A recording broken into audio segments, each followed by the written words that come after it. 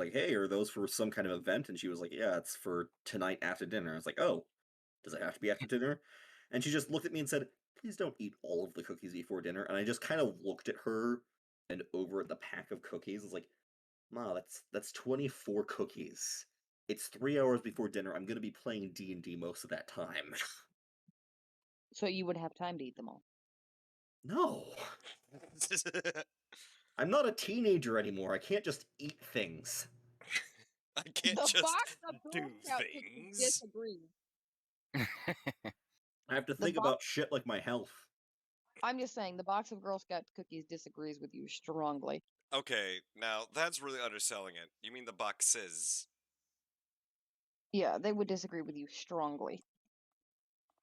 All What right. the like 13 boxes I bought? Yeah. Mm. Yeah. Yeah, I and my family collectively consumed those over the course of the last like month and a half. Right, but Daniel ate a box a day. No, Liar. I am not lying at all. Well, then you're When I eating. ate them, I finished a whole sleeve, whether or not that sleeve was opened or not. But like sleeves of Girl Scout cookies are tiny, dude. I know, there's only like 10 in there. Hmm. There's only Oh, two Anyway, sleeves. anyway, a quick recap of last session. You guys made your way from Ashstone, from the inn near Ashstone into Great Plain Village. Assess the situation there. Not quite as sus as Silver Scale, but just seemed to be a bunch of people going about their day and busying themselves with their daily lives and preparing for the upcoming planting and crop harvest.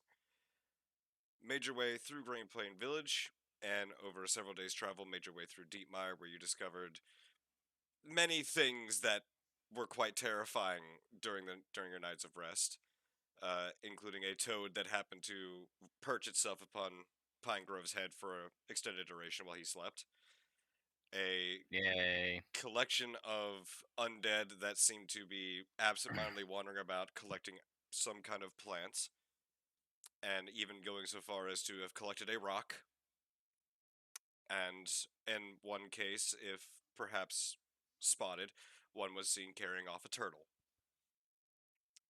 Making your way all the way into Bleakmore, you found it to be completely empty, closed up, locked, made your way inside, and proceeded to find the entire town silent and vacant, discovering only 4 individuals that still remained, including a blind Naga named Rava, and 3 tiefling triplets. After assessing and examining the area, you took rest and refuge in what was once the Guild Hall of the Planar Hunters, where you discovered many of these individuals had been lost, torn apart, or just simply taken away somewhere. After assessing your situation and going through several reports that Tyrell had found, you readied yourself for the next day. Morning took you all, and you began to proceed your way into the swamp. I'm going to need your marching order. Well, you know Miston's at the front. Well, not necessarily the very first in line, but towards the front. Nomad's the first in line. All right, so that would be Nomad. Yeah, well, Nomad is the one with the sense. Indeed, indeed. So I would also assume that Trinla would be up there helping to navigate through the swamp. Okay, so Nomad, Trinla, Misted. Okay. Pinegrove, Elbrig. Tyrell will be pulling up the back as Andrew is going to be late.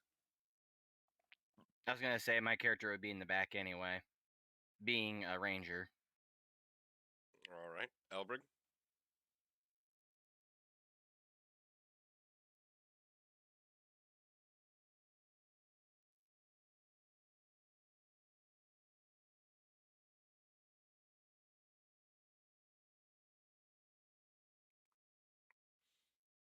No, the zombies took him. Oh no.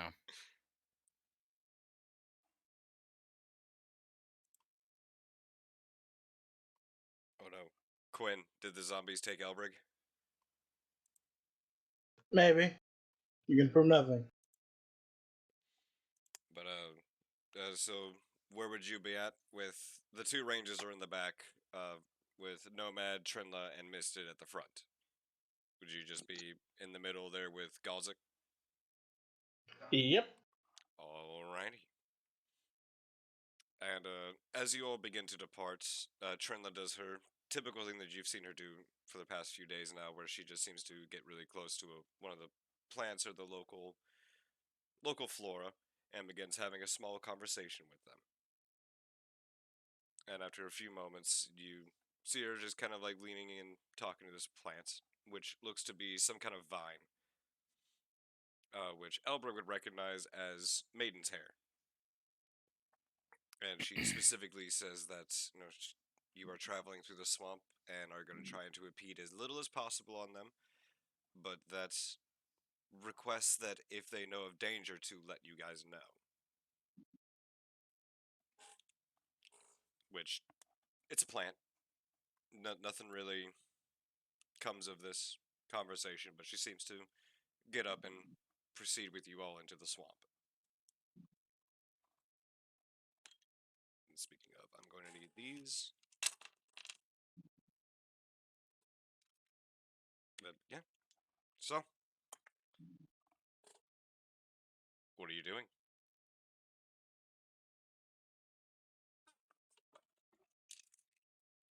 Nomad would just be trudging on through the swamp towards the direction he's sensing this thing in.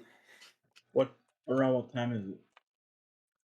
Currently the time is somewhere around, I'd say, 8 o'clock, 9 o'clock in the morning. Okay. And is there like a lot of tree cover, or is it barely any trees? Like, do we have a canopy? It is a very sparse canopy.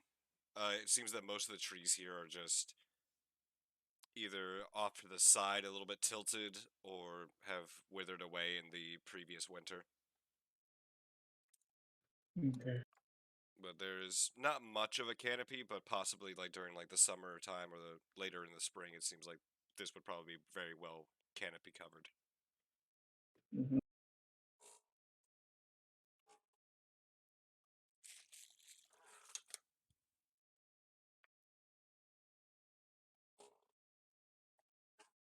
All right, and going forward, who would be keeping an eye out? Misted's definitely keeping eyeballs out because Misted's still not sure what all is in the swamp. Okay, Ditto. all right. I mean, Nomad is literally wandering in the direction of this sense and sort of just looking around. All So right. So the two it at the wouldn't be. front would be Misted and Nomad. If you Yep. guys want to roll together or separately for your perception, going forward. What do you think, Nomad? Why don't you make the rolls? You want me to roll with advantage? Mm-hmm. All right, go ahead and roll with advantage for perception. Almost accidentally clicked persuasion.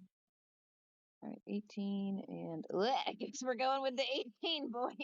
All right, and Pine Grove and Tyrrell would be towards the back. Pine Grove, since Andrew's not here, go ahead and roll with advantage to perception of behind you. Okay.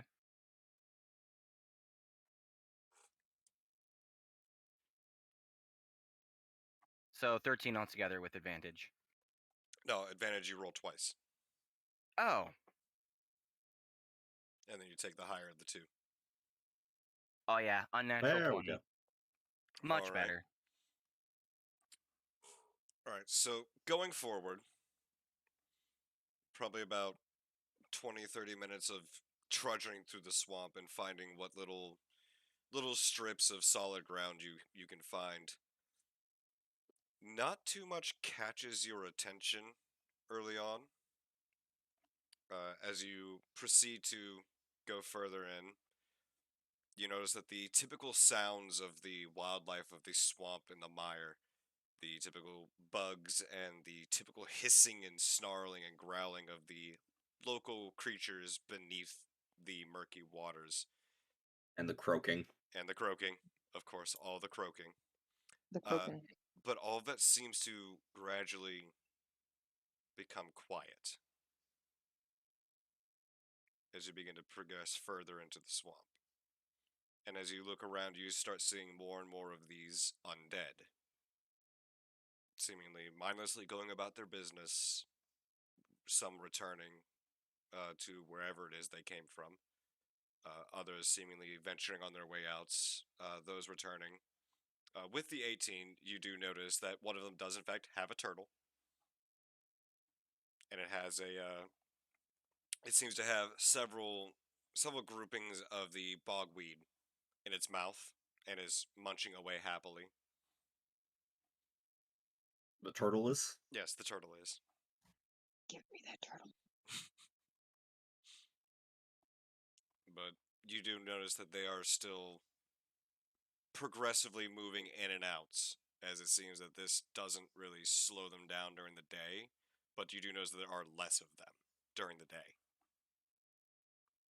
And a thick, not not difficult to really like see too far through, but a rather like thick and tangibly moist fog cloud seems to be just lingering over the top of the water. And as you progress further on, checking behind you, you don't see anything following you. At least not at first. With that dirty 20, you do notice that there is a small figure, probably about 100 feet away, that just seems curiously following, just darting from bush to tree stump, but doesn't seem to be making any other real noise. Hmm. But Who's directly in front of me? directly in front of you would probably be either Tyrrell or Galzik. All right. I basically tap on Tyrrell's shoulder and be like, hey, there's something behind us, but I don't know what it is. I do not know what Andrew's response to that would be, Oh, goody. but would probably take note and pass the information along up the line. Yes.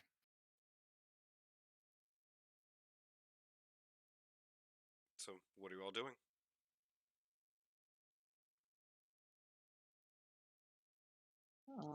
Currently getting the door. Hold on. Okay. Like, Nomad would feel the thing following them. If it's not making any motions to come closer, there's no need to worry about it. Yeah. After all, he's already ignoring all the zombies. So, Yeah, this thing seems to be roughly the size of Elbrig, but is got a really, not necessarily tattered, but really well worn, like looks like hooded cloak. So you can't really see any features, but you do notice that it has very long ears. And is, again, it's about 100 feet away and is quickly making its way over. And, sorry, the wife is being weird and extra. Oh my god. Just go. Just go. No. No, that's bad. That's bad and you should feel bad. I don't feel bad. I won't feel bad. Anyways, yes, this small creature seems to just be following you, but does not seem to be making any attempts to close the distance. In fact, seems to be trying to remain at that safe distance.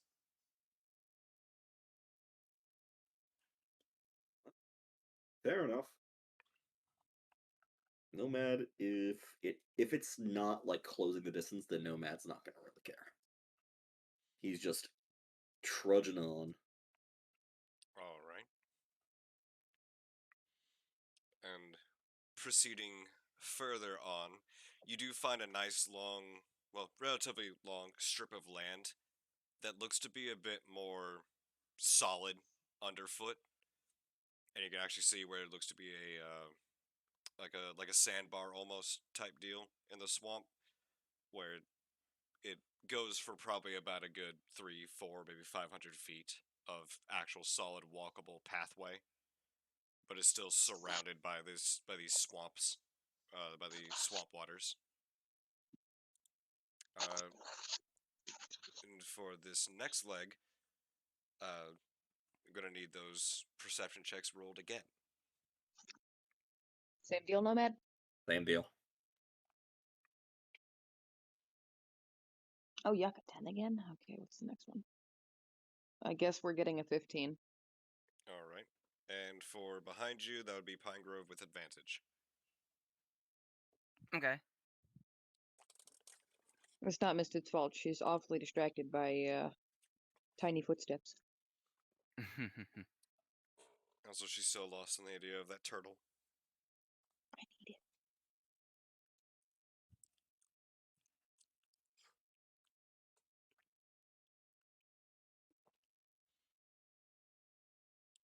Yeah, just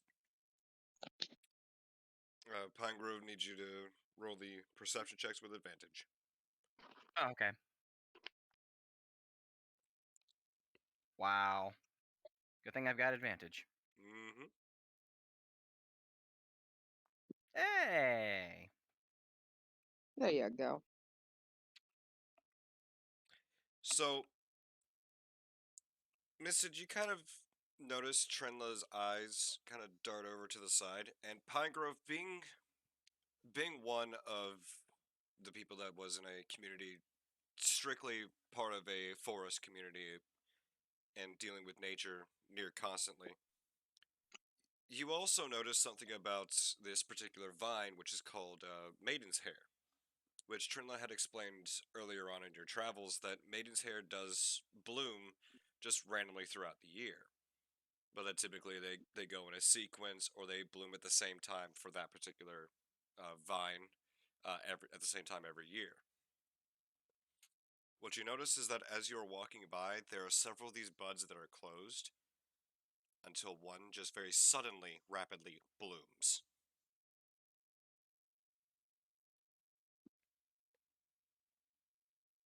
Hmm. Just one. The rest of the buds stay closed. How far away is this bud from us? Is it like, just off the side of the trail or? It looks to be somewhere about 10 feet from you. But yeah, it's a little bit off the trail, like kind of touching the water almost. But it very specifically one of those buds just pops into bloom. Hmm. Yeah, I would bring this to the attention of everyone and be like, "Hey, that guy seems a little weird. That one flower just bloomed by itself and then the rest of them around it haven't done anything. Something seems a little off about that."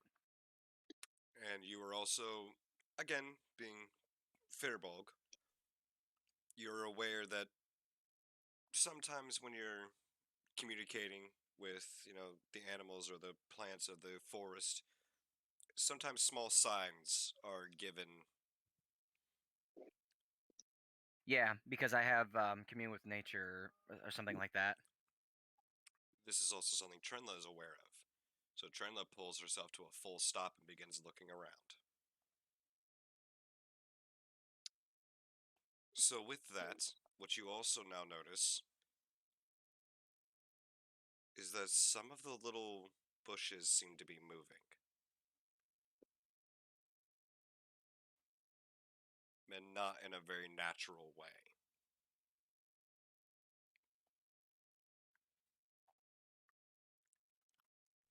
Hmm.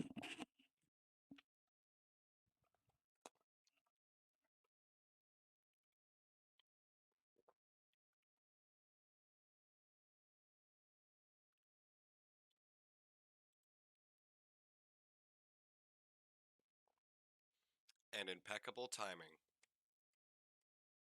Hmm. What are you doing?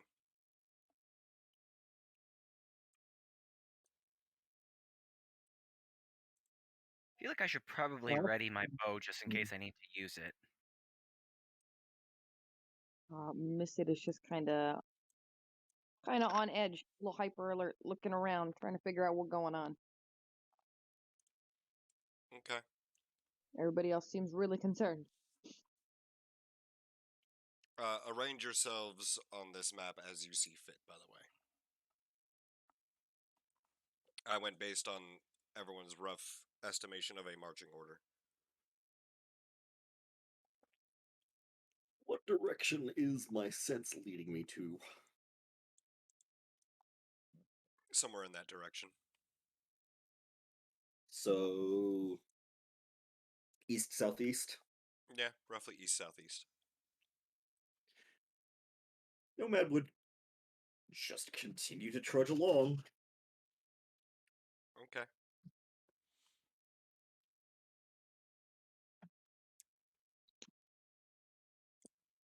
So, really quick. Do something for me real quick, Nomad. Yes. Just a very simple question. Yes. What's your AC? 20.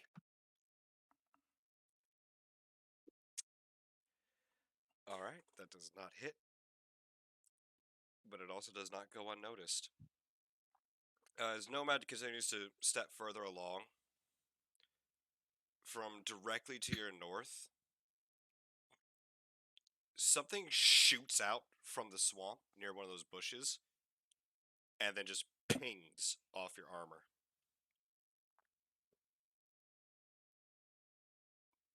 Is it an arrow? Don't know. Wasn't Might the have to size of find an it and find arrow. out.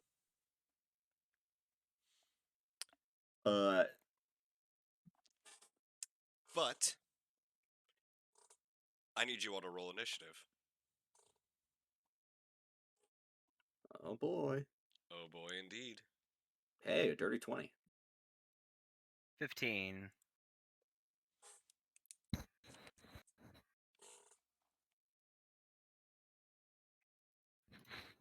17.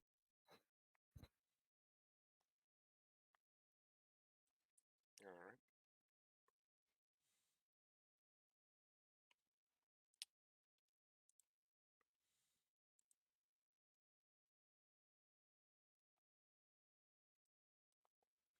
Ten, and for Galzik,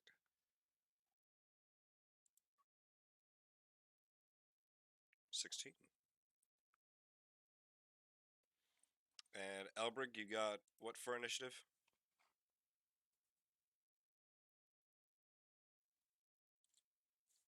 Oh no, Quintonio. Mm-hmm. Zombies finish the job. Oh no. No, I needed you to roll initiative. I got a 12 on initiative. No, I meant for Elbrig. Yeah, no, I'm just letting you know what I got. I didn't say it. Copy, copy. Alright, and what is your dexterity on Elbrig? It is 14. 14? Correct. Alright, you will be going before Trinla. So, Nomad, you're the one with the 20, right? Mm-hmm.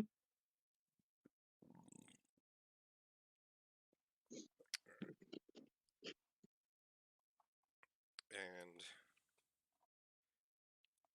Misty, Misty. Pine Grove. Actually, no, Misty, and then Galzik.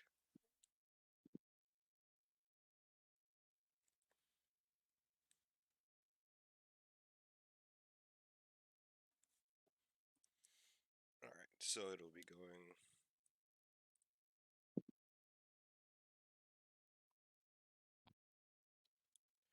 I am doing mathematics. Very nice, by the way, Andrew.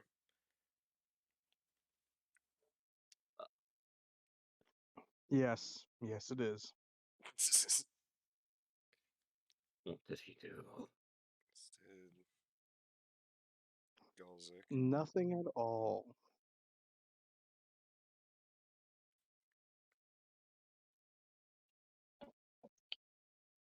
Not a Pine goddamn thing. Grove.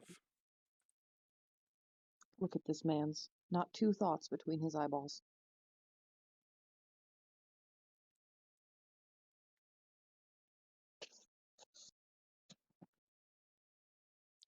Then Tyrol.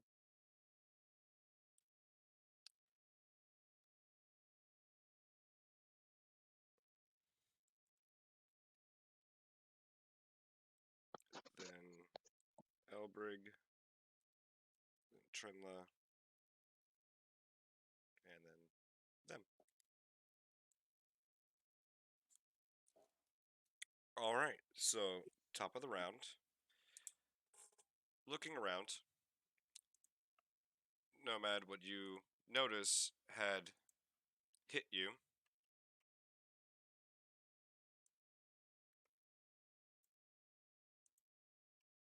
is one of those.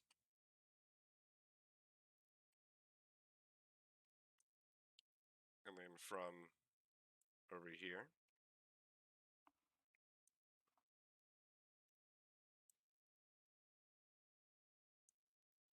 No, no, no, no, no.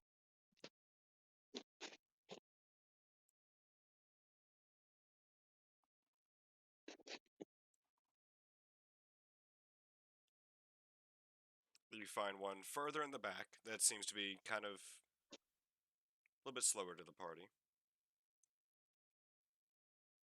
And then where you're heading towards, there's one there.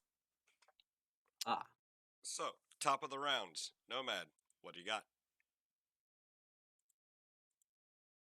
seeing these, they appear to be sort of wooden creatures, correct? The three that you see on the outside, none of them seem to have eyes. None of these things seem to have eyes. But the three on the outside seem to be really thorny bush humanoid-like creatures. A bit smaller than Nomad.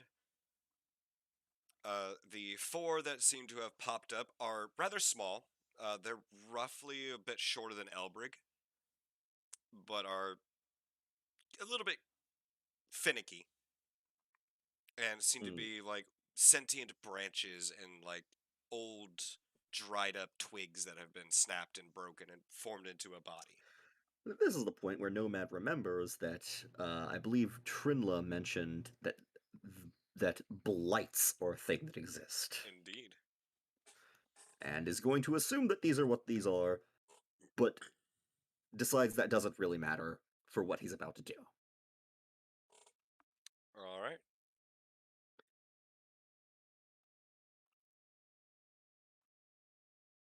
Let's see. We may as well just go for it. Alrighty then. We're going to cast Booming Blade.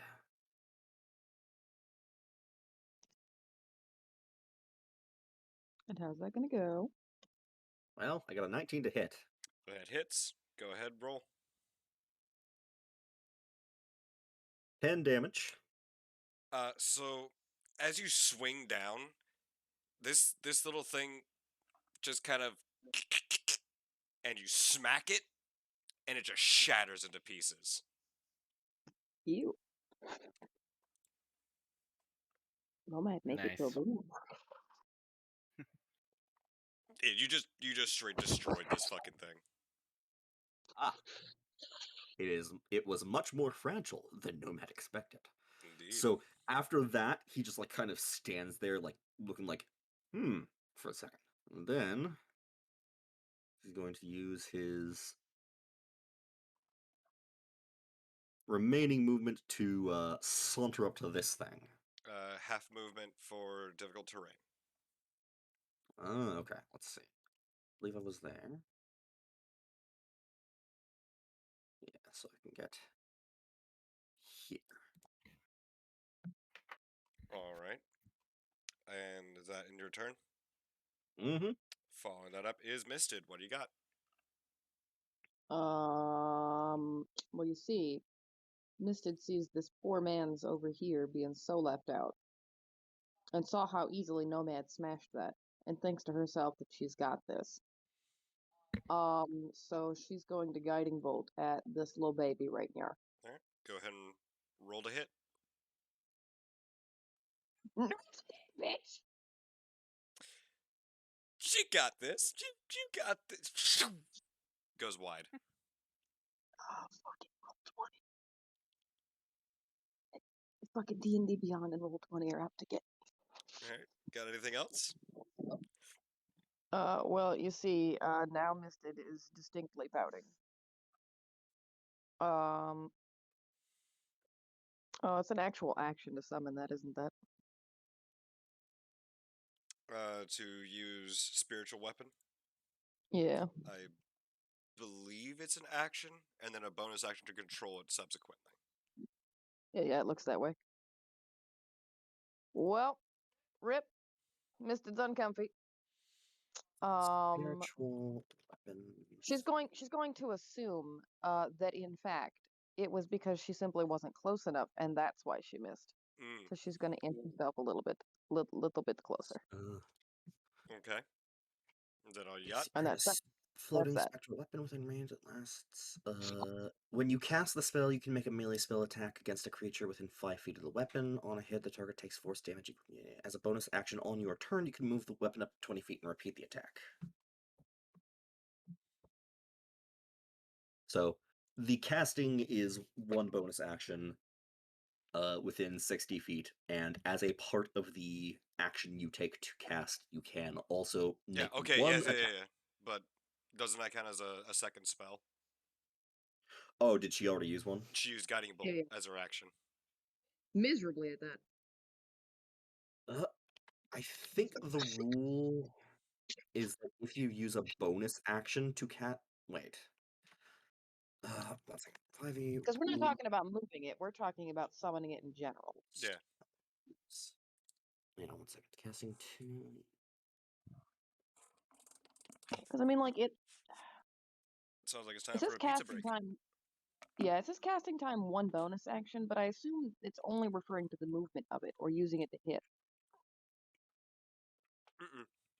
That's to cast it. Yes. Oh, well then it's a bonus action. Yeah, so I think the way it's worded is a little weird. Would it be 2 spells in a single round, though? So the way it's worded is a little weird. I don't think it would be allowed. All right. Well, that's fine. We've already skipped along the turn, but now we know.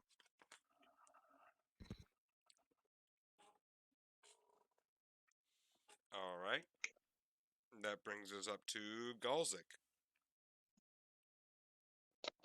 who is quite promptly going to move up to this and going to make a unarmed strike on this one, which it's kind of small. It kind of just dodges out of his way and is going to take a bonus action unarmed strike, try and hit the same one. Okay, that one hits.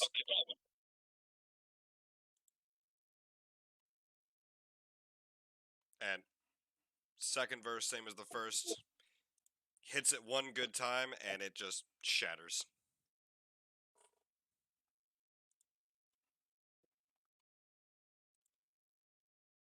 All right. And he is going to remain there. And that passes us on to Pine Grove. Your turn. Yes. This is all difficult terrain, correct? Everything that is gray like this is difficult terrain. Okay, This so I'm is gonna say. solid ground. Oh, okay, so the lighter tan area. How do you do the? How do you do the thing where you measure around to see how far what is what? Grab your icon, hold down left click, right click, right click, right click. It's typically how I move things. And aside from that, you also have a measuring tool on your Right. thingy. Okay.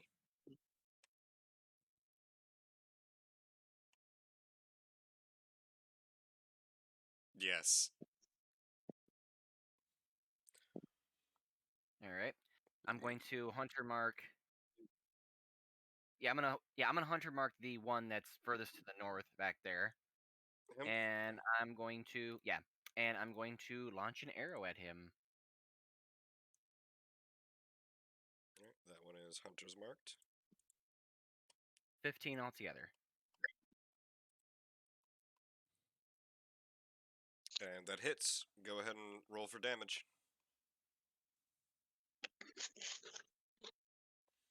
8. And then plus your, I believe it's a d6 for Hunter's mark, or is it just...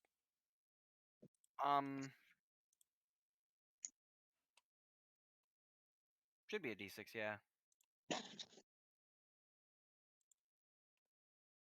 Yeah, it's d6. Where is the d6?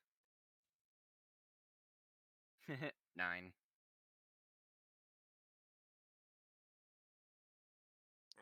1d6 damage. Okay, yeah. Alright, and you hit it for how much? 9 total. 9 total damage. Okay. Yep, piercing.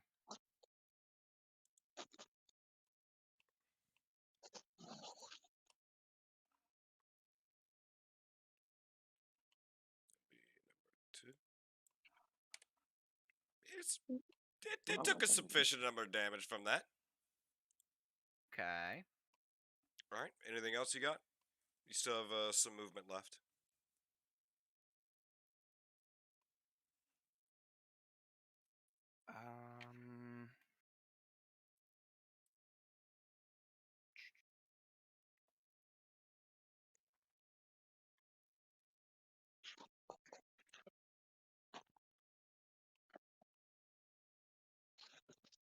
Or you No, all that's good? it for me. Yeah, that's all for me. I'm good. Alright, so after Pine Grove. Yep.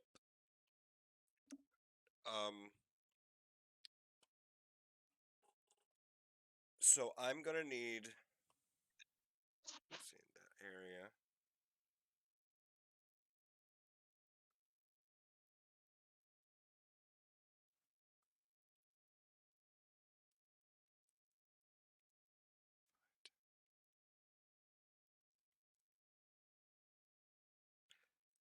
Pine Grove and Tyrrell.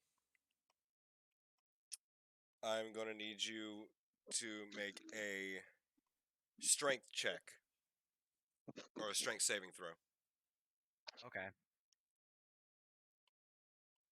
Oh, those are not good. Ooh, 19.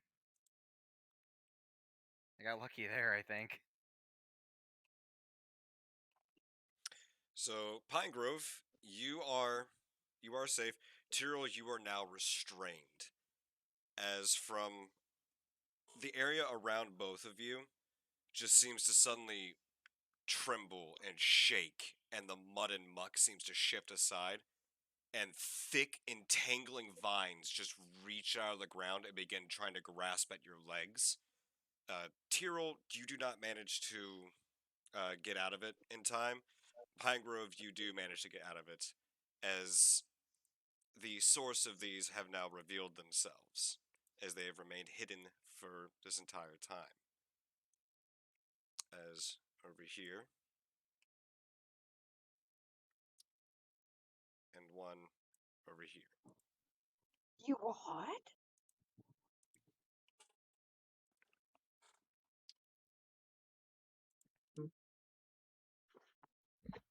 And the area for 5, 10, 15. The area of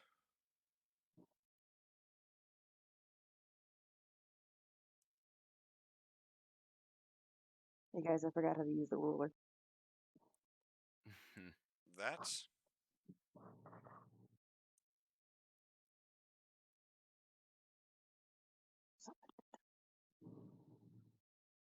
Sorry, I'm trying to do math here. You don't know how to. 5, 10, 15. So it's actually out there. What I wanted to do. Well, good news. I'm not totally stupid. Just kind of 5, stupid. 10, 15. Okay. And out to there. That is all now difficult terrain. Ah, good. My butt cheeks are safely outside that circle, but only barely. You could give them auras if you wanted. Yeah, I could. But I also don't really know how to just yet. And this is faster. Fair enough. As 2 vine blights come into view.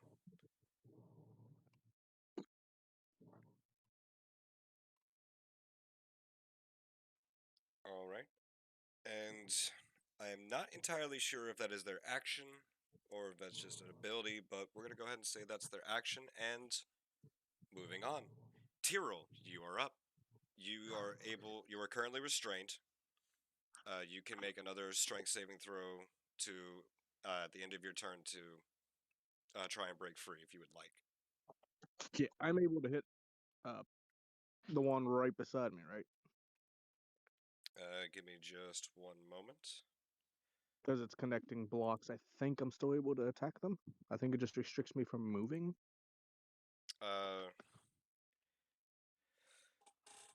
Your attack rolls have disadvantage, I believe. Yes, your attack rolls have disadvantage. And your active condition is restrained. Okay. In that case, And for that, we're going to go with this. oh, that's not what I wanted.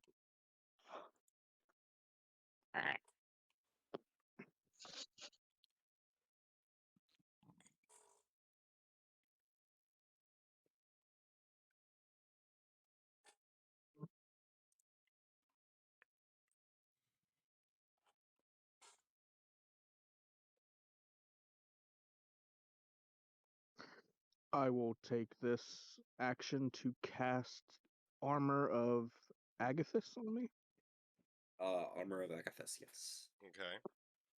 and that gives me a plus 10 temporary hit points, essentially. That's not what I wanted to have. Almost was 100. And anytime they hit me, they take frost damage. Alright, up to 10. Yes. Yeah, up to 10 points of damage. Okay. Anything else? And for my bonus action, I will Hunter's Mark the one closest to me. Alright. And that 'Cause is... is that allowed actually? Maybe I can't. Oh, wait, is it... That is a spell. Yeah, no. Yeah, so wait, no, maybe I can't because I just thought about it. Actually, Uh,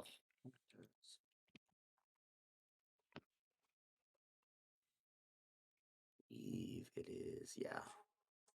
it's a bonus action. You can do it. No, you can't.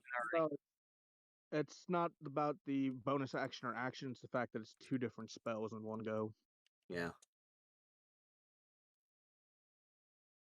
Okay.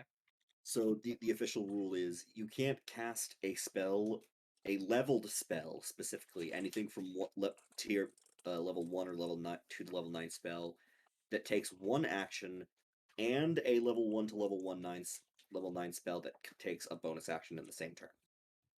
Yeah.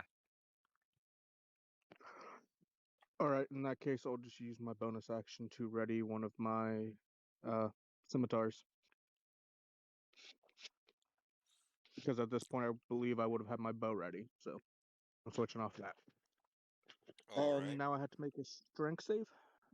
That would be as an action. Yeah.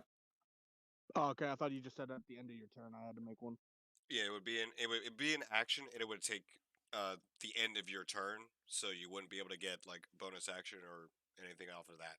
It would really end your Okay, well turn to then do it. yep, I just stay there then. All right. Is all for And me. next up is the little bastards, the ones that remain, The midgets. and this one is going The to Oompa Loompas. the Goompa Loompas. That one is going to make an attack against Kaltzik. Because, hey, you just punched my friend. And that is...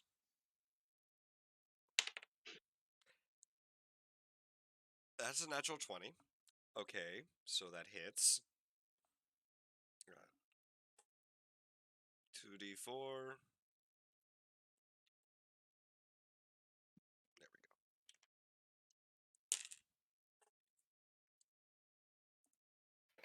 go. 14. Galzik takes 15 points of damage. Ow. Ouch. And as for the other one, is going to make an attack against Elbrig. And that is a 13. What is your AC, Elbrig?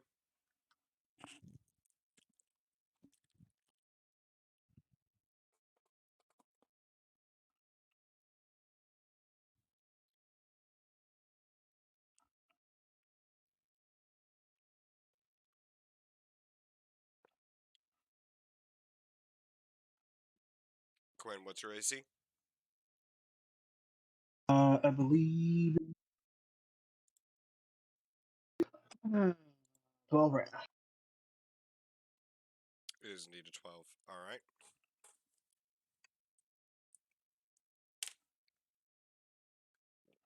You take 8 points of damage. As this little thing just reaches up and whacks you in the knee. Whap. Ouchie. It's weapon time.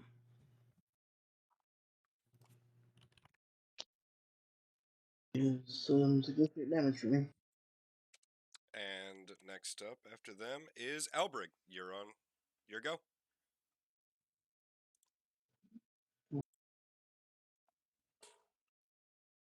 Um. So we've got these guys who look like vines. Indeed. These guys who look like. Little tiny twig people. And then these guys are covered in. Looks like a Needles? living thorn bush. These ones, okay. And the circles they have around them is. The What? 2 circles around these guys is difficult terrain. Mm. This one has Hunter's Mark on him. All right. Actually, thinking on that, I should probably change that color. There you go.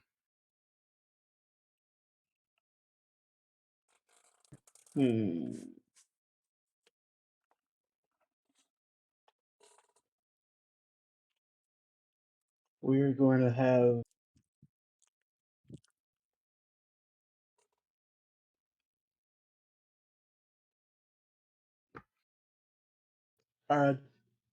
What size are these creatures? They're Which our ones? size. The ones that you're fighting are smaller. Yeah, they're small the creatures. one Everybody directly else- next to you that whacked you in the kneecap is about your height on regular standing, not on Samson. These ones over here are slightly larger than the ones over here, so the other 5 seem to be roughly about medium, like human height. Be about half. So I'm done with them. we're going to go ahead and have.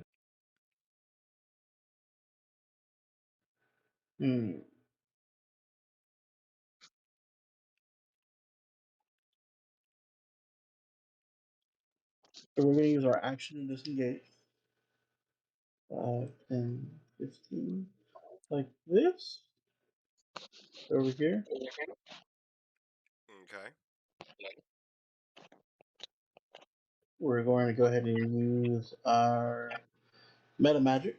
So we're going to use 2 sorcery points to change a action spell into a bonus action spell.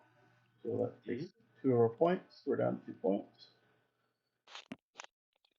And we're going to, as we get up to where we are, we hold out our lantern and we say, freeze! Dramatically like that.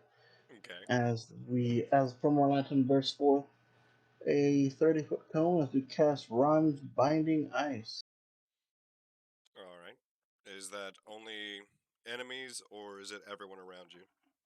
So it's a 30-foot cone. It bursts its core energy emanates from you, and 30-foot cone is creature in the air and make a constant saving throw. On a failed save, creature takes 3d8 cold damage and is hindered by ice formations for a minute or until it or another creature within reach of it uses an action to break the ice. The creature hindered by the ice has a speed reached to 0. On a successful save, creature takes half as much damage. All right. So our cone, the way the cones work, starts here, then opens up to 3, like that. So it should just barely get past people. All right. So it'll be for him and him. It reaches up to 30 feet, so it should cover these 3. So if you wanted to cover those 3, it's going to hit either Galzik or me or both. It won't hit Gelsic. Because I'm doing it All right. So straight this way. you're aiming on those 3. Mm-hmm. All right. What save is it? Con save. Well, that's a fail. That is, what is the DC? The DC is 14. All right. So that one fails. That one saves. And he fails. All right.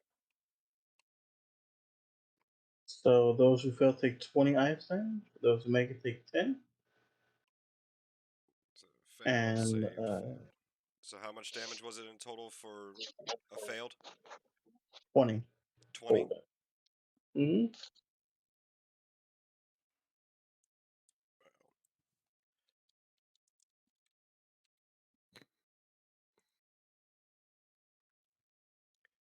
And how much was it for a save? 10. 10? Mm-hmm. Oh, we're just gonna skip to the good part then. They freeze and then shatter. Yep. And we continue our movement. We want to use 15 of the 40 feet of movement that Samson has. So here's 20, 25, 30, 35, 40. Over here. Alright. And that would be our turn. All right. And that means it is Trenla's turn. Go, Trinla, go.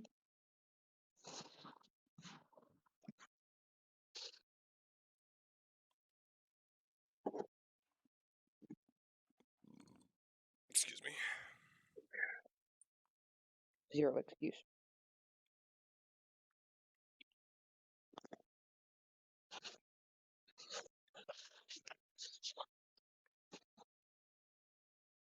Yeah.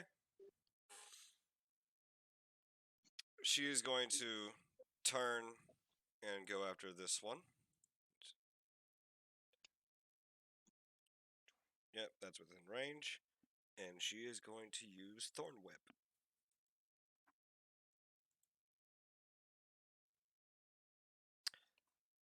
That hits.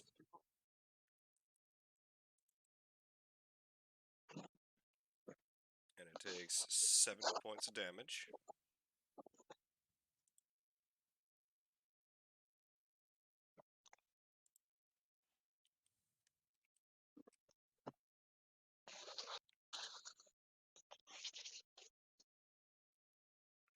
And she is going to then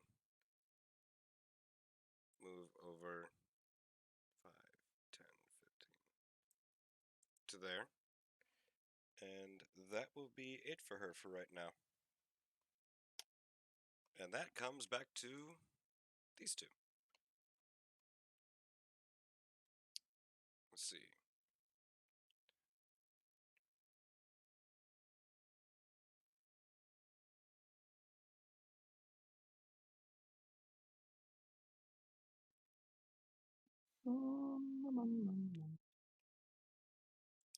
You would be a good target, but it's actually going to go after the one that marked and hit it. So it is going to fire a needle at Pine Grove, as you were the one that actually hit it. Right. Look out, Pine Grove, he wants your cheeks. What is your AC? 14. Alright. that is 14. Uh-huh. It says boop. Yeah, boops. Uh-huh. I mean, it's okay. You only take 7 piercing damage. Oh, okay, that's not bad. And just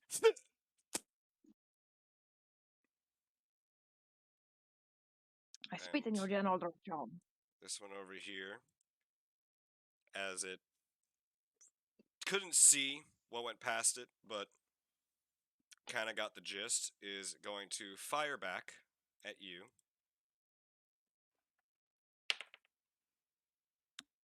And it too will mimic what you had done and just goes wide. Oh, delightful. That's a 6 to hit. I don't think it's hitting. Yeah, I'm gonna go with no. And that brings us back up to Nomad. You're good. Oh, let's see.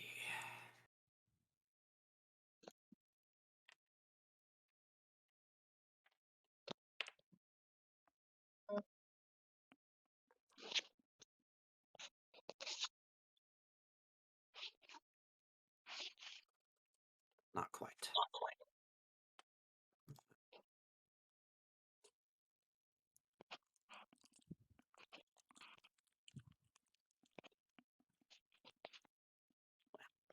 I'll worry about that later. For now,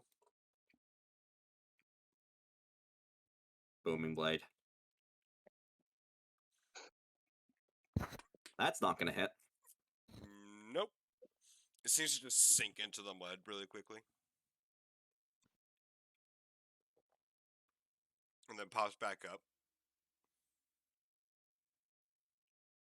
Well then, how rude.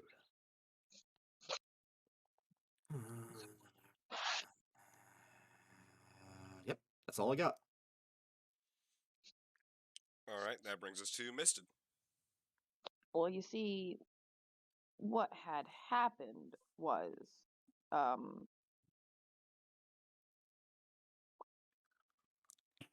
Miss Kid's still pretty sure it's gonna work, so she's gonna do it again. Mm-hmm.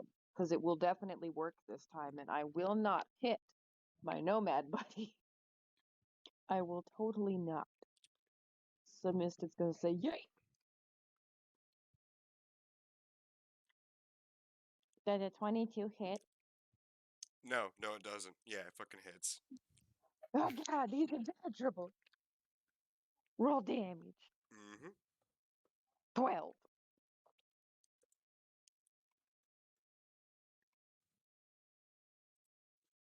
Oh. So, Misted, having, gotten closer now, she can actually see the target.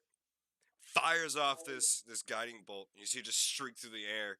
It just kind of made a mockery of Nomad a little bit, doing a little but doesn't seem to register the fact that this guiding bolt is coming straight for it now and just slams yeah. into it.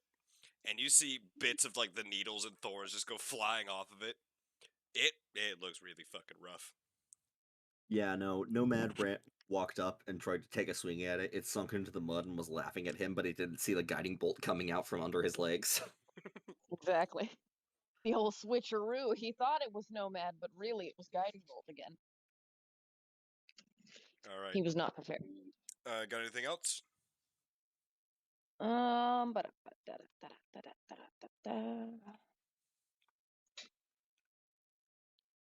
No, I think we're good.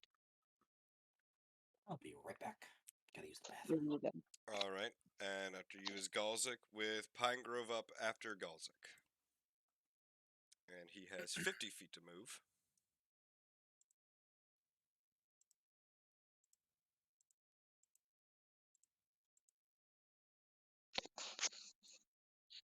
Is going to go right there next to Tyrrell.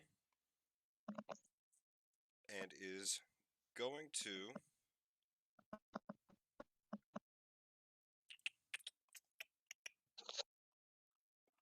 What's he going to do? I'm sorry, give me just 1 second. 0 seconds. We must know. I am I am confirming what this is. All right, so it'd be strength check. They're all +0 anyways, so.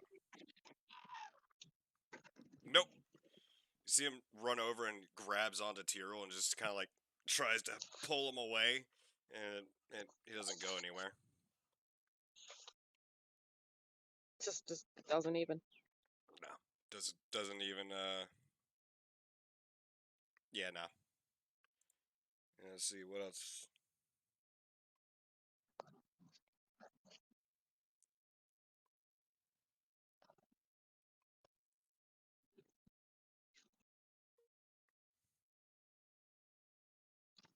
Yeah, that's all he's got for right now. He's trying to help Tyrrell out.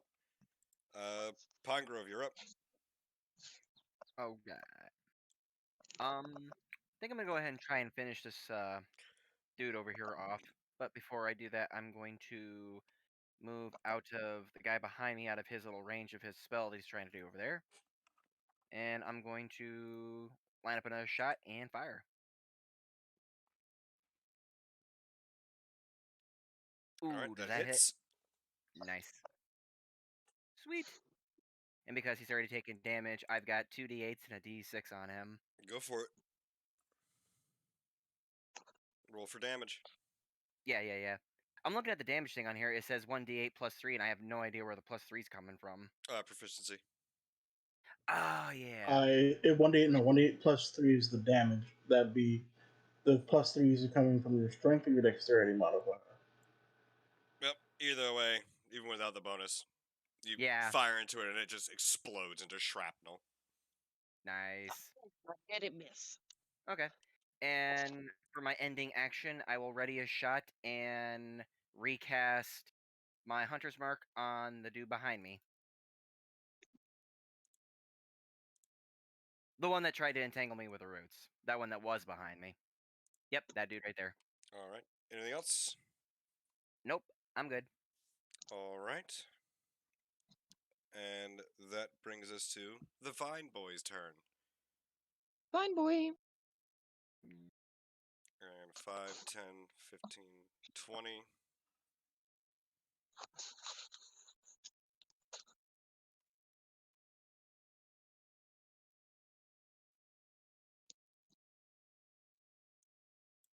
He's going to start slithering through. 5, 10. Don't know Could you why. perhaps ask what? And it is going to make a rather long swipe at you with one of its vines. I've seen enough. You know where this is going? Know exactly what's going to end. I've been around. I've been around for a while. I know where this goes. That is an 18 to hit on Pinegrove. Mhm. Is What's the that damage? all right?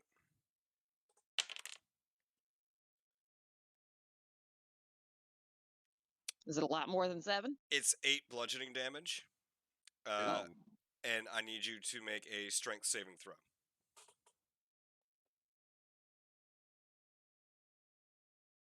19 altogether. All right. You take the hit, and then you see the vine try to grab on you, and you just kind of kick it away. It doesn't grab onto you. Okay, cool. But then, So I took the damage, but I'm not entangled. You are not grappled and restrained. No, you're not. Right. Okay. Yeah, it was wrapping around your thigh. Mm-hmm. It was trying no. to sneak. It's trying to do some questionable stuff. Like, And no, me now. And as for the other one, since Tyrrell is already, pretty well bound up. That one already played out. There's nothing we can do for that man.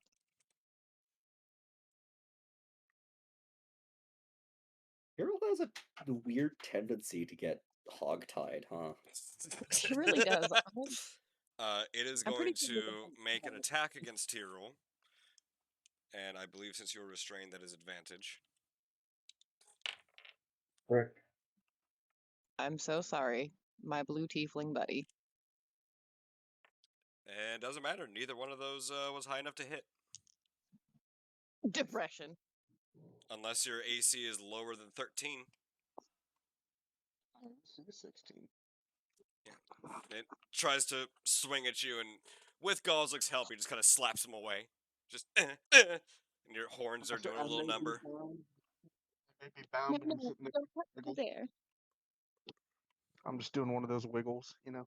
Mm-hmm. All right. Yep. And that brings us to the man of the hour himself, Tyrell. You're up. All right.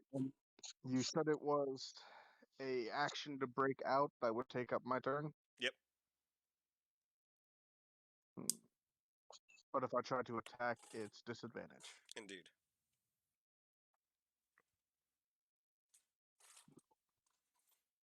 Oh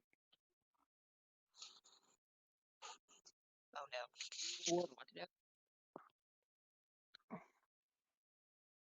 I took offense to him wiggling his vines at me. I'm gonna try to go for an attack.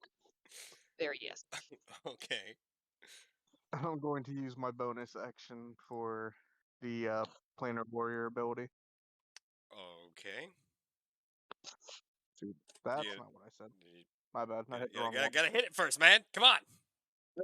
Listen. Shut the fuck up. All right. So My lowest was when it lets me fucking look at it. 13. 13. So you smack it. All right, now I rolled it. Now you roll damage. So 6 plus a d8.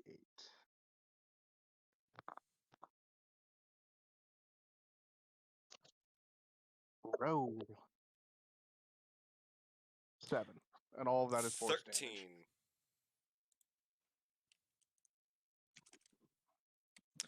It does not seem to have cared much for what you just did. It is not happy. It's hurting.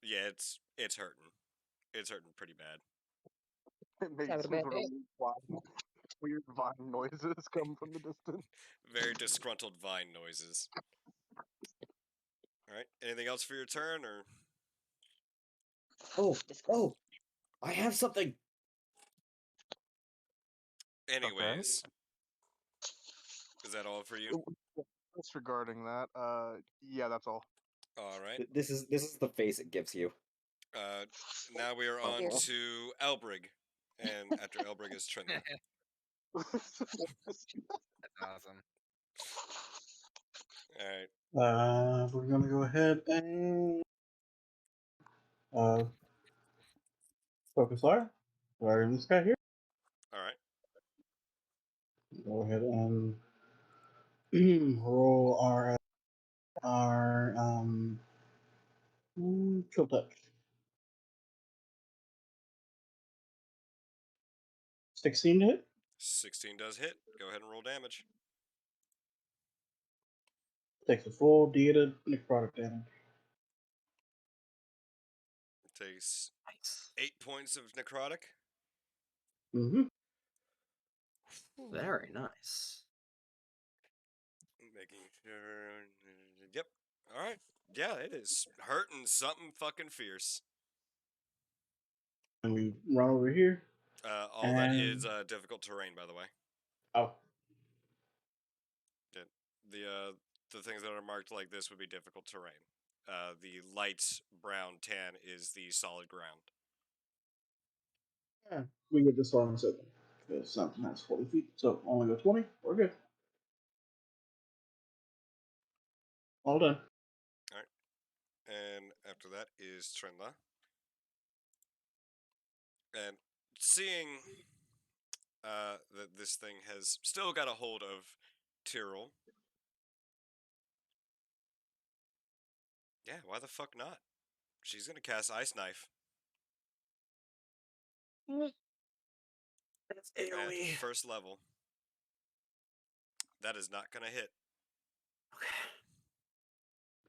Even though it doesn't hit, it still explodes. So it's still dex save. Well, Yeah, the shard then explodes. The target and each creature within 5 feet of it must make 16 on a dexterity saving throw, take 2d6 cold damage. So that means Tyrol, but that gets halved for Tyrol. But also, she missed, so she fired it at it, and it just went past it. And, okay, so it still explodes though. Yes. So they both make a dex save. If you make the dex save, you take no damage. Period. On a hit, it takes 1d10 piercing damage, and then hit or miss, the shard explodes. Yeah. I guess what I'm saying is, like, it depends on where she was casting. Like, at its feet? Yeah, she was Or directly Okay, so casting it at it. Then, you don't. if it missed, then it probably kept going. It doesn't. Okay, it doesn't do that.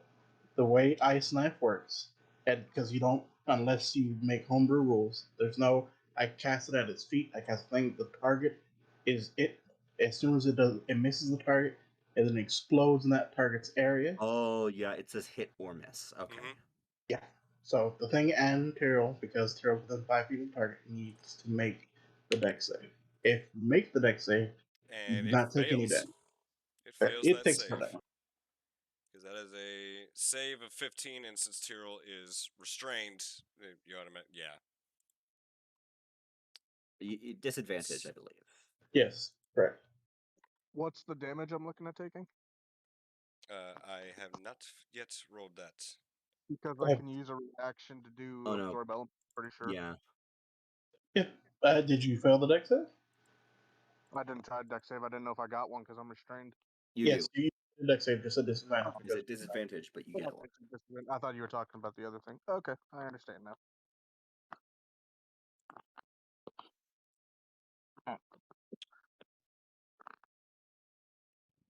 Go away. That's one. Go away. 12.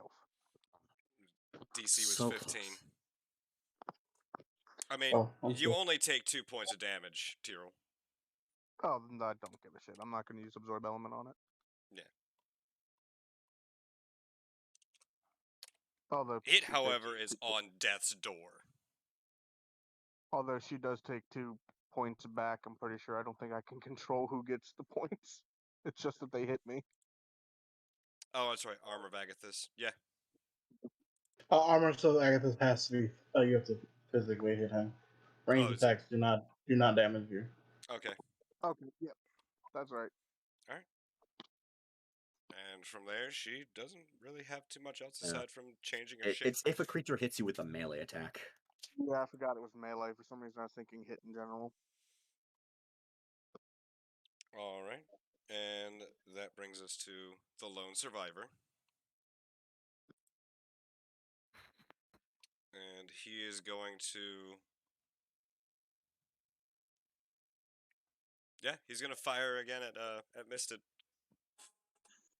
He's firing with disadvantage because we're in combat, I believe. Correct.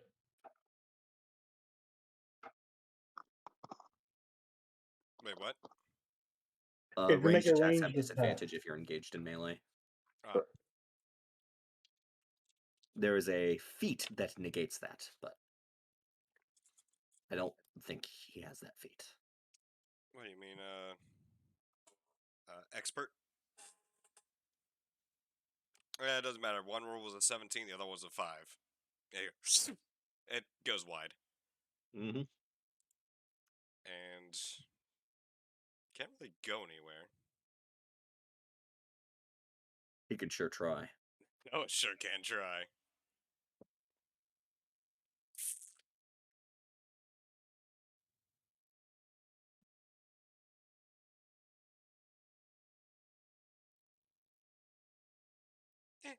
It's just gonna do a little scoot around. Alright. Okay. And that brings us to Nomad. Nomad literally watches this thing scoot around him, turns to where he stops, and then swings. White. And fun fact, Guiding Bolt gives advantage. Mm-hmm. Let's see if it's a crit. No. He is, however, going to either be dead or in pain. I'm gonna guess we're gonna double that damage to a 12. I'm sorry, not... It is not a crit. I heard you say crit my brain. Fucking yeah. Nah. Fuck you. But yeah, he goes to look like he's trying to scoot around you to run, and also just it explodes into needle confetti. Needle confetti. Needle confetti. That is the. I do So not fancy. want that at my birthday parties. Thank you very much. Too late. It's already been ordered. It's on the way. God damn you. All right, and yeah, Man.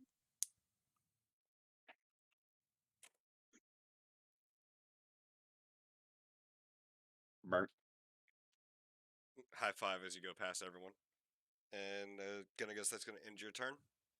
Mm-hmm. All right, that brings us to Misted.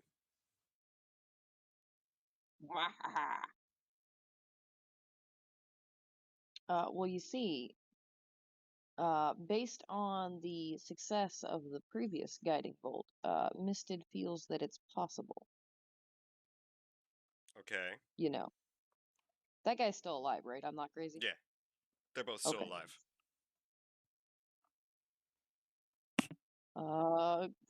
Well, Skin of their teeth. Yes. in some famous words that have been said before, guiding bolt, guiding bolt, guiding bolt. Oh, not again! A natural one. Pine That's Grove. Instead, you take this. I'm just kidding. twice in one combat. Really, really D&D Beyond. The dice gods hate me today. This is why you should have taken Magic Missile. Oh no, Shut up, guiding Nomad. bolt can hurt like a motherfucker. It This is just can, my luck. but 3d4 plus 3 with no attack roll or save is still pretty good. All right. Got anything else, honey? Yeah, Misted's mad now. You just gotta Hang on, run let up me. and whack it. She really is though, and here's the best part: she could because she can double her move. So she really is though. Is that still difficult terrain in that little circle? It Yes, is, yeah. that circle is difficult terrain. Those two circles are difficult terrain. And this little section here, don't even fucking think about it. Don't even consider it. Don't even consider. I mean, I would wind up with 60 feet of move. You'd be able to make it. Yeah. You can make it. Misted's mad. Yeet!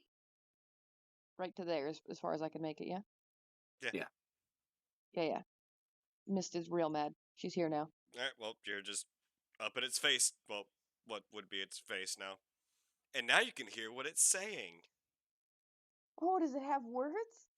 These ones do. What's it saying? They seem to be gurgling some word similar to consume, consume, consume. Oh, beautiful. He's so good at words, guys. And this one over here has been whispering, enslave, enslave. Tyrell, how do Consume you and feel? enslave. Not really what I want to hear. And one of them Tyrell, has how had does a hold of Tyrell this whole time. I was about to say, Tyrell, how does it make you feel that the one that is directly touching your no square wants to enslave you? Makes me feel like a Tuesday. Alright, you got Damn, anything bro, not else? even a Wednesday? No, that's it. I am up in its face. I am ready to whack it next turn. Alright, that brings us to Galzik, who is going to move up and is going to attack this fucking thing. Leave this here. Oh, wait, no. Now I'm gonna. And that is a hit. You know what? I'm gonna just roll it for the shits and giggles. Yeah, it just explodes. It just crumples into this mass of vines as Galzik just seems to punch it right in what would be its face. And it pulls his hand out, it's all like kind of gooey, a little bit slimy. But that thing is dead. And as such, you are no longer restrained.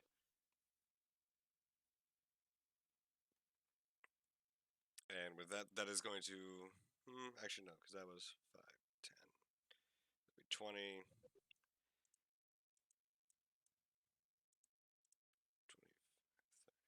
You guys ever seen They Live?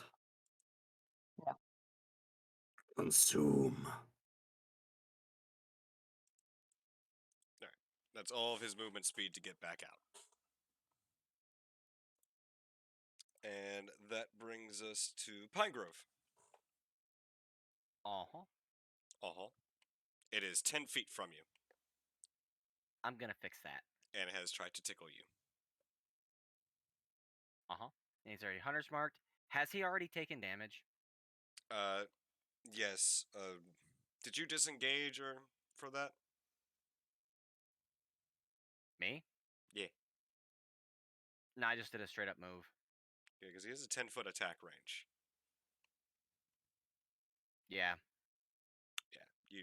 You left his melee range. Uh-huh. So that is Anyway. 18 to hit.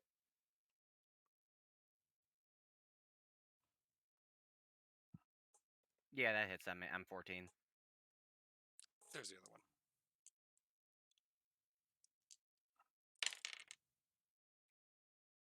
And that is 8 points of bludgeoning damage.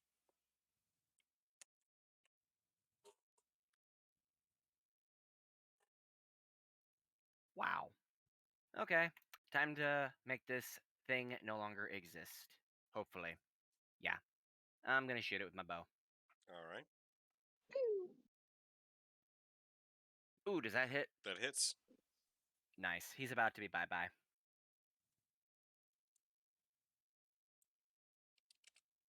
Yeah. You just obliterate him back into the dirt. Total of 16. Yeah, total of 16. Yeah. Yeah, he literally had like 5 health left. More needle confetti? No, this Needle is vine confetti! goo. Uh-oh, The cat Gubukagi. gets covered in vine goo. The cat gets covered in goo.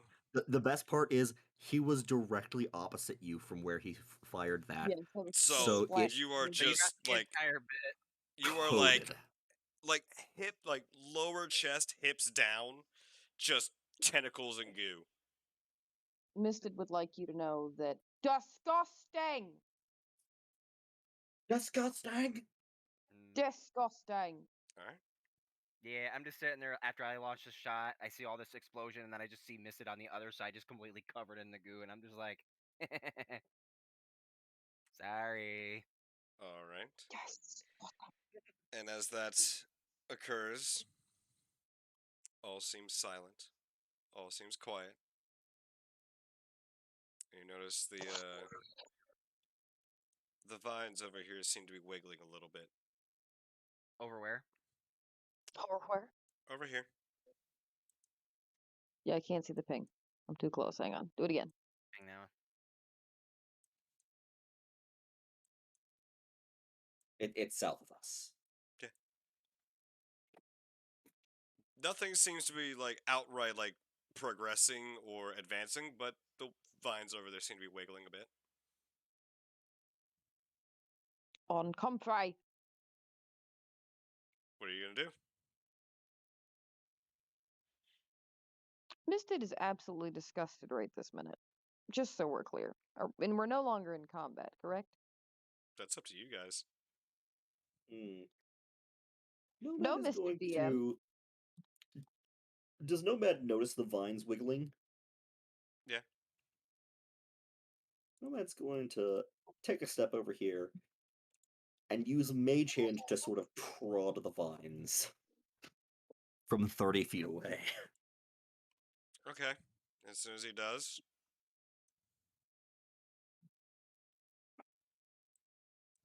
See, there's another one over there. Is it hostile? It's searching. 5,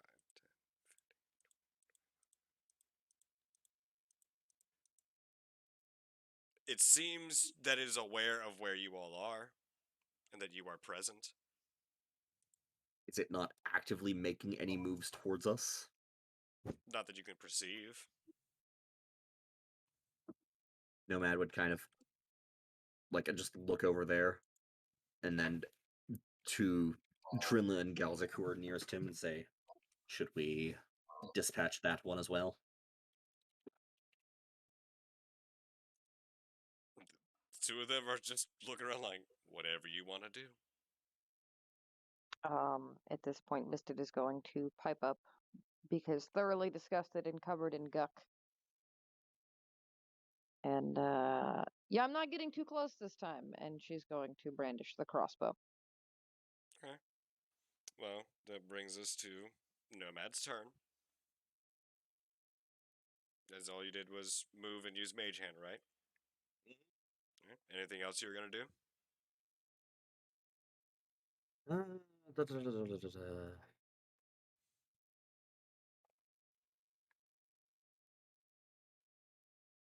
Well, the Go only get thing I would be covered able in. to do left would be slightly more movement and bonus action, which I can't really do much with. So Nomad's just gonna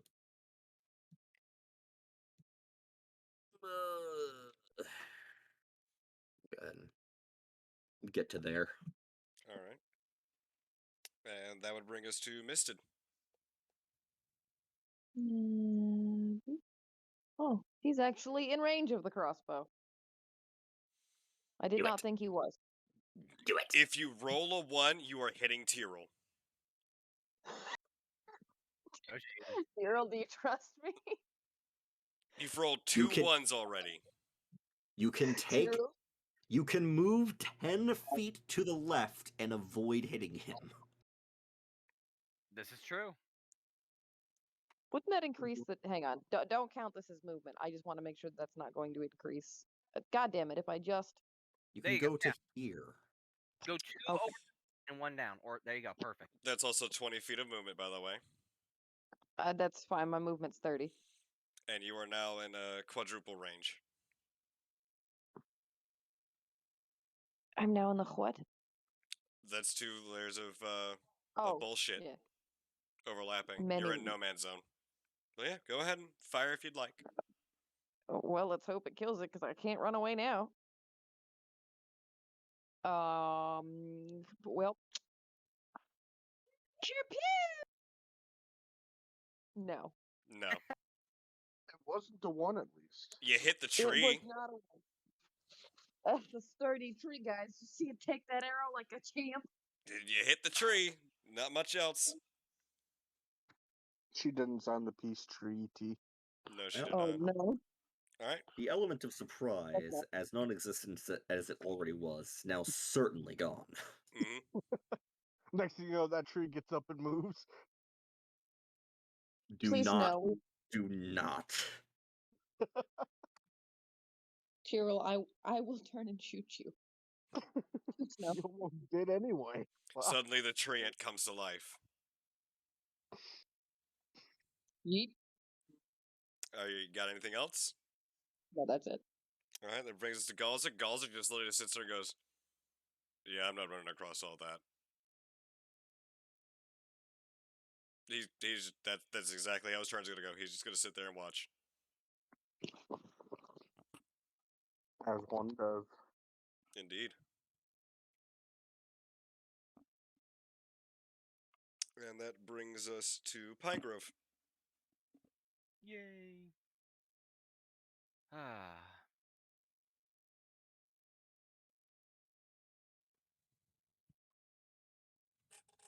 I mean, it's in range. Okay, that is. Okay, yeah. Hunter's mark and line up a shot and fire. Alright, go ahead. Oops. Oh, snap. Did that hit? Mm-hmm. Nice. Do. And my other D8 to go with it. Or was it a 6? Leave D6. Hunter's Mark as a D6, yes. Yeah, I thought. Yeah, the D8's for something else. Nice. So that would be 14 altogether. It's still alive. Barely, but it's still alive. Oh my gosh. It's okay, we have one more person with a bow. Kill it quickly. Or is that gonna end it for your turn? Yes, that's fine. And I do, yeah, okay, yeah. Alright. Yep, that is. You see it disappear into the vines.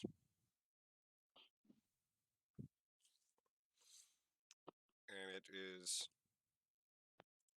Let me just do some math real quick.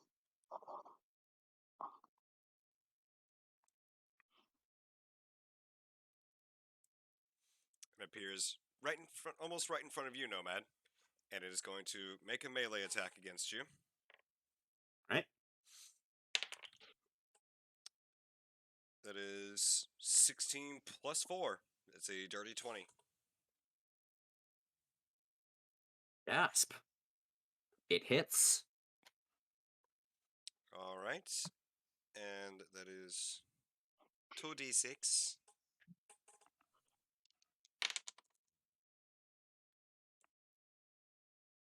That is 9 points of bludgeoning damage, and I need you to make a strength saving throw. You are grappled and restrained.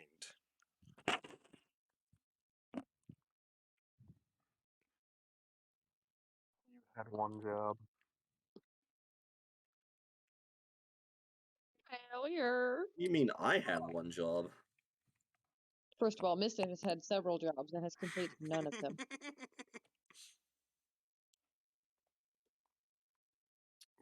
You are now a part of the tentacle porn. I'm sorry, Nomad. Oh my I goodness. mean, there's no holes, so... I mean, he picked to make one. Right?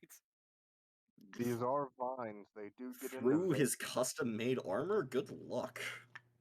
I'm just saying, it's doable. Nature These are vines. finds a way. Finds a way. And Tiro, that brings us to you. He's not a frog. Okay. So, what does it take to switch to a weapon? Because technically, I still have my sword out because we encountered this right after. You could drop your sword as a free action and pull out your bow as a bonus action.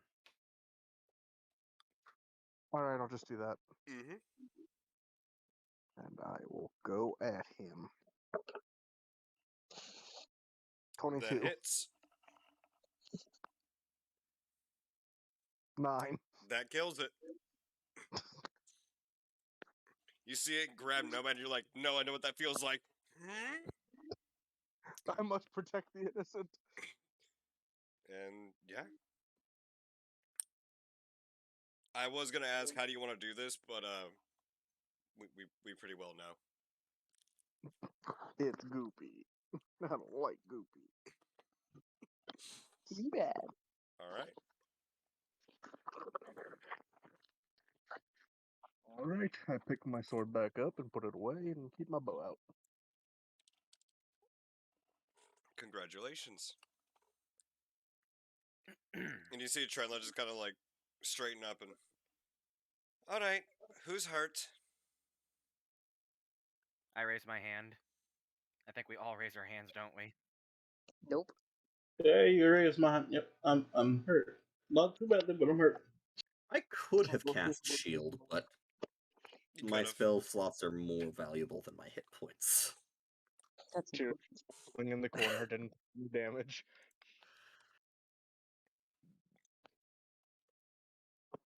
No, actually, if she asked that, I'm gonna feign like I took a bunch of damage and just be like, "This piece of ice hit me out of nowhere." where? She just, and on that note, you're not getting healing.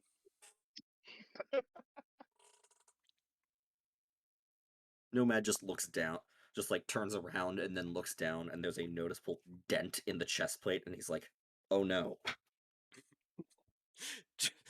Nature Gosling just finds a walks way. up, puts his hand underneath, bang, just bangs it right back out again. There you go. You're all set, buddy.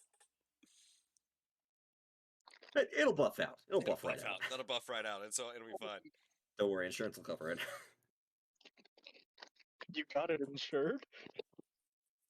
Yeah. How much does the insurance cost a month? Well, It does cost specifically a magical orb of unknown origin and purpose. Tyrol, you regain 8 hit points.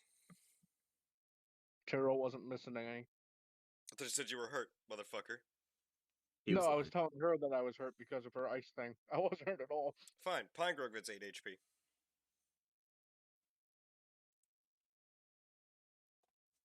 I lost a total of 2 hit points that entire fight, and they weren't even hit points. Yeah, they were temp. Yeah. So Pine Grove, you get 8 hit points back. Right, and that puts me at 21. Whatever. Alright. So, everything goes quiet. No more seemingly squirming, wiggling masses of vines. No more bushes running about. And no more tiny twig people seemingly popping out of the swamp and screaming bloody murder and whacking people in the knees. It's wagon time! It's waving time! Alright. So, Once everybody collects their selves and Misted presumably wipes off most of the guck and gets out of the vine ball pit.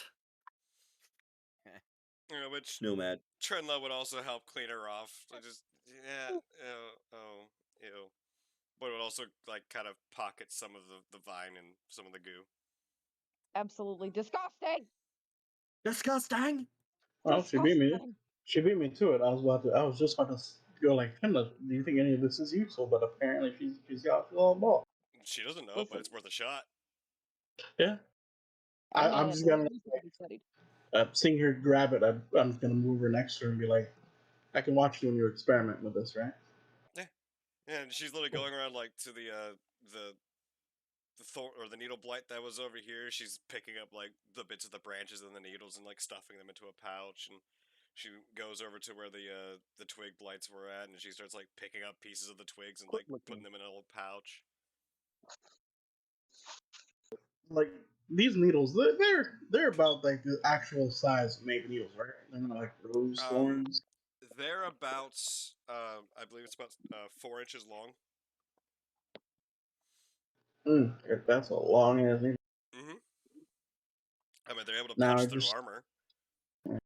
now I just need a custom made blowgun and yeah, Oh, fucking needle. yeah. But, as everything settles down, what are you gonna do? Once everybody collects themselves, Nomad just sort of nods to everybody and continues trudging off in the direction he's being pulled to. More on watch this time, I guess. Right? Hey, the one that runs for another ambush. All right. Are you taking the top path or the bottom path? Which at It's the just in fort, that general direction. just in that general direction. Mhm.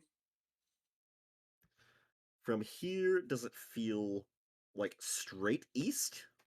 Pretty well. Then probably the top path. Ah, yes, yeast. All right.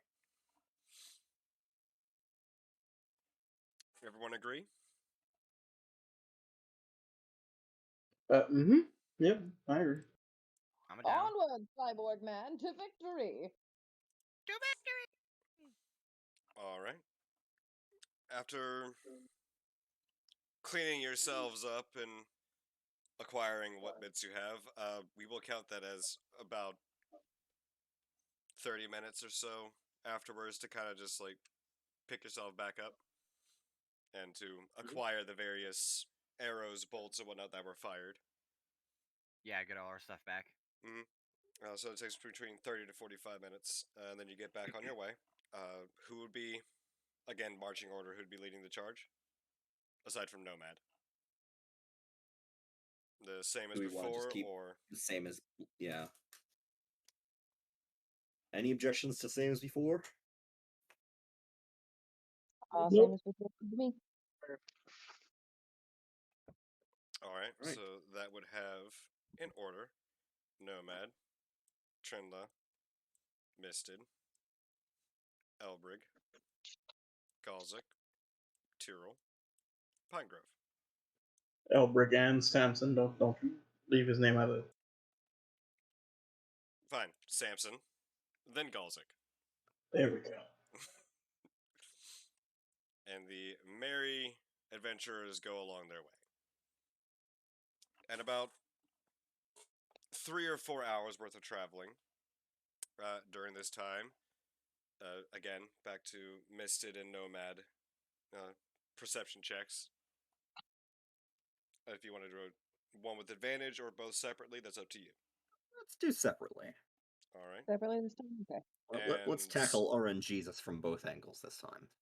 Probably a good idea. And 16 Pine for Grove me. and Tyrrell, either separate or together, one with advantage for perception checks for the back. Separate, I assume. 23. Yeah, I would I assume it's see separate. everything. I see it all.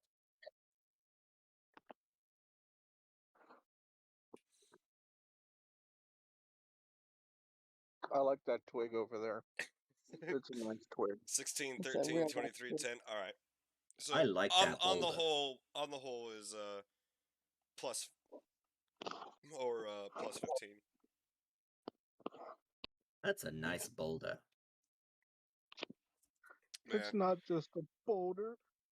It's a rock. How journeying dare you bring forward, SpongeBob into my Shrek reference?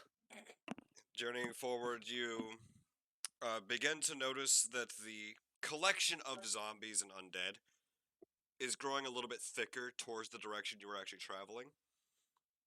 They are more frequent sights to be seen.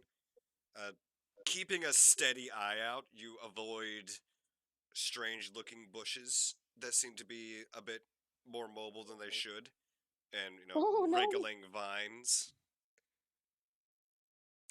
At one point, you kind of notice a rather large object just shift ever so slightly in the distance, but doesn't seem to notice you. About to say, just because I happen to be early in Valheim doesn't mean I want to find any goddamn trees. I mean, it rolled a 2 for its perception. Like, it doesn't see shit. It's like within the first 6 chapters of Lord of the Rings. But, yeah. And Where the hell is Tom Bombadil when you need him? for those watching behind, still at about 100 feet away behind you now is still that small creature following you. But as you progress further and further along, it gets a little bit harder to spot this thing. But you can still kind of tell that it's there. Can I cast Detect Magic on it to see if there's any kind of magic properties to it? Doesn't that have a range of like 60 feet? I think it has a range of 60 feet. That's It's it. No, it's 30 feet. Oh, it is? Oh, it's smaller. Yeah, And it's further than 30 feet? yeah. Okay, never mind then.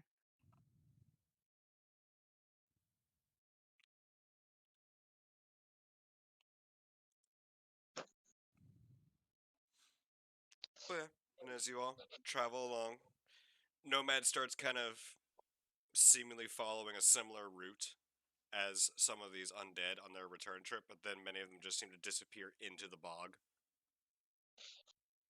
Like they'll sink underneath the water and not return back up. I have a question. Yes. Now that we're closer, this direction, does it seem to be down? Yes. Oh dear. Hope you like getting wet. Not Well. again! But as you continue this journey for probably another like 2-3 hours, it's getting closer towards towards the evening. You do notice that there is a structure coming into view on the thin, sparse spaces between the trees. You can actually see this ruined structure of some kind that is slowly coming into view as night begins to creep in. And with that, we're gonna take a short 5-minute break. Is that okay with everyone? Yes. All right. Excellent. I shall obtain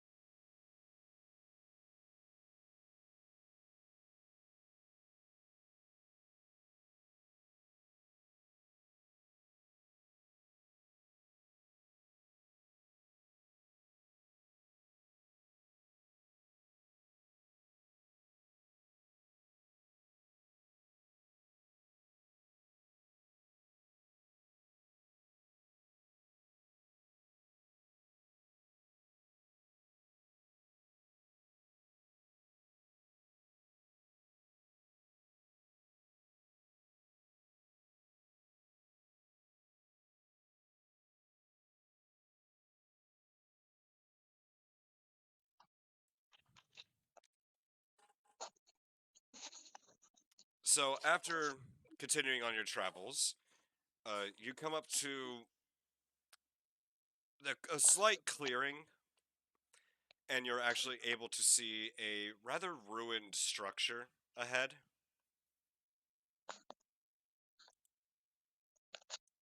And it's a bit odd at first. Sorry, I'm currently doing a thing for you.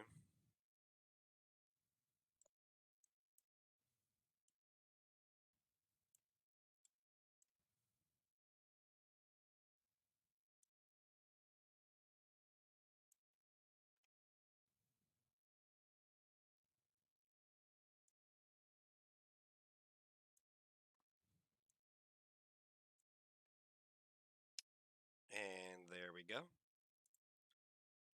But yes, as you approach this clearing, you can now clearly see that this looks to be the remnants of what used to be some kind of destroyed tower. And it does seem that this is where you've noticed a few of the zombies approaching this area, but you don't see where they're going in. And you do see a few of them seemingly exiting out from the marsh, from the swamp in this general area.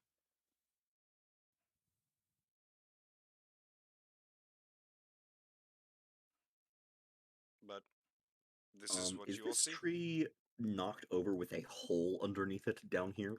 Um, it didn't give me a good option for like roots that didn't also like include a stump. Ah, So fair. it's just where it was uprooted in this hole. Yes. And I am assuming that my detection is leading me to the building. Oddly enough, your detection's actually leading you somewhere back here. Over here? Yeah, but it seems to be deeper underground. Hmm. Well, what time is it? At this point, it is approaching nightfall. So probably somewhere around like 4, maybe 5 o'clock in the afternoon. Well, that looks like high, dry, defensible land. So Nomad is going to say, shall we attempt to make camp in those ruins for the evening?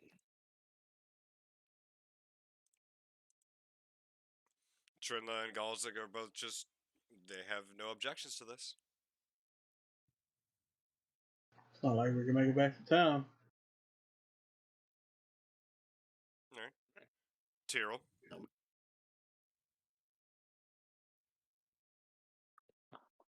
Works for me. Misted, Yeah. Pine Grove. All right. I'm down with whatever the party's down with. Alright. It's going to go ahead and start wading on over. Yummy, back in the bog water. Is there a door? There is indeed a door. Is it open? It is not. What is it like? So you said these were ruins, right? Mm-hmm. Does this door look maintained? Oddly enough, yes.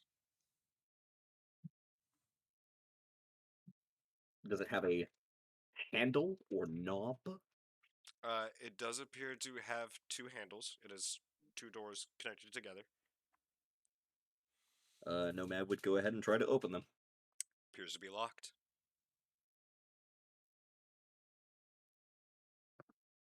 Is that so? Yes. I Fro- don't. While approaching, were all the walls still intact?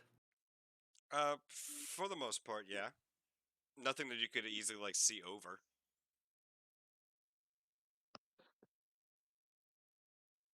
Are these cart tracks leading in? Don't know. Hmm. Nomad would kind of turn and say, "This seems well kept for an abandoned ruin. Perhaps somebody resides here?" I sure hope not. Nomad would kind of slowly turn to look back at the door, and then raise his hand to knock on the door. Misted is going to cringe, but not stop the man. Yeah. You knock on the door. Mm-hmm. Ooh. I wish that my microphone would pick up my knocking sounds, because I have a wooden desk here that I can easily knock on, but whenever I try, it doesn't pick it up. You wait for a good couple of minutes. Does not seem to be any answer. Is there a keyhole? There appears to be. Or what would be resemblant of one.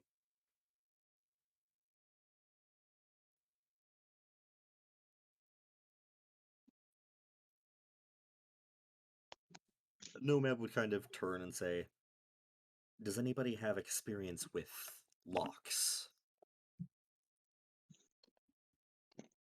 Hang on. So we've determined for sure that the door is locked. Not that it has a keyhole, just that it is locked. Yes. Well, if nobody else wants to, I could probably take a crack at it. Though I think there might be somebody in our group who's more proficient at that. Doing what? Trying to pick a lock. Do you have a... Are there Yeah, Are there what any skill would that be? That would if be you thieves' lock tools. picking? Thief tools, yeah. Yeah, that'd be Does thieves' tools. Is Okay, this place never have any mind. windows at all? So my question is, does anyone have thieves' tools? Counter question: are there any windows at all? Looks like there may be what used to be one from higher up, probably about 12 feet up. Oh, so this is a 2-story building. Look, you can't really be sure. It looks to be what used to be a tower, but a lot of it has been like crumbled and torn apart. And how high did you say the window was again? Probably somewhere around like 10, 12 feet up. All right, kitty Eldritch, cat. what I'm thinking. I don't know. Either you climb through the window or you boost someone else Misted, through it. Misted would really like to scrabble up that wall. All right, go ahead. Scrabbling up the wall. You, What do I see through the window? it is completely torn apart. Neato. There Do I are ruins and crumbling stonework. What used to be possibly a staircase has been reduced to nothing but rubble. do I see any signs that somebody has recently been in the room, i.e. anything very obviously disturbed? Like It's kind of dark. recent muck? I mean I have cat eyeballs. Yeah, it's kind of dark, kind of dingy. Cobwebs. To quote Do I XP to level 3, dark vision doesn't work like that. how dare you? But I can't tell if there's any fresh muck on the other side of the door, is what I'm asking. Not without a proper check. Investigation? Investigation. Seems to be someone has passed through here recently. Okay, Misted's gonna scootle on down because Misted does not want to holler. You're only Hey like guys, well, you're I know, but I literally don't. only like 4 feet from us. Am I though? It's 12 feet up. Nomad is 6.5 feet tall. Well, yeah, but Elbrig's not. I'm technically on top of Stampton, so I'm somewhere around there.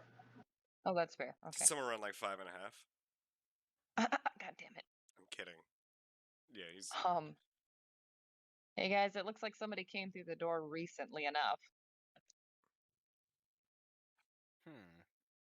Do you want me to try to get through the window? The door is And you locked. If we're not going to break it down, yes, please. So describe the window to me so we can describe how Misted gets in through the damn window. looks to be an old archway type window. Okay, is there a glass pane still in this Nope. archway, or has it been long since smashed? Long since shattered. Probably so Well, long there's not even any glass residue at all. There's dust. well, Mistin's gonna pray to the crowns that dropping on the other side of this door won't kill her, and drops down to the other side. I mean, you could also climb down. You have 30 feet of climbing. I mean, I do, but it's not a long fall. I mean, every 10 feet you take bludgeoning damage. That's true. Okay, we're going to Just carefully lower scale the other yourself side. off the window. Yeah. What I'm doing. No cool kid jumps. And yeah, can I unlock the door from the inside? So, what you see from the inside, it looks to be there is a singular bar split into two, and looks to be on a rotating gear for both of them that looks to unlock the door. And kind of looking around and peering about, you might be able to find a mechanism. Do you want me to roll another investigation to find it? Would you want to? I would want to find it. Yes, I would like the door open. All right, then roll an investigation check. Ew. Hey guys, I don't know how doors work. I mean, it seems that these gears or these whatever seems to lead outside somewhere. What are these on either side of the door? Those look to be statues. Just wait. Hey Nomad, I don't see a mechanism in here. Oh, what are they statues of? Looks to be statues of fully armored soldiers, and they have their hands like one atop of the other, like they're supposed to be holding blades, but there's nothing in their hands. I'm going to investigate the statues Okay. to see if they might be, perchance, a mechanism of sorts. And because I don't trust this, I'm going to use inspiration on it to give myself advantage. All It is right. a good damn thing I did. Shit. That is truly sad. You know, as someone who's really familiar with the idea of, statues and sentinel-like creatures, this is just alluding to you. Maybe just because you're, we're getting a sense of familiarity to them, associating with them slightly, pondering life's mysteries. You can't really seem to figure anything out about them.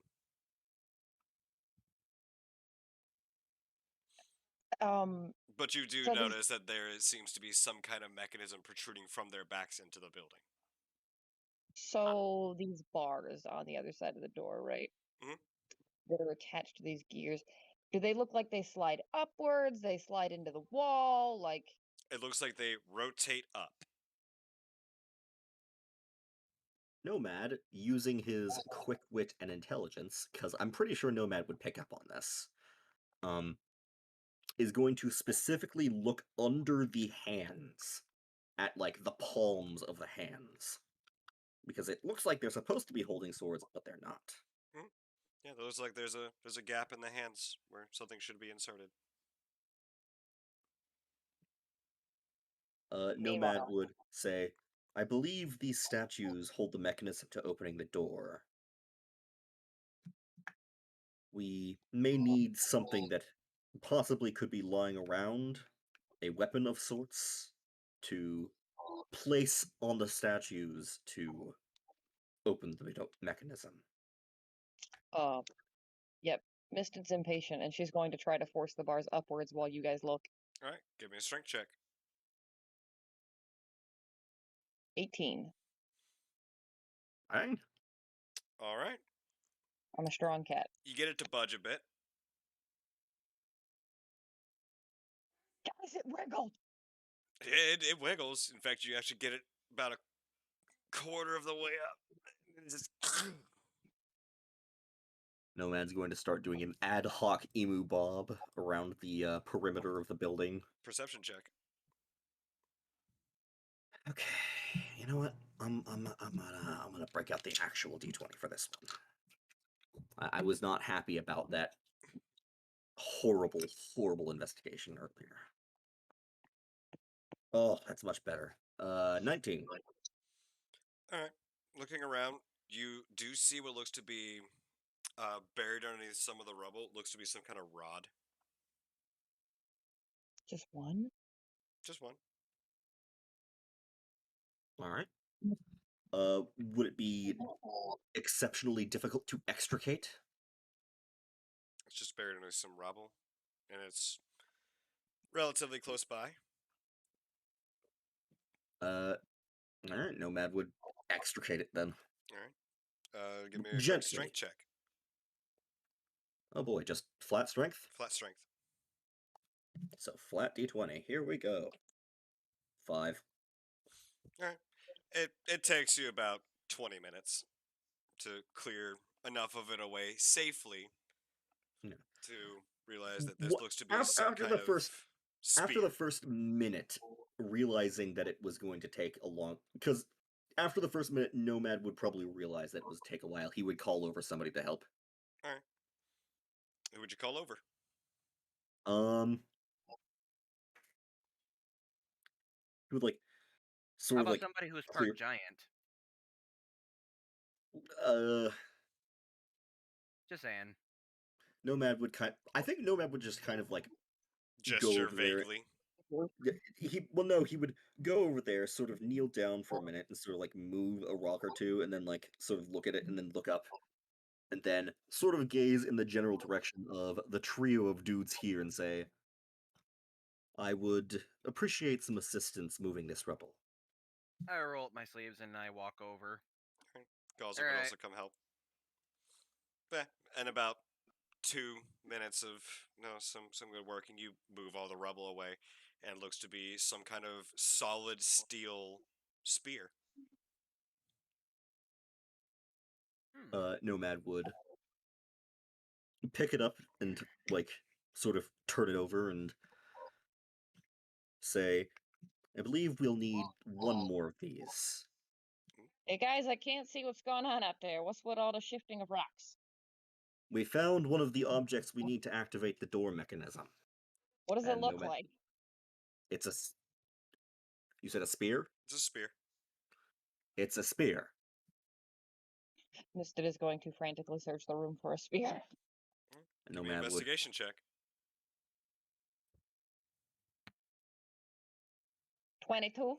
You don't find any spears. What did I find? Did I find anything cool? You found a lot of corpses. Nice. And by that I mean Guys, skeletal remains. Hey guys, I'm uncomfy. Nomad would. To better acclimate this, go ahead and move your character inside there, please. I didn't realize I could put myself in the Phantom Zone. You also discover what looks to be a small treasure chest. Don't be a mimic. Don't be. Nomad's going to go ahead and examine the statue and spear and see if he can find the proper direction to place it. Okay. Give me an intelligence check.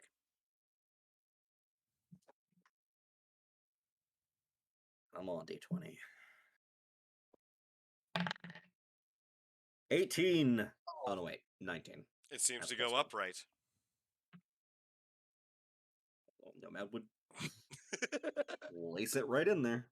Alright. It goes about halfway down and seems to catch on something and then it locks in place. Alright.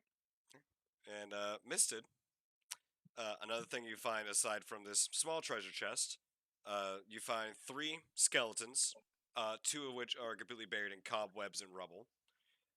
And you also discover that there is one such skeleton on top of some kind of wooden door.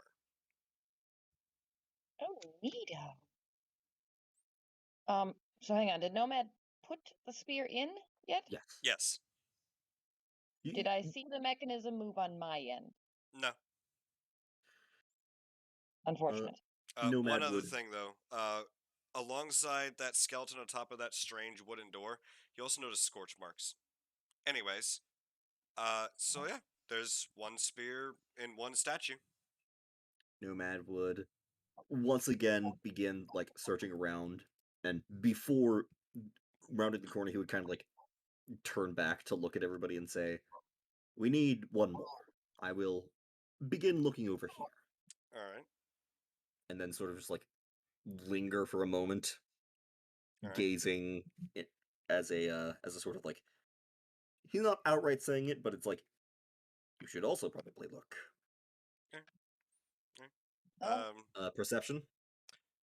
Perception, and since everyone's helping you look, roll with advantage. Awesome. I'm gonna give Roll20 another chance, or D&D Beyond. D&D Beyond.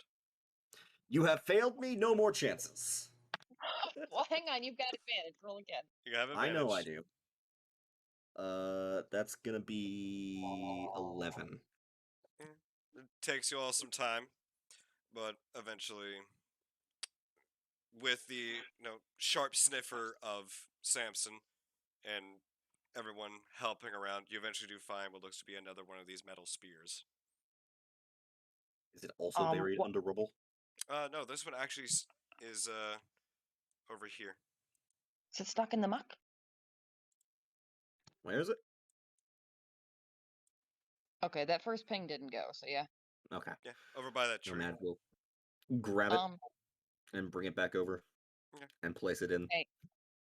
So during the amount of time that they were out there, would I have had time to try to track those footsteps and figure out where they went? Yeah, seems to go towards this little door. Cute. But yeah, gonna guess you insert the spear into the other one. Mhm. All right. As you do, it locks in place as well. Nomad And would I try the doors. Still seem to be locked. see no movement on my end. Nah. Nomad would look at the statues again, realizing that something else needs to be done. Mhm. Hey, Nomad. Yes.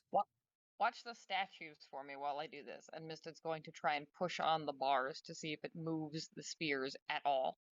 Okay. Give me another So strength strength check. check. It's a 13 that time. All right. You get him to nudge a little bit, and as she does, you see that each one of the statue's hands seems to rotate. Like, actually pivots clockwise for one and counterclockwise for the other. You're welcome. I see. Nomad would see this and quickly figure it out and say, we need to turn the spears, and would go to this statue and begin Oh, do the hokey pokey with Galzik to decide which one to turn and would. And everyone just pile up. Okay, there we go. Yeah. Everyone has a little they fun do the moment. hokey pokey and they turn the spears around. That's what That's it's what it's all about. about. Creak, creak, creak, creak, creak, creak. Galzik seems to turn the one on the left, turns it counterclockwise. Nomad would turn his clockwise. All right. As you do, the hands seem to shift, and then the doors just.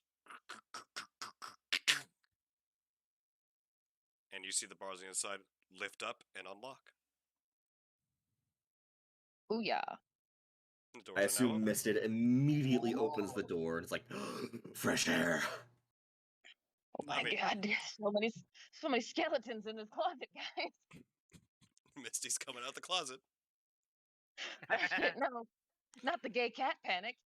Gay cat panic. But doors open now. Most excellent, my dude.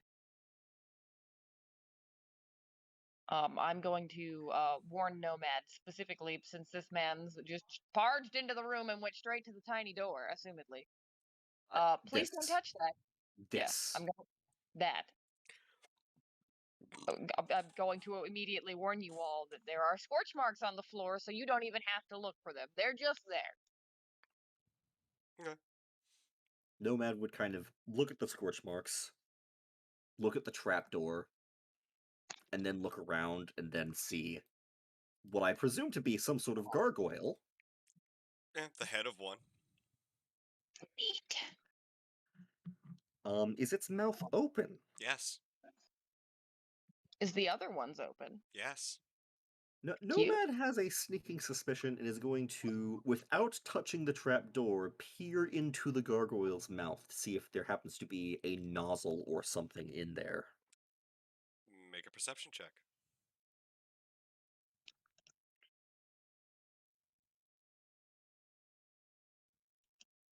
Uh, 16. Doesn't look to be a nozzle, but there does look to be a very dim flame hanging in the air inside of it. Cute. Ah. It seems the trapdoor is locked. Sorry, the trapdoor is trapped. Booby trap. Yes. The trapdoor is trapped. Well, looking at the trapdoor and sort of realizing, no, I would say, I believe we need to descend through the trapdoor to reach the orb. And also, by this time, nightfall has really begun to creep in, by the way. It is Oh getting boy. visibly dark out. Mhm. And it's getting difficult to see.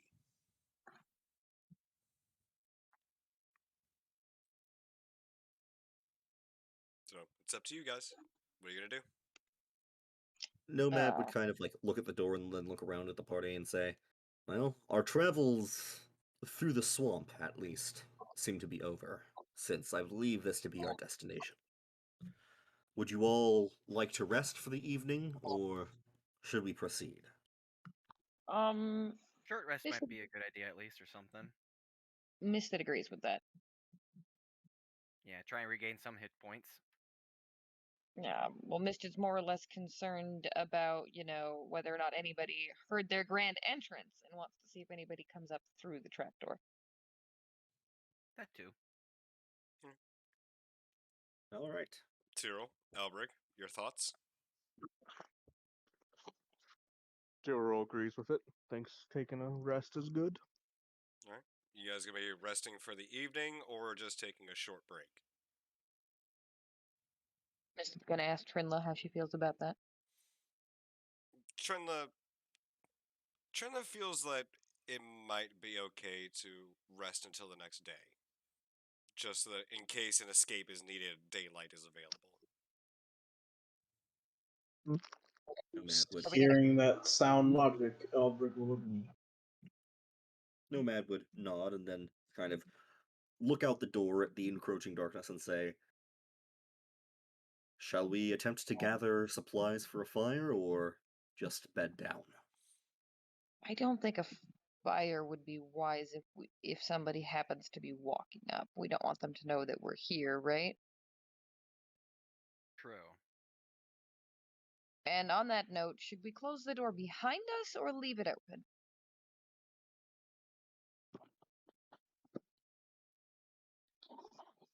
Looking at the mechanism, if we close the door from the inside, or if we can close the door from the inside, if we do that, will we be able to open it again? Possibly. That assumes nobody takes the spears out of the other side, would be my assumption. Yeah, otherwise we could get locked in there. The cat Nomad, came in through the window. I'm fairly certain we could all get out through the window.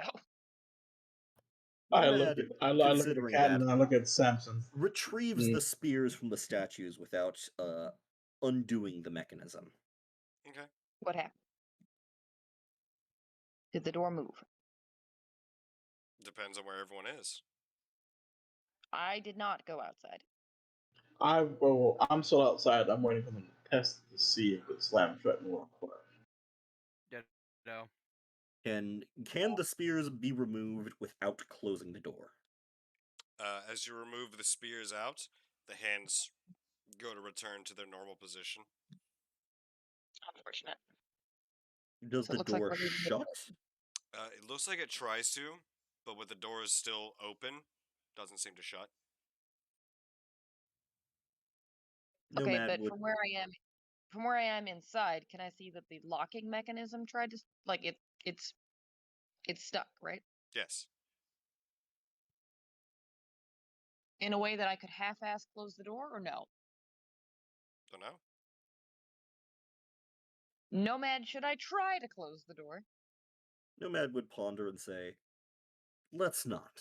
It may be better to keep an eye on the outside. Just going to point out, we should test to see if we can close the door, because while it might be good to have an eye on the outside, it'd be better if we know exactly how everything works, just in case we need to retreat and we don't want to leave an open way in, or vice versa. Okay. Well, Mistin's gonna shove the door closed then. Or try to. You want a strength check, or am I gonna need one? No. As you close the door, the 2 bars drop down and lock into place. Well, Nomad would put the spears back and re-unlock the door. Before you do that, one thing you do notice, though, Misted, is from the inside, there seems to be an object, like a small column or table behind you, that turns 90 degrees when they lock. Interesting. Mistin's gonna go push on it. You gonna try and turn it? I'm gonna try and turn it. Alright, give me a strength check. Unless you would like to ask somebody else for help as well, in which case you can do so with advantage. Yeah, let me ask the other two to come help. Because I assume that they're both supposed to still be in here with me. Yeah. Okay. Alright. So advantage? Yep, roll with advantage. Alright, first one's a 5. Thank God for advantage. That's not much better. Alright, but I'm gonna say that Because 3 people? if all 3 of you rolled a 9, that it would take a little bit of effort, but you rotate it, and slowly but surely the bars come back up. Hey, Nomad, push on the door. Not letting go of the wheel. Nomad would open the door, Yep, door opens. and Nomad would kind of like just look at the door and kind of think and say, well, I suppose we can close it if we need to. And then walk in with spears in hand. I was about to say, better to keep the spears close, though. Let's not leave them outside. He's going to put them right here and sort of just sit down in the corner. Alright. Is anybody else coming in? Now that you guys have tested everything, sure. I mean, I can keep watch through the window. I'm certain I can get a nice comfy little spot for my butt, like, in the opening for the window.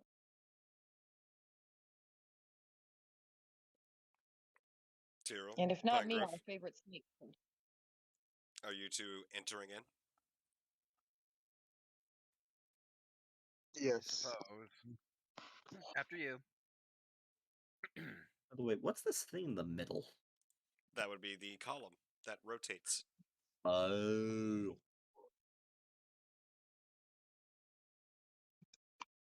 Did anyone figure out why the column was rotating? Yeah, with the door. Yeah, seems to be another method to open the door. And given time and kind of examining it, as I'm pretty sure Alberg is curious, it does appear that it has across the axes where the corners of this square would be, there appear to be holes roughly the same size as those spears.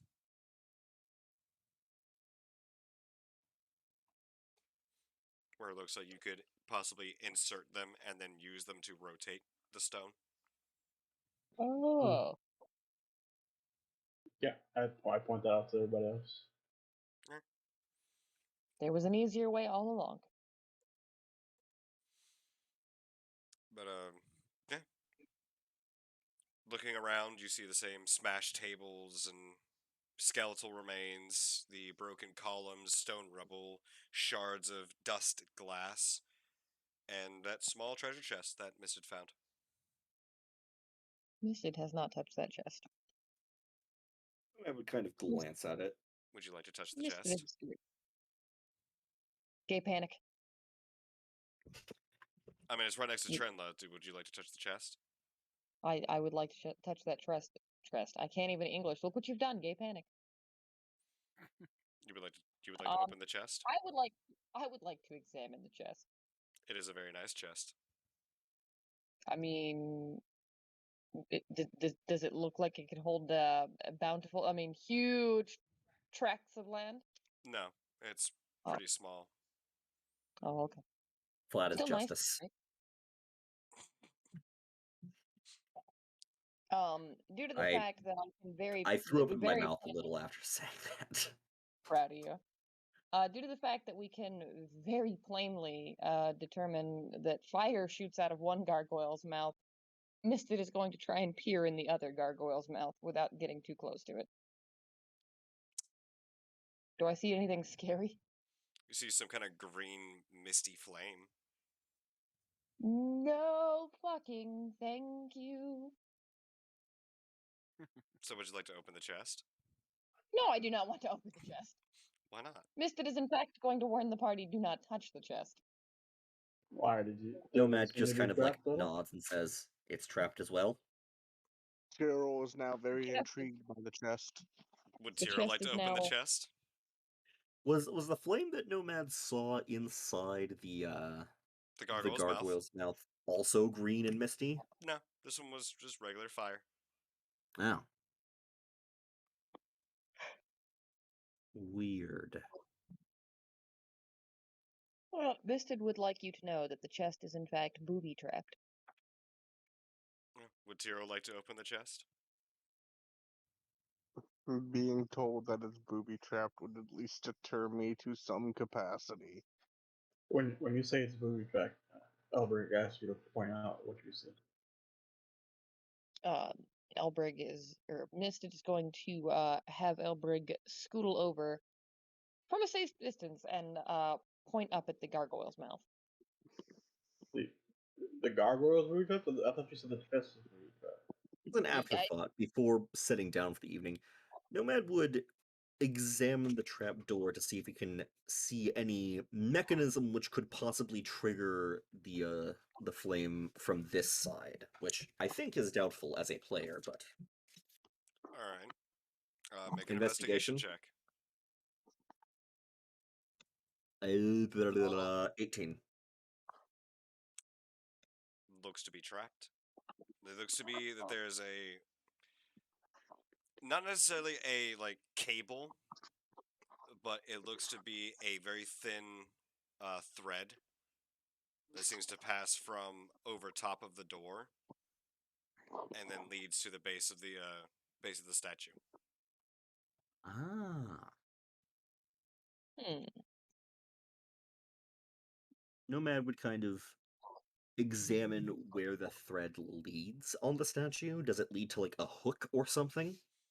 Uh, Examining up and following it, it looks to have a small silver bell at the very end. Hell. A small bell. Does this appear to be... Would it be Arcana to determine to see whether or not this might be some form of magical trap? Yeah, that'd be Arcana. Whoop. Well, that's just a 20 on the die. That's a 23. It is very much magic. Would I have any idea of how to disarm it? Or disable it? It looks that when the string is pulled, the bell rings and the fire activates. I would kind of pull the thread the other way. Yeah. Is it connected over to this wall? No, Where does it connect to? Is it directly like over the trapdoor. Oh, is it like right here? Right at the base where the skeleton's knee would be. Hmm. Is it taut? It is reasonably so. Would it be possible with a sufficient dexterous motion to cut the wire or cut the thread and prevent it from ringing the bell? It's possible. Roll a dexterity check. Nomad would turn to the others and say, "Stand back. I am going to attempt to disarm this trap." All right, open Would door. I'm going outside. Nomad has a small dagger on him, which he is going to. I think Nomad would actually go exactly where Galzik is right now, Mm, and would kneel down, and from sort of out of the way of the mouth, would attempt to gently hold the bell to steady it, and with the other hand, grab.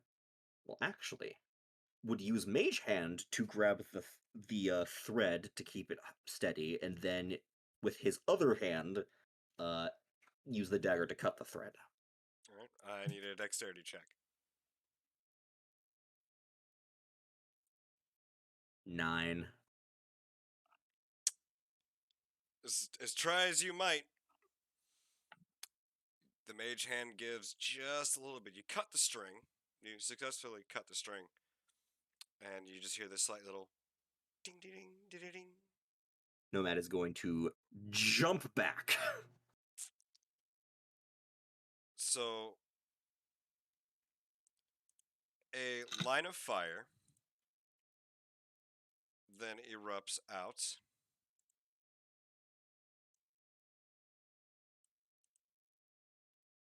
To there.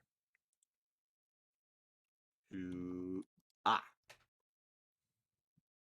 Do I need to make a dex save? No, you're nowhere near it. Okay. You're on the side. It is just that 5 foot square. Or 5 foot, section there. Yes. It is a 20-foot long flame in a 5-foot wide square. Yeah, and it blasts out, goes for about a minute, and then dies out.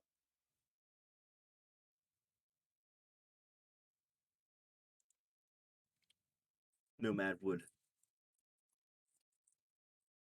Nomad does not have the ability to sigh, but he after like the whole time the fire was going, he was just sort of sitting down from where he had sort of jumped back, and it takes him another good few seconds to think about it after the fire has finished, and he said, "Well, I'm relieved that I managed to do it without injuring myself," and would go over and pick up this side of the thread and remove it from the trap door. Okay. And Easy then enough to do. would kind of glance over to the chest and attempt to, without touching anything, make a similar investigation check to see if there's another similar mechanism here. Roll an investigation.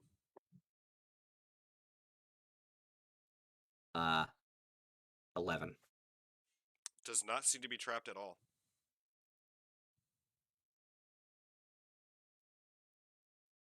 Nomad is going to look inside the gargoyle mouth on this side. Does he see the green flame? It is a green, misty flame.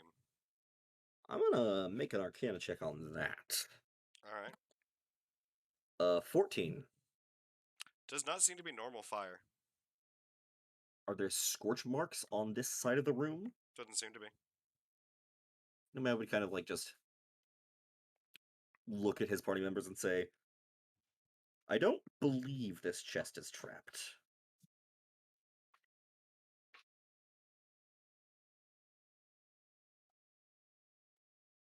And would kind of just leave that for a second and then sort of slowly kneel and place his hand closer to the chest to see if anybody wants to get out of the way before he opens it. To do that, Trent immediately shifts over. Silently, trustingly, she shifts over. Nomad is going to provide hesitate a second longer, seeing if anybody else wants to get the heck out of there before opening the chest. Fire away, metal man. Nomad opens the chest. Nothing happens. Is there anything inside it? There looks to be some old papers inside, Oh, Nomad's definitely gonna pick those up. and buried underneath the papers, there looks to be 2 rubies, probably about 50 gold pieces each, and Nomad does a not care about the small rubies. collection of what looks to be just old reports, now basically crumbling into dust. Perhaps an old picture. Hmm. Are the words on the old documents legible? Not entirely.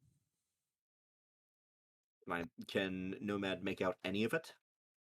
Looks to be reports from many centuries ago. And it looks to be reporting on the events of the war. As this used to Mm. apparently be some kind of watchtower or alert station.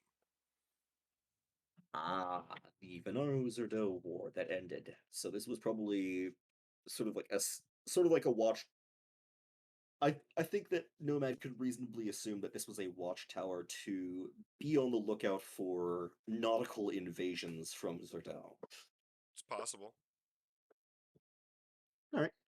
Well, Nomad would kind of like put the papers back in and sort of like, as an afterthought, pick up the 2 rubies and sort of just like stand up with them in his hand and say, "Is anybody fond of gems?" Gem. I shrug and say, I'll take one. Nomad literally just walks over, drops them both into your hand, and then walks back to the corner and sits down. Okay, I pocket them. Anything else for anyone else? Yeah, you get the distinct impression that Nomad doesn't really care about money that much. Yeah.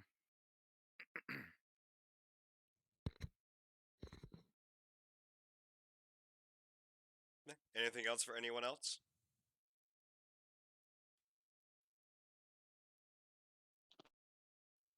I'm good. All right. Quinn? No, nobody died, right? We're all good. Yeah, everyone's good. Yeah, And the chest what is okay, or did they burn the chest?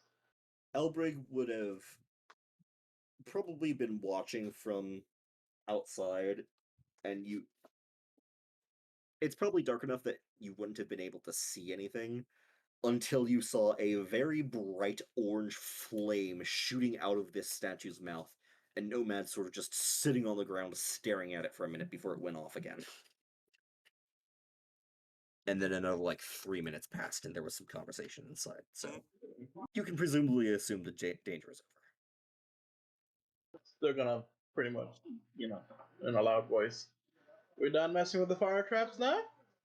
And you hear Trundle just, yes, it's fine now.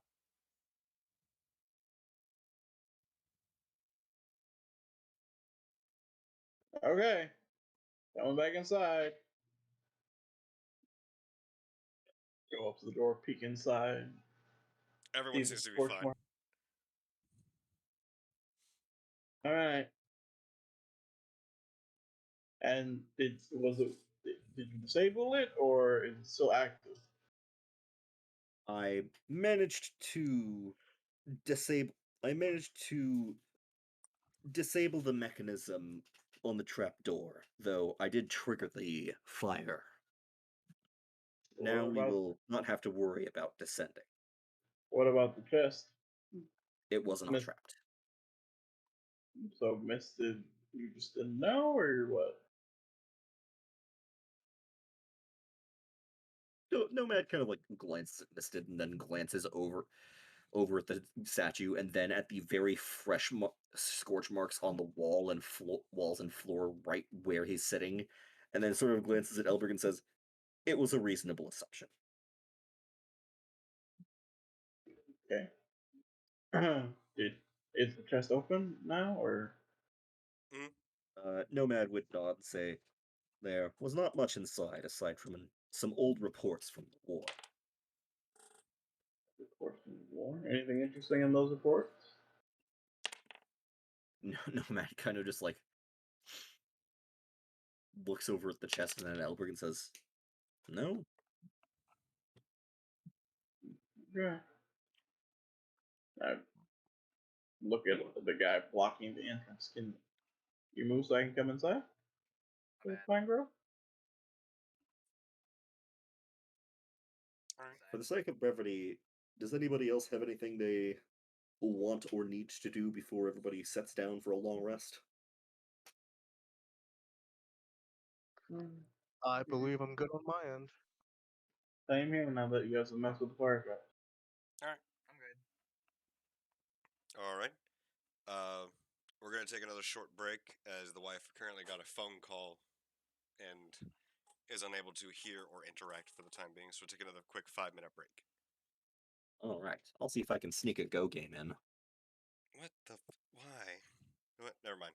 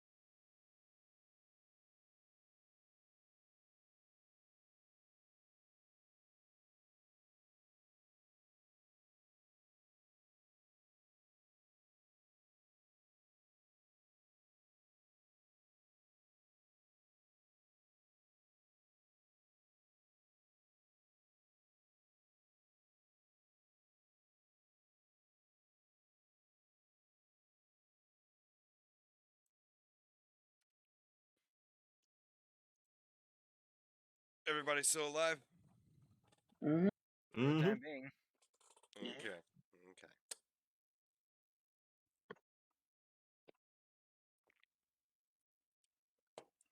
All right. I'm gonna go ahead and do this for the sake of brevity. Who's keeping watch Nomad. for the evening? All right. Nomad, go ahead and roll with advantage for perception.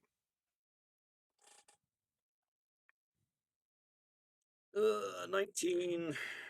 Yeah, I got 2 19s. All right. The night goes by. Nothing really seems to stick out too much. Things don't really seem to go too strangely.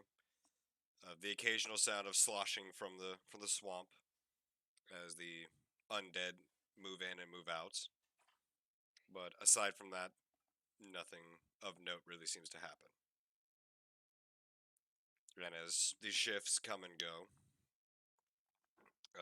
the entire night just goes by without seemingly too much issue.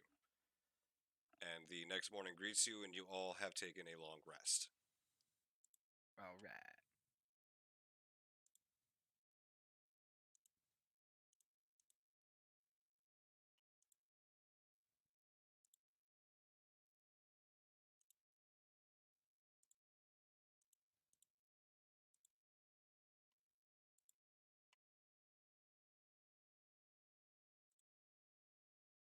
All right. As the morning greets you, what are you going to do? Yep. I assume everybody else is going to be eating rations and stuff for a bit. Yep. Alright, Nomad will just be reading, okay. waiting for everybody to finish up.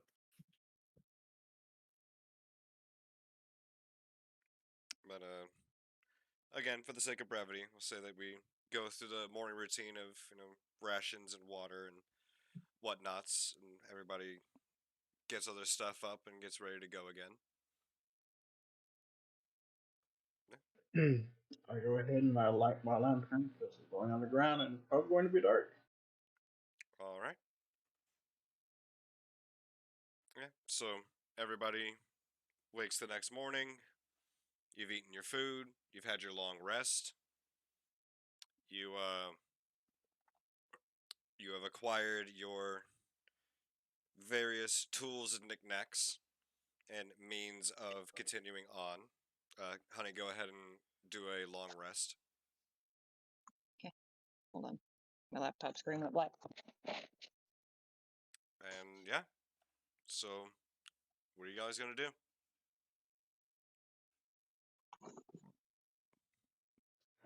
For those who can see in the dark, someone should go first. We are actually going down the trap hole, right? Did we determine how to open it without setting that off? He disarmed the Yes, trap. I disarmed the trap. Okay, good, good, good. He set it off while disarming it, but disarmed it. Also, Okay. the chest was not trapped. Okay. All right. So you all descend down the trap hole. Mm-hmm. He trap hole. Yep. All right. Hope you guys are all ready for this. In we go. I'm ready. What is the marching order? Nomad first. Misted second. Brig probably fourth. Actually, can Samson even go down this? Is the ladder or what is? It How are looks we to going be down? a set of like stone steps heading down, and it is Okay, about yeah. 10 feet wide. Then yeah. Just in case, I will hop off Samson and have him next to me, and we'll go down together. As probably the fourth person. All right. We'll say Galzik is third, Albrig is fourth, Trenla is fifth, Tyrrell, Pinegrove. Which of you two is at the very back, and which one of you is following up? After Trinla. You'll be after Trenla. I'll be at the very back. I guess that makes me the very back. All right. Caboose. Welcome to what you all see. Darkness. And as you Yes. just descend down. Endless darkness. As you all descend down, you notice that there seems to be an opening over here and an opening over here. So there's an Mis- opening to your right and an opening further up to your left. Misted's gonna look over at Nomad and kind of jerk her head to the one on the right. Nomad walks up to look down it. You see at the end of this what looks to be a set of barrels. What direction do I sense the good old orb coming buddy. from? From where you currently are, somewhere in that direction. It's really spicy. You can try it, but I don't think you'll like it. Small bite, small bite. Whisper, buddy. Is it good? Yeah. For the sake of the map, due north. But Okay. it seems that where you guys are actually pointing is directly south.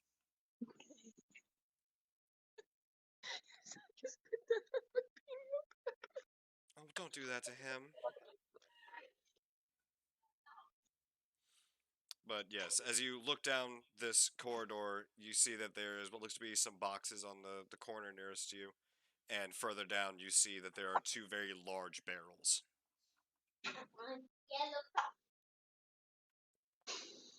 Nomad, do we want to check out the barrels?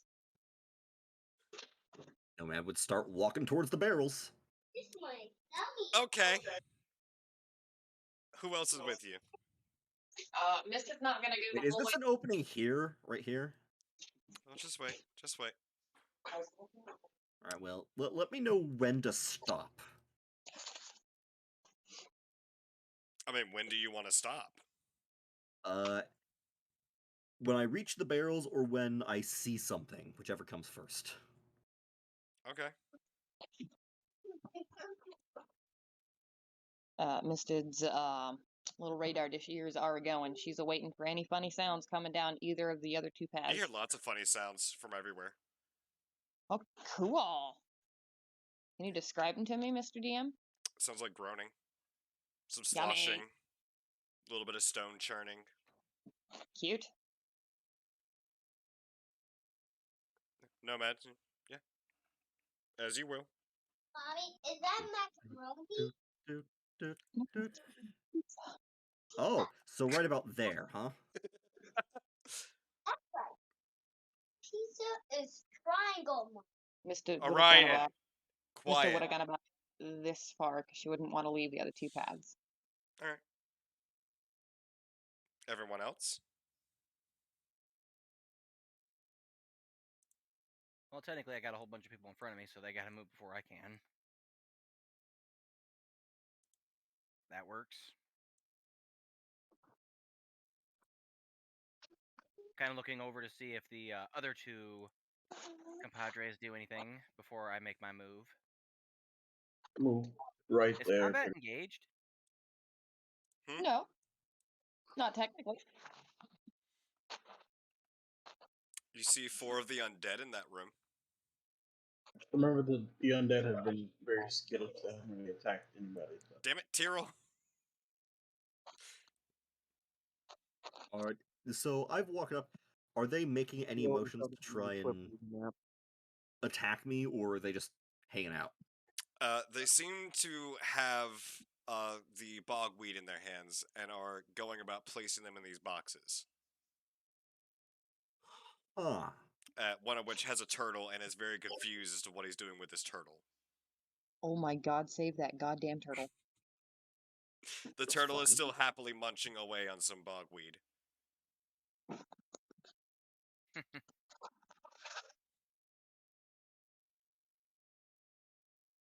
They don't seem to make any movement towards attacking you. 2 of them have immediately noticed you. And they just stand there as they notice him. Don't know what they're doing. They just seem to be going about their business, depositing this bogweed. The one with the turtle is over here. And these 2 proceed to then walk up. And then just seem to walk past everyone. a bit confused and stuck here as there's a large number of people. Galzik steps off into the inside, followed by Trenla, and they just, the two of them seem to Yeah. wander Nope. up. Nomad And- would kind of like look around and say, "Well, unless we want to go through a storage room, there's nothing here." As the zombies or undead walk by, since I have my lantern lit, you can see them in the lamplight. Do they look like, how recently dead do they look? Probably for at least a good couple years. Maybe about 5 or 6 years. They missing lots of meat, eh? Quite a bit. And I'm sorry, did the turtle one walk past me, or is the turtle one still in the room? Turtle one is still right here. This one deposits his bogweed and also follows the same path as the others, walking past everyone and making their way up before disappearing into the darkness. I assume I can still hear him sloshing in there. The Nomad. one with the turtle? Yeah, I'm gonna wander over this way. he's still shuffling in there. Yeah, he's still in there. Misted's gonna peek around the corner because she needs to know what that noise is. Does she see the turtle? She sees the turtle. Do I see that he's confused? He is very confused. Misted's going to walk up to him very slowly, so as not to panic it. Does it let me get close to it? Yeah. She's going to hold her hands out and try to grab the turtle. Okay. Oh no. Does he Please let don't. go of the turtle?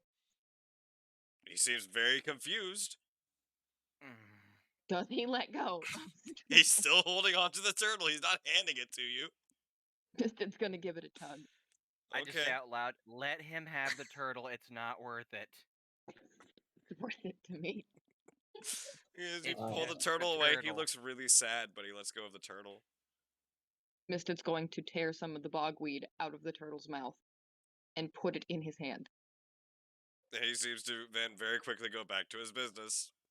Walks over to one of these crates, deposits the bogweed, and then off he goes. Misted. So what's in here?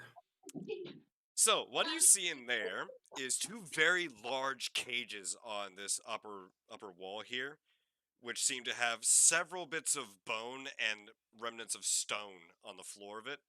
And over here appear to be smaller cages with similar type of bedding and whatnot, being that of smaller creatures' bones. And nothing seems to be in any of them anymore. Well, also empty then. Elbrig, what One you avenue see in left. that room is that all of those crates seem to be full of bogweed and other various kinds of herbs and plants and whatnot. Misted's going to keep her munchy turtle in her hand. Okay. Turtle Going is to rather upset return. that you took some of its bogweed. Well, Watch my out that it turtle doesn't now. bite you. He won't bite me. He's got enough bogweed left. I can take it all.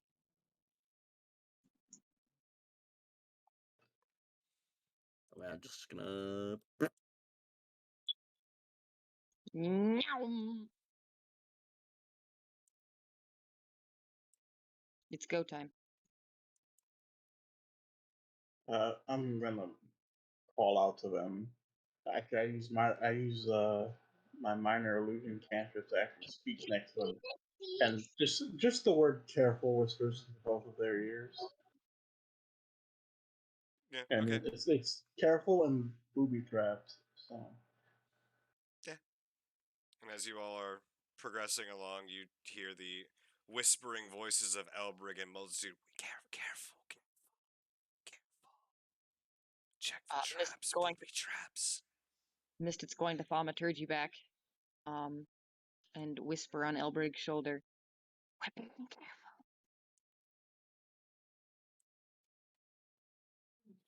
yeah, because you guys zooming forward seems to be real careful. I have a Is what turtle. is What's wrong? is what I grumble underneath my breath. I have a turtle. What Nomad. could go wrong? kind of looks down this corridor and then looks over at Misted, who's looking down the other corridor, and like points at his corridor and then at her corridor, and then like just like stares at her. Misted's going to make a motion for rock, paper, scissors.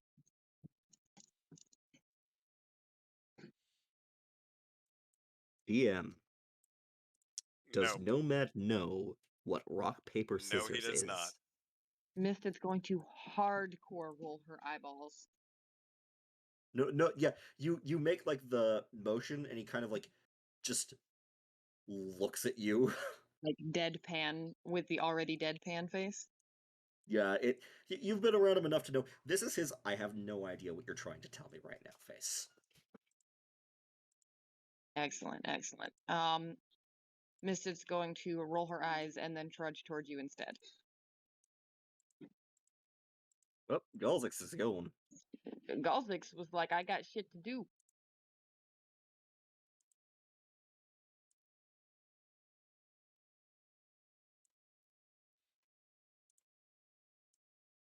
Ah, yes. More More cages. These ones seem a bit smaller and look to be about person-sized. Do they have anything in them? Does not look to be anyone in them. At least, nothing remaining of them. Cute. In fact, you do see the remnants of what looks to be some kind of fluid on the ground of some of them. Some bile, a bit of upchuck, if you would. Yep. Yeah. Nomad's just Bits leaving. of blood, and yeah. Misted's Mhm. Misted's nose is offended. That cat is booking it. Yeet by. Yeetus deletus, get out of my bathroom. Correct. Tyrrell, Out of my litter box, man. catching up to Tyrell the and goon Elberg, are you squad. just Here on Lamberg, just scared. Scared of my awesome turtle power. It's up this way. Cheryl would like to spike the turtle out of her hands. I will smite you. Do not play turtle volleyball. Okay, turtle kickball. My bad. Do not play turtle sports. Too bad Nomad doesn't know what that is, so suck it. This is not Extreme Sports Turtle Edition. This leads further north. Yes, indeed. Is that the direction my sense is pulling me in? Indeed it is. Alright. Might as well check out what's left. You're going down there? Yeah, might as well check out what's left of this floor before we proceed any further. Misted's Because going at the end. while Nomad does want to get to the orb, it doesn't seem like time is as much of the essence than he originally thought. Because he thought that the undead that were in the swamp were going to be slicks, but nah, these are just dudes. Ryan! Settle Quiet. everybody. What is in here? We talked about this, buddy. We need a Is that a whisper. cauldron? Looks to be a cauldron. So you're walking in there, right? Yeah. Double, toil and trouble, fire, burn, and cauldron bubble? Okay. What's your AC again? Plenty. Misted's Okay, out here well, it doesn't hit, but putting something very quickly swipes at you from the corner. Cute. And Nomad's going to turn to look. as you step in, What are those? Mid-band stuff. Ah, as a crap. surprise, that one's also going to run up and is going to take another swipe at you. And that is going to be 21 to hit. What? Oh, snap. He just Leroy Jenkins. And that is I'm trying to decide if I want to cast shield or not. You might want to. 8 points of slashing damage. Actually, no. It's a No, surprise. once he says the damage, it's too late, unfortunately. Yeah. And I need you to make a Constitution saving throw. Alright. I want to say something, but I'm not a DM. So I can't say 19. anything. All right, you saved.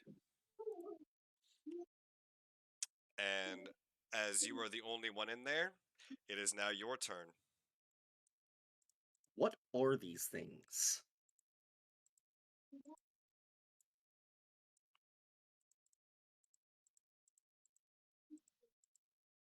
I assume we can hear what's going on now, or at least You hear a very slight clattering. These appear to be undead of some variety with rather nasty looking hands and a bit of longer teeth.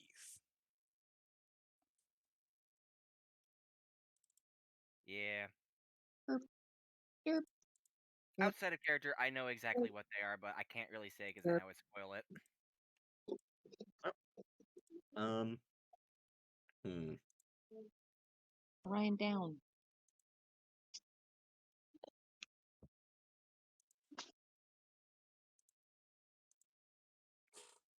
You know what? Call the Ryan bug.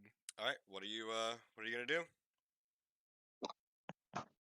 You got two of these things on you. Nomad is going to do something for the first time that he has not done. Oh, Okay. dear. Nomad pulls out his sword and turns to this one.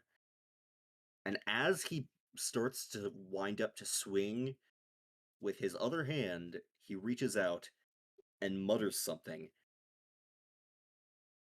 and uses Hexblade's curse. Okay. Describe it to me, DM.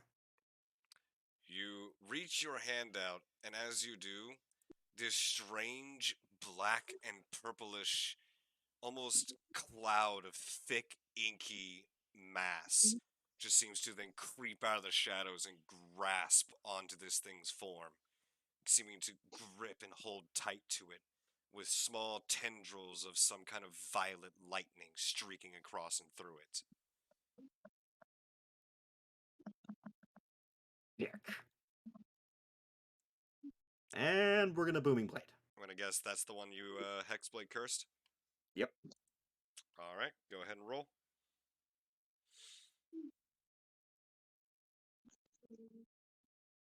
Preferably a DD beyond Okay. for the hits.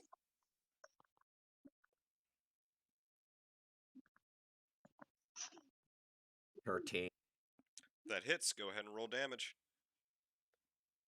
This is going to be at an additional +2. So 9 damage. 9 damage. Good to know. Mm-hmm. All right. And it is now their turn, and after this, I will need everyone to roll initiative.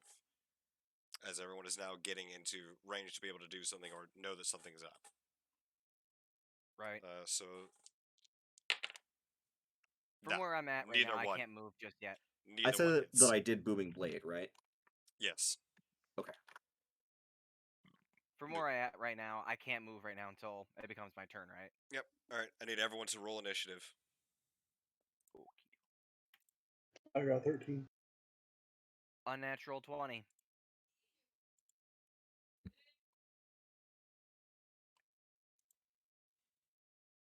$19. All right. These things are at. Wait, where the fuck is my pen? There's my fucking pen.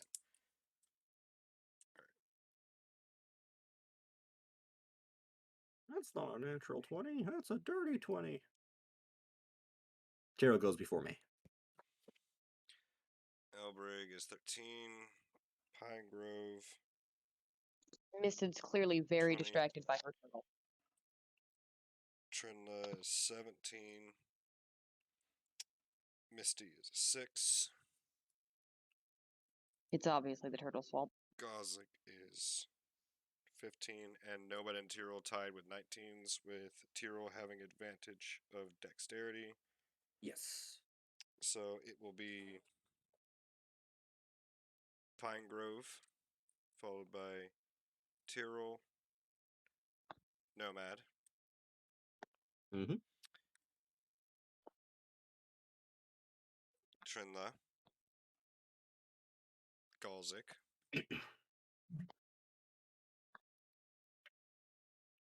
them, and then Elbrig, and Bringing up the rears, misted with her turtle. All right. Turtle First on roll. deck, that would be Pine Grove. You should All definitely right. roll initiative for the turtle. It has a 1. It is a 17, Fucking, which I knew this turtle was worth it. ties it with Trinla. Oh, I knew this turtle would be worth something. By the way, I didn't know how to tell you guys this, but I can actually see the future, so I know exactly what the turtle's going to do on its turn. It's going to become a soup. No. It's going to munch more bogweed. Mm. Hell the fuck yeah, he is. It's going to make a strength He's check gonna trying to become- break free of the grapple. It's not gonna He's happen. going to become the best soup. All right. Anyways, Pine Grove, you're up. Yes. Yeah. I hear all this commotion coming down the hallway, so I obviously have to move in order to be able to line up my shot. Okay. So Yeah, you'll yeah, I'm have to double basically gonna move. take up my bow, ready up a shot, and I'm gonna dash down the hallway to try and get down this way. Let's You see could use an here. action 30. to hold an action, or you could use your action to dash. Yes. Yeah, I'm basically just gonna have to dash so I can get there. So come my Alright. next turn, again, I'll be able to actually do something. All right. Go ahead and move to where you need to move. Be able to get to up to about here. Okay, so I'll just run up that way and scoot by Misted right quick, squizzy, and pop right there, and that'll Alright. be my turn. And next up is Tyrell. Go. All right.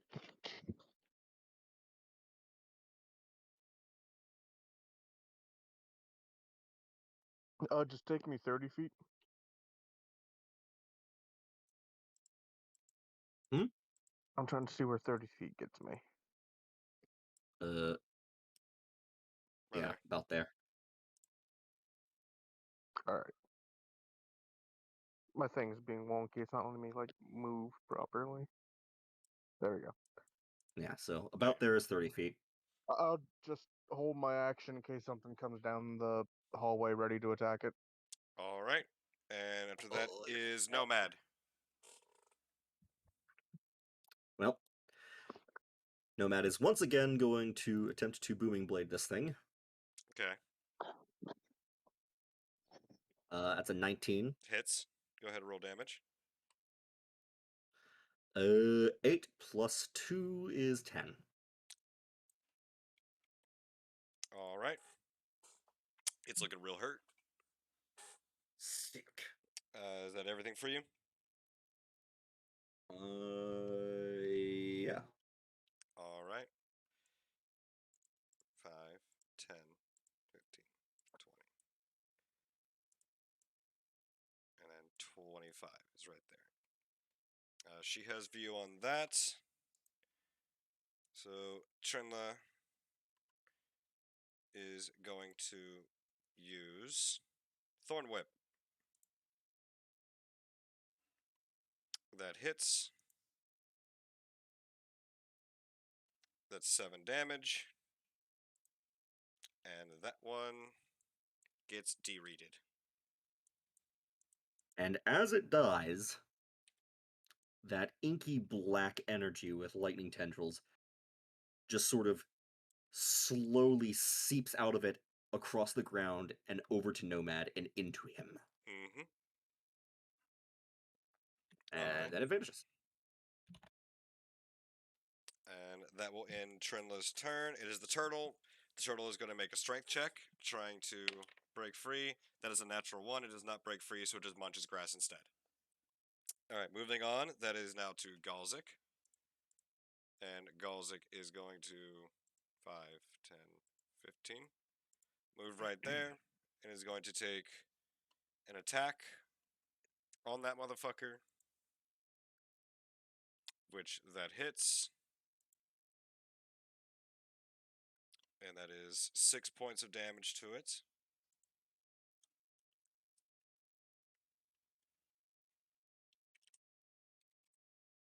And then is going to use his bonus action The turtle may never leave. to punch it again. That does not hit. Okay. And is going to use the rest of his movement to get around behind it. And that will end his turn.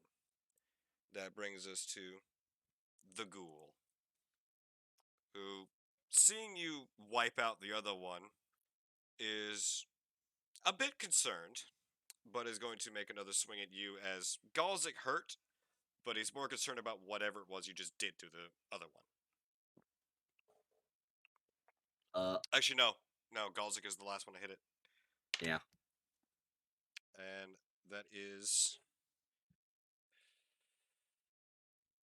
16 to hit. That hits. So 2d4. Although 4 monk and he doesn't have at least 17. Well, no, I He has guess 14. Wow. 8 slashing damage.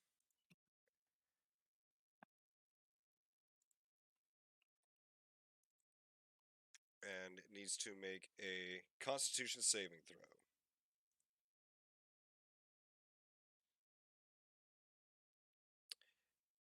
Uh-oh. Okay.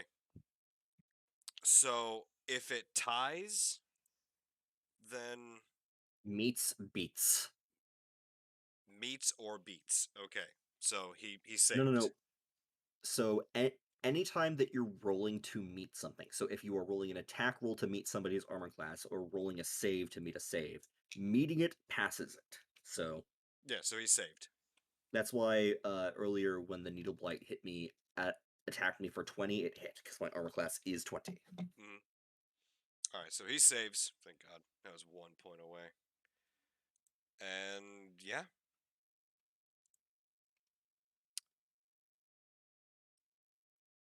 It is going to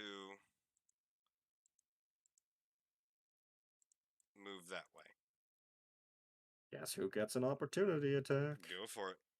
With advantage, because while it's trying to move out of there, I'm flanking it. Alright. So 19, Yeah, you let's see hit. if I get a crit. Okay. 8. All right.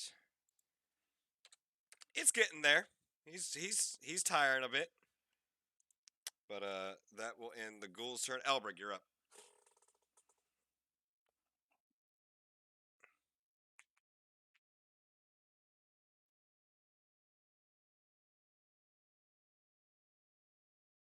Uh, 40.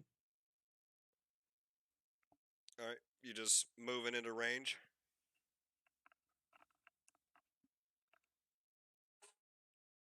I believe you're on push to talk. There's the full dash against rain. All right. So that's going Pretty much to. something. I don't believe you can see it from where you are. But we stopped there. We stopped there. Don't want to block the hole. Yeah, there is a wall blocking your view and Pine Grove's view and Trinla's view. Yeah, we're just getting in range for now. We're All right. just gonna be there and be done. All right, and Misted, that is now your turn.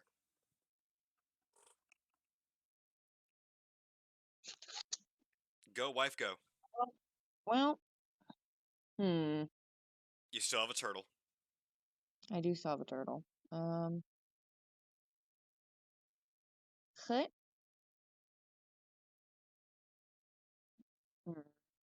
That should do it. Yeah, that'll do it. Okay. Right about there. Okay. And then Misted's going to attempt to crossbow. How? You You are would need holding a 2 turtle. hands. I'm gonna drop the turtle as though he were a weapon. And then immediately wham from the hip. It's the only way. You're going to drop the turtle from like 5 feet? He'll be fine. He's a turtle. Don't worry, there's a perfectly good stove right next to you. You can cook him when you're done. No, he's gonna be There you fine. I'm go. not gonna let him out of my sight, but I am gonna hip fire the crossbow and pray to God it hits. Are you ready? If you feel like it. It does not hit because I dropped the turtle on my foot. You dropped the turtle and Roll it. you All dropped right. the turtle, and in order to save himself, he opened his mouth wider and bit your leg. And is now hanging onto your leg. You take 1 point of piercing damage. Hang on, let me mark it on my sheet. All right. So does that I'm end your doing it, turn? by the You way. can still, since you used a physical weapon, you can still cast a spell with your bonus action, Um, as long as it has a bonus action time for casting. Or you could just hang on. end your turn and call it there and pick up your turtle. Oh god, hold on, I need to find. Yeah, we're just gonna. Would it be a bonus action to re-pick up the turtle? Yes.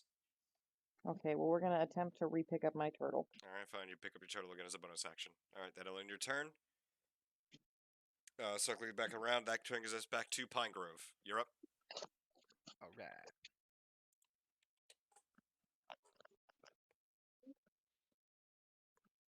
Everyone is kind of like crammed into this doorway, by the way. Yeah, and I'm just gonna quickly scoot my way past Hunter's Mark, line up a shot, and fire. All right, go ahead. Roll to hit. All right, that hits. Go ahead and roll damage. Ooh. I have a D6 to go with All right, that. nope, you don't even need it. I don't? Okay. Nope. He didn't have much left, I take it? He had 10 health left. Oh, okay, yeah. that And clears with it. that, you see him quickly pull back, fire, and this thing gets pinned into the wall behind it. And it is dead. Nice. I'm gonna post my favorite bonus action spell.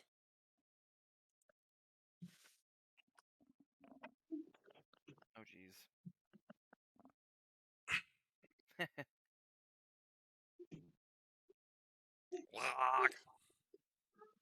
I just All love. right.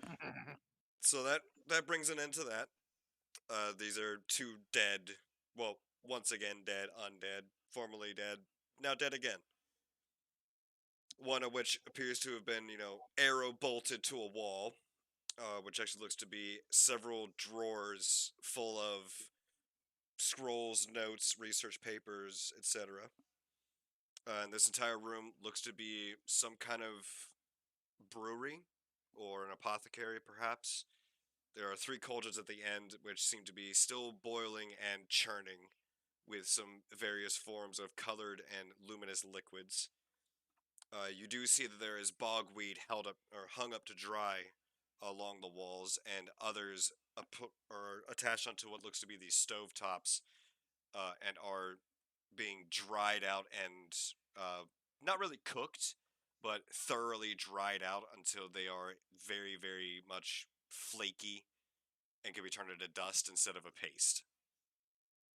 And there's other things about there looks to be some other herbs and plants along the walls, vials of some kind of strange liquid on some of the tables, and this looks to be some kind of alchemical room or I potioneering room. look at Trendline. Says anything seem recognizable? And she looks around and all of it. Uh, This is can all you for medicine, potions, antidotes. Whoever's been doing any this has been doing this for a very long time and is very good at it. any chance of a little bit of timing? I'll be able to tell what's cooking, so to speak. Um, I would say for the sake of brevity, uh, going up and like kind of examining everything, these look to be some kind of filters or some kind of like oils, which she doesn't really know the use for. The one that is the smaller one that's actually closest to the wall between the other 2 cauldrons looks to be brewing up what looks to be possibly maybe some kind of concoction towards a healing tonic of some kind or a medicinal herb or medicinal brew, but nothing that can really be fully defined until you can see the recipe yourself. Nomad is gonna kind of start to walk towards some of the drawers with notes in them. Okay, Does anybody stop him? Trend Nope. that doesn't. Well, I'm not. Okay. Sorted. Nomad's going to investigate the notes. All right, They all look to be alchemical notes and potioneering notes. Various recipes, things of potion crafts, various different notes and research papers, experiments, notes and ticks and whatnot. It looks to legitimately be some kind of alchemist or potioneering kind of setup here, and this is where all of the research has been done, and it looks to be several decades worth of research is in here. Huh. Well, doesn't seem like there's any notes that would signify who has been doing this or what relation they have to the orb, so Nomad has no interest. No, not really. I was gonna start heading back. Yep.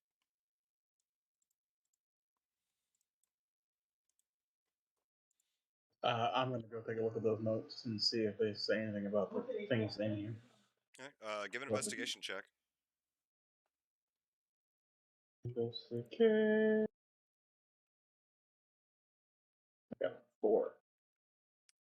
The handwriting, though it does have like all the numerical scales that you need for proper distillation, ingredient addition, and preparation, it's really illegible to you. Like you find a bunch of stuff, but it at the end of the day, it looks just like chicken scratch and scribblings of someone way farther gone in their mind than should possibly be. I look a little miffed and put the notes back. Nothing really of too much importance here. All right, Pine Grove. Think I'm good. Yeah. Yeah, my bad. You're all heading out then? Onwards! Into the unknown!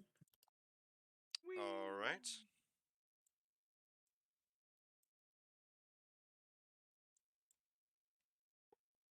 And as you all leave, we are going to switch over to this one. And I'm going to assume it is Nomad followed by Misted. Yep. And still Galzik and Elbrig. Trinla, Tyrol, Pinegrove. Is that correct? Good to me. All right. This is what you guys are now met with. There looks to be 2 metal doors in front of you, and they seem to be shut. Are they locked? I don't know, are they? That will try the door. Okay. It seems to I open try fairly to- easily. I sigh. Open the door.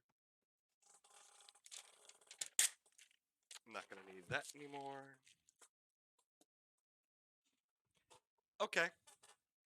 Who else is joining him? I mean, he opened the door. Can you see inside as he opened the door? From where he's standing, that's about all he sees. Do we hear anything as he's opened the door? Make a perception check at all? Make a perception check.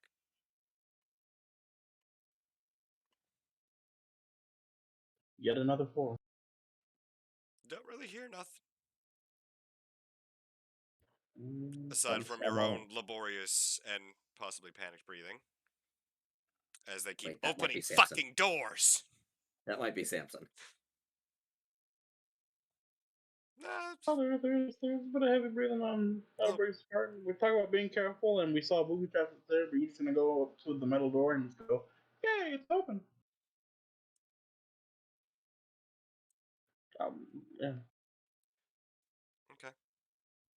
I'm guessing you step inside then, Nomad. Mm-hmm. Alright, what's everybody else doing? Waiting to see what happens. Galzik steps up. Trenla steps up.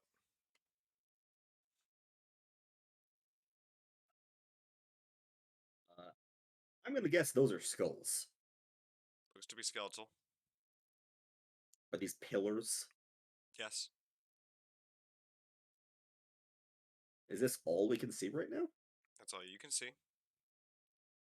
Wow. A rather strange, lingering dust seems to be settled in this room. Ah, it's dusty. Although now that you've entered in, you hear this really odd crunching sound.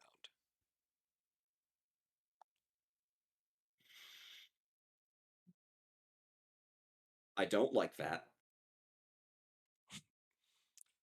So, All in agree. All of those here who agree with me are free to make it known. so Nomad, are you looking about the room? Yep. Okay. I need a Constitution saving throw from you.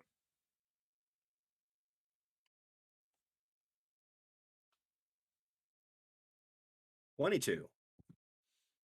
Okay. As you are glancing your eyes about, you notice that from the corner of the room over here seems a very Where? odd flash of light. I can't see your ping because it's black. Somewhere over here. Ah. You see a very odd flash of light. And then it seems to Nomad. be moving. Does it seem to be moving towards us? It seems to be moving up and a little bit more to the side, but it seems to be stalking. Nomad pulls out his sword. But you both are still in the doorway. Nomad's going to step forward and pull out his sword. Alright. What is everyone else doing? You see Nomad step up, getting ready to fight again. Misted has got the mace and is also going to be following right in step with Nomad. Alright. Henning is readying his bow and moving towards the door. Alright. Oh, You each yeah. have your Right. own. You each have your full movement speed this round. Yeah, I'm good where I am. I think Nomad would be slowly approaching the thing. Alright, hold off on that real quick. Okay. Alright, so the rest of you in the corridor, what are you doing? I'll move as far as I want to. I think I'm gonna walk ahead just to get on the other side of the door. You coming, dude? Other fellow ranger? Yeet. He's Is it blue. Dabba dee dabba die. Why you just alright? So who is following this object, by the way? Like, who's watching it? Radar ears I'm is watching definitely Nomad go towards this thing. Alright, Misted, you are safe.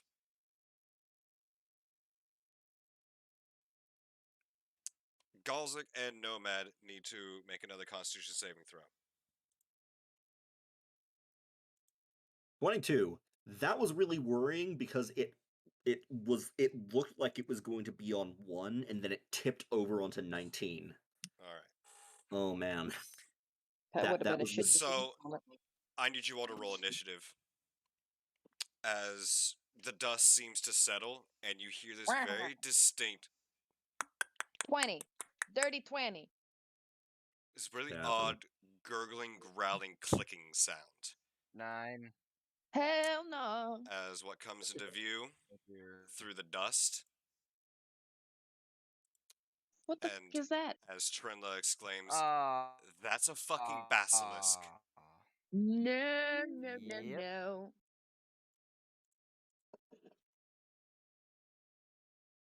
All right. So we have Nomad with a Misted. 7. Yeah. Misted is going first with a 20. Pine Grove with a 9. Tyrrell with a 5. Elbrig with a 16. And I need to roll that and that. 11, and a dirty 20. Misty, what's your dex? My modifier or my actual dex stat? Your actual dex. 15. All right. So Galzik will be going first. Okay.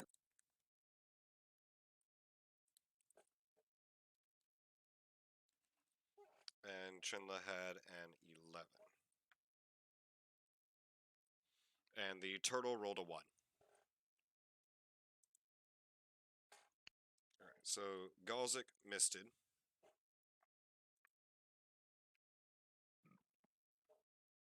And then Elbrig,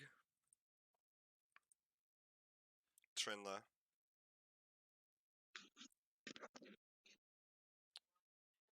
Pine Grove, Nomad,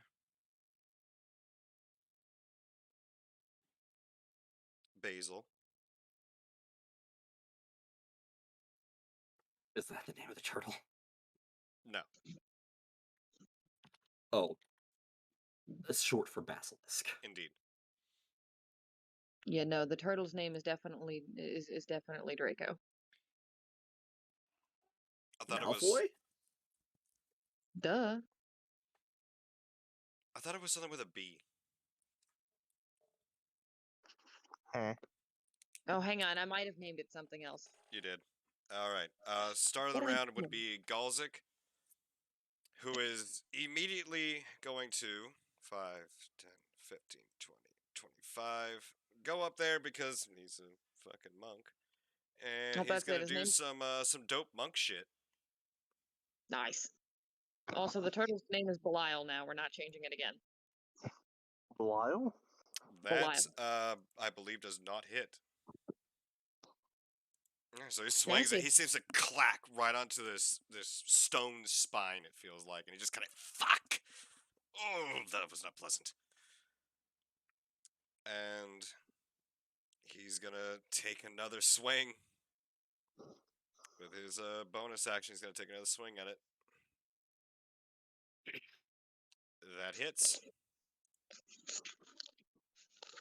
and that is unfortunate. Was it a 1? It was a 1. So it's Learn. down to 336. I'm just kidding. All right, that's set and resolved. He's gonna tank it. He's got his eyes kind of locked on this thing. He's ready to go. Misted, you're up. Well, Misted looks down at Belial, because that's the name of the turtle now. We're not changing it again. Like And then the looks at devil? maybe. The Um, devil Belial? Maybe. We're Let's not go. changing it again. Anyway, so she looks at the turtle in one hand, right, in her left hand, because, lefty, and then she looks at her right hand and decides that she definitely cannot drop the turtle again to pull out the crossbow, because it worked so wonderfully last time. And she's just going to yeet a good old guiding bolt and hope that it actually hits this time. All right. It's a 10. It is not hit. Put the fucking Misted turtle is down. Misted's gonna cry Put the fucking and use turtle her down. use her bonus action to set the turtle on the ground. Okay. You Please, still have your Belial, don't movement. pretend to touch you. You still have your Um, movement. Hang on. Yeah, I'm about that. Okay. That's it. All right. Next up is Elbrig.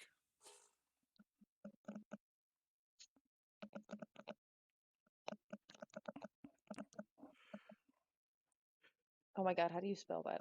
You're gonna move right here. All right. Bitch. That was Yes.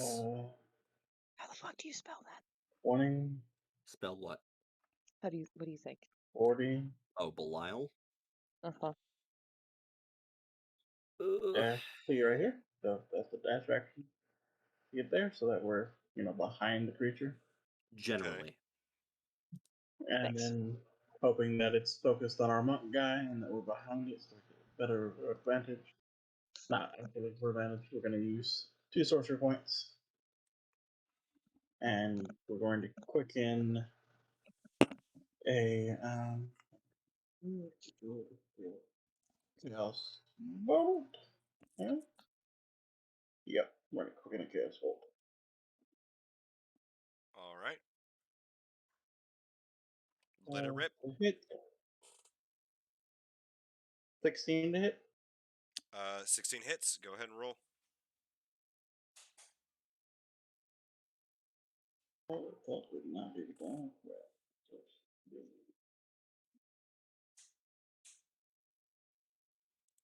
So 7 damage. Missing. Yeah, the damage is not fucking correct. There's one more d6 on your roll. All right.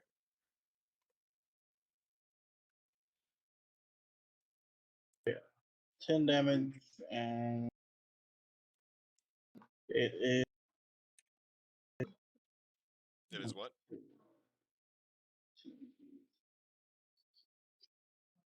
It is 10, I believe, cold damage. 10 cold damage. All right. Yeah. All right. Is that all for you? Yep, that's my turn. All right. Next up is going to be Trinla, who is. Hmm.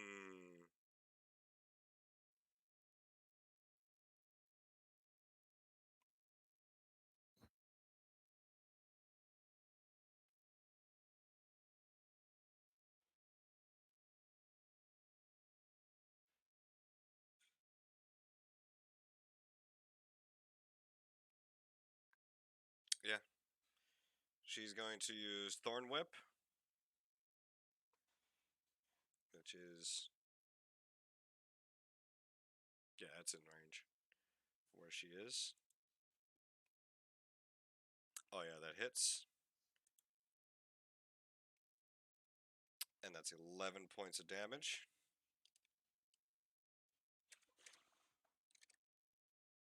And she will also pull it 5, 10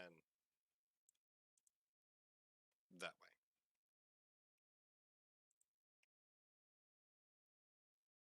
Actually, no, I'm sorry. Need to make sure I'm reading this correctly. Yeah, it would be that way.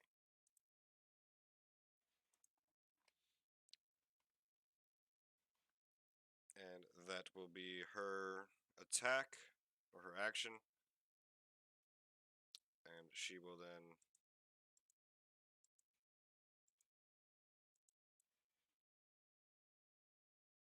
go into that corner there and try and break eye contact with it. All right, and that will be her turn, bringing us to Pine Grove. All right. There's a pillar directly in my way of it. Is it there? For direct line of sight, yes. So it is behind half cover currently. All right, so I just have to move right quick. Mhm.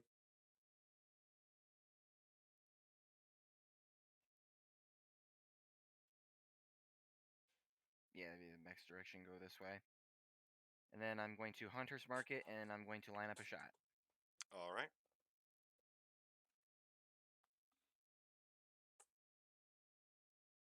That'll Dirty hit. 20. Go ahead and roll damage. 8. Then I have another 6 to go with that. 13. Nice. 13 damage. You see this thing just kind of very suddenly just take all this damage and just sort of just drops to like one of its 6 legs and then staggers back up to its feet. It's still alive, but barely.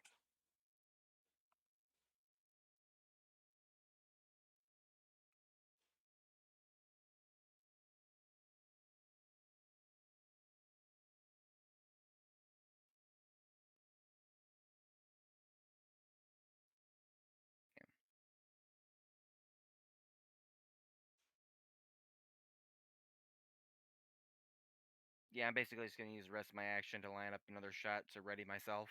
That's all I got for my turn. All right, and after that, next up is Nomad. And we are going to put the hunter's mark here.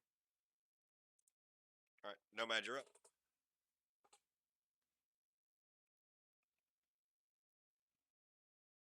We're gonna boo and blade it. All right, go ahead. 17. Did you D&D Beyond? Yes. Oh fuck, is it still lagging out for me? No? Trinla's Thorn Whip has not loaded for me yet. Hold on, I'll refresh. Maybe it's on my end.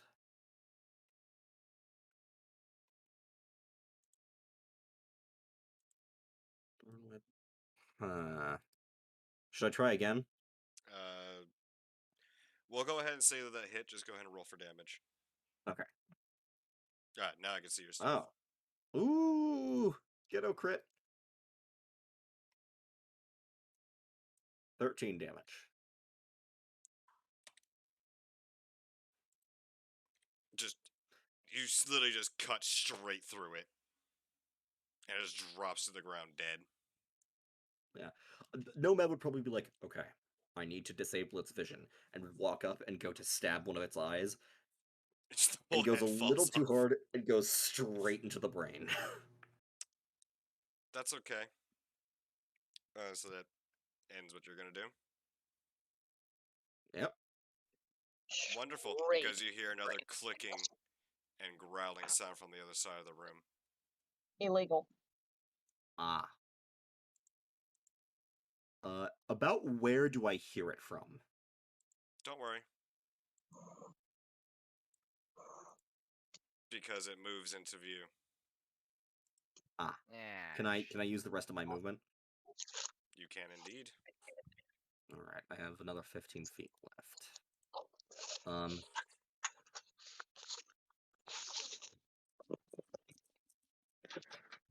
I think This one after still has a bit of like really large bone still in its mouth, and it crunches down and snaps it in half. Nomad's going to, while looking at is going to move up as far as he can, then let's see. Yeah. That'll be it. All right. I'm gonna need Nomad, Pinegrove, and Tyrrell to all make Constitution saving throws. I'm gonna use my reaction to avert my eyes. I thought that would be an action to do so. Oh snap! Isn't I it a got a reaction? 22. No, it is an action to actively avoid its gaze, but you cannot see it until your next round. I rolled a That's natural 20. All right, you saved. Oh no. A creature that isn't surprised can avert its eyes to avoid the saving throw at the start of its turn. I see. Tyrrell, you are restrained, and part of your legs begin turning to stone. Mm-hmm. What's your strain do for me? You are restrained. You have your speed is 0. Yep. Attacks against you have advantage. Your attacks have disadvantage. Okay. And you automatically either, I believe, fail or have disadvantage on your dexterity checks. 14? Or dex saving throws. 14, you pass. You save. Whew. I was like, I think it's 15. So, Tyrrell, you are restrained and beginning to turn to stone. And with that, it will actively...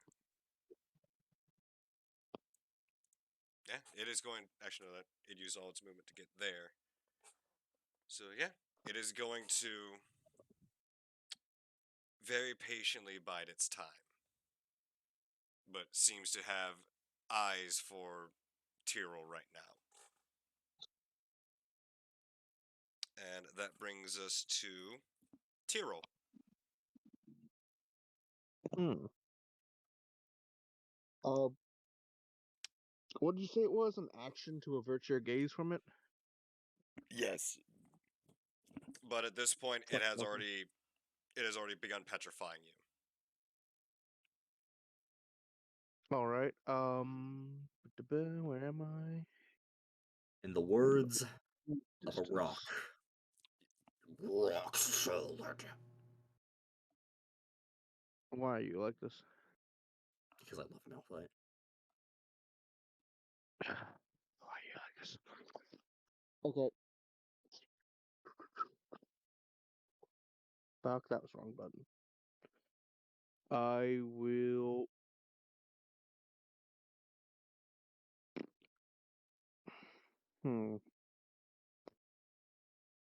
I will hunter's mark it and attack it. All right.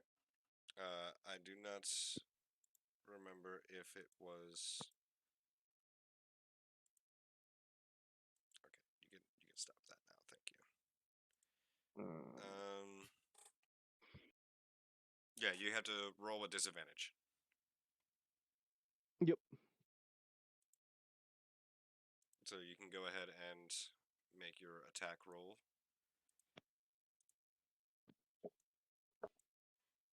That is Green Hunter mark. 14 does not 9. hit. Yeah, that does not hit. All right, it is hunter's marked, and that's all I can do. You are currently struggling with the idea that this thing has gotten you. Does that end your turn? Yep. All right, end of your turn. I need you to roll another Constitution saving throw. All right.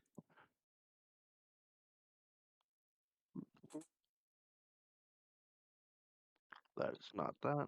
There we are.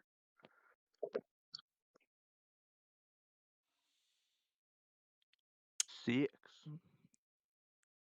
You all watch as Tyrrell completely and fully turns to stone. Oh, balls. Oh shit. Tyrrell, you are now petrified.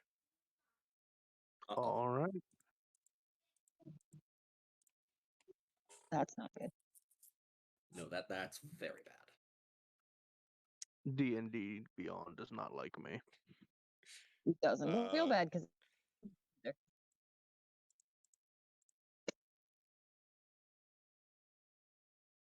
who's up next on turn order? Galzik.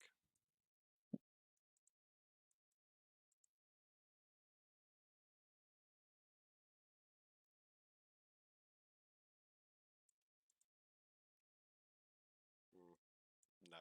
He's gonna remain back there.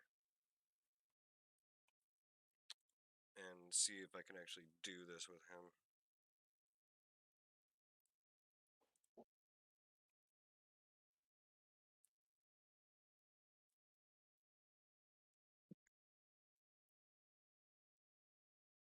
I went to look to my spells list, and I saw Shatter, and I thought, oh yeah, Tyrell's petrified now, so he's technically made of stone.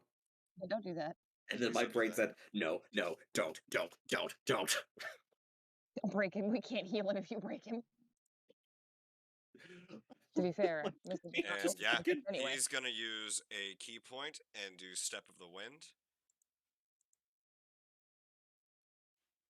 And is immediately gonna get directly behind it and is going to punch it in the ass.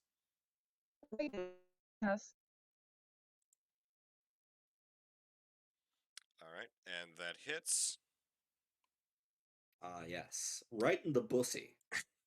Yes. That is The 6 basilisk points of pussy. damage.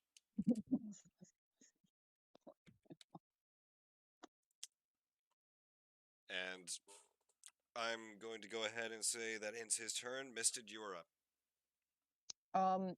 So Mr. DM, man, go with me on this journey, right? No, you cannot pick up the turtle again and throw it. No, go with me on a different journey. We weren't gonna go that route. I can't throw the turtle, not in good conscience. Alright, we got time crunch. What's up? Okay, so on this journey, go with me. So we know that these critters were raised from younglings theoretically, if they are in fact associated with the group we think they are, right? Okay. Like the party logic follows, right? Like Okay. that's something we could assume. You could. Now, and if we could assume that, we could also assume that they are trained to respond to commands, not from us, but in general, they are trained to respond to commands, right? Possibly. Like the logic follows. So using that same logic, if those things were true, not that they are for sure true, but if those things were true, that theoretically means that a command spell could affect it because it would be able to understand a language, assumedly. Theoretically, if you give it a one-word command, they would actually know to follow. In a language they know. It's Yeah. not that they have to speak a language; they have to know the language you shout the command in. Well, I know. Go It's ahead and not try and do guaranteed what that you're going to try and do. No, I was debating doing it, but I think to be on the safer side, and because it already turned one party member to stone, Misty's gonna look down at good old Lefty, pray to the crowns, and use Lefty to eat a guiding bolt. Are we ready, kids? Good old Lefty! All right, that hits. Go ahead and roll for damage. Mommy. 21 points of damage. Wow. Let's go, Lefty!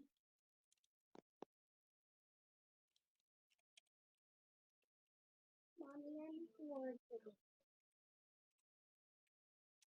All right. Does he look offended between the hole in his ass now and the zap She zap? is greatly offended. Neat. And just for glittery effect, there is now a guiding bolt essence on her. And as a bonus action, I'm going to draw the crossbow. And yeah, that's it. All right. That brings us to Elbrig. You're up. With Trinla after him.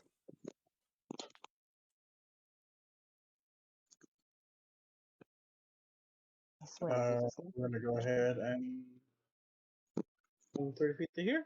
So we'll directly across. All right. And she's looking pretty hurt, right? Yes. She is rather upset and rather hurt, and she has Guiding Bolt Essence on her, so your next attack should have advantage. We'll try to finish off with a second level chaos. All right. Go ahead and roll.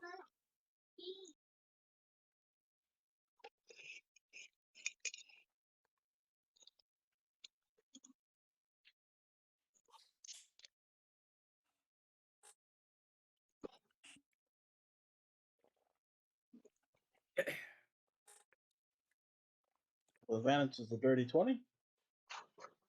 All right. That hits. Go ahead and roll damage.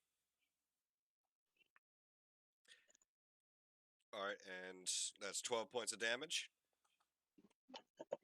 A bit more. We're going to use a sorcery point to empower. I'm going to reroll the 1, the 2, and the 4. So 1d8 and 2. We're going to reroll to 4 Right. dice. So besides all that, Albrecht, how do you want to do this?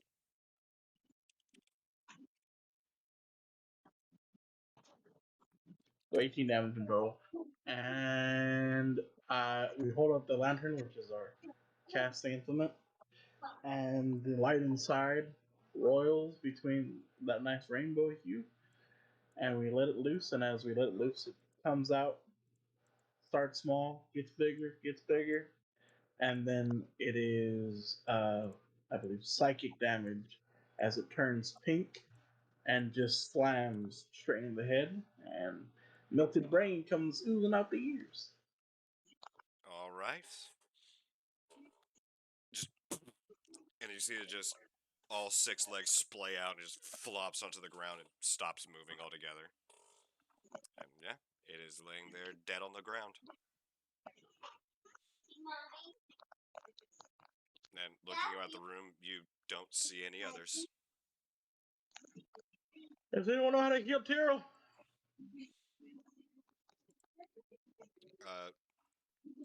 Trenla at this time closes up her bestiary real quick and tucks it back into back into her bag, and runs up to the body of the first one that was cut open. And you see her just kind of begin to reach into it, like down its throat, and begins to kind of like churn up something inside there, and then comes back with what looks to be a bit of like skull in her hand that is full of this like viscous liquid. And you see her begin to then move it over towards Tyrrell and pours it over his head, and then like begins working the oil and this strange fluid over his body. And you see her turn. We're gonna need some more. Just reach in with this and just dig into its gullet, and you'll find it. And she holds out the skull to whoever is gonna take it. Nomad I walks over look and at grabs it. our Tangrove. Tangrove, just hold the damn thing over and open the stomach and let it pour all out on Cyril instead of wasting time by digging in. And she just kind of shakes her head. No, it oxidizes very quickly. Can't just, okay, now all at once. Nomad All is right. already over there holding the skull and grabbing more globules out and smearing it on Statue Tyrrell. Yeah, about Sorry, 2 Captain. minutes or so of rubbing this strange fluid from inside of the basilisk onto Tyrrell. Slowly but surely, the blue coloration begins to peek through, and Tyrrell returns, now unpetrified.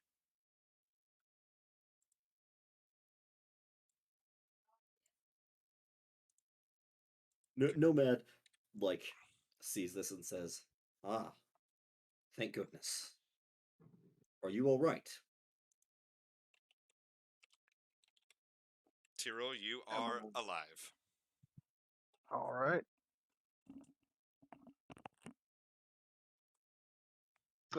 Hero would look at Nomad and say, well, besides being a little stiff, I'd say,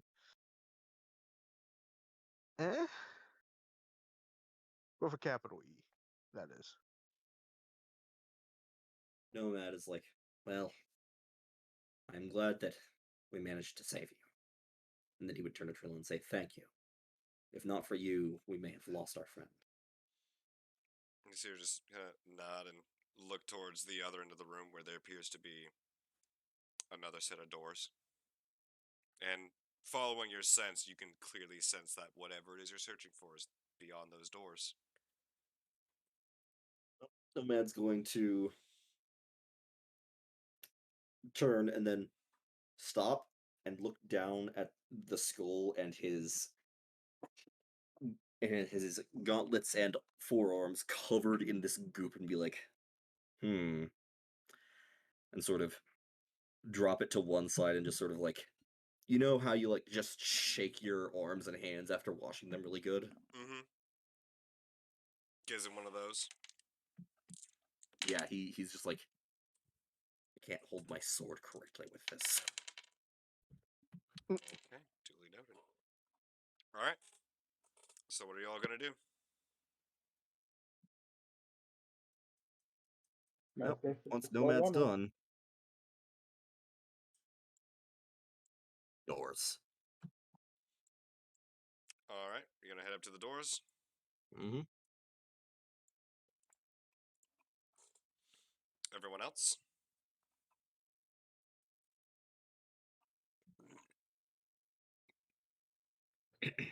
Fine. I don't exactly. Cleaning off a little bit and thinking Trinla, Tira would follow. Alright. As you go up to the doors, they don't seem to be locked. That begins to open them. Alright. You just slowly open them.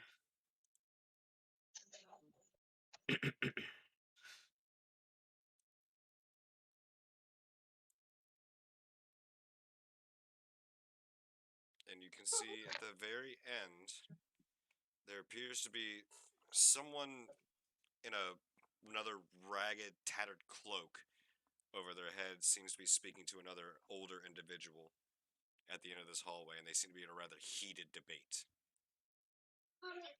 Do they notice the door open? Doesn't seem to be.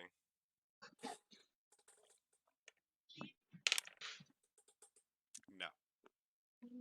They don't seem to notice at all.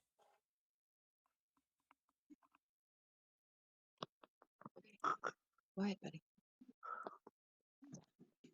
Alright. What are your guys' call? Do we want to take a chance at getting closer, or do we want to engage here, Nomad? Nomad is just walking straight forward. All right, Mr. Id's gonna have your back.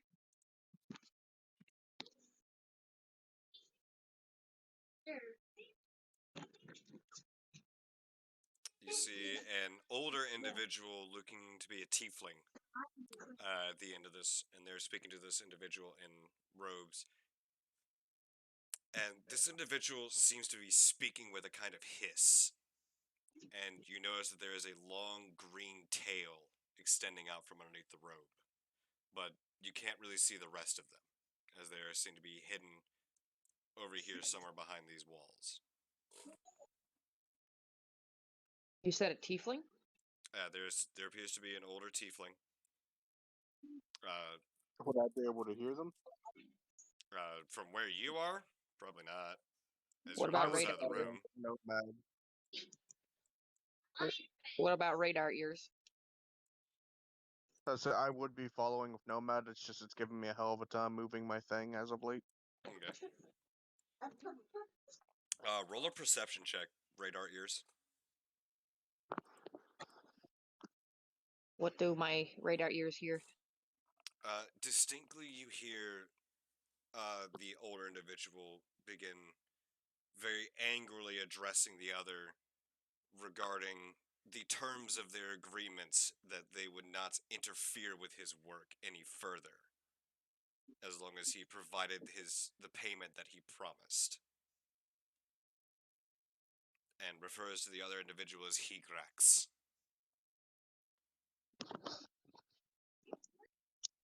And try as you might, the other one seems to be very whispered and hushed in their response. But the tiefling is very, very upset by what this individual is saying.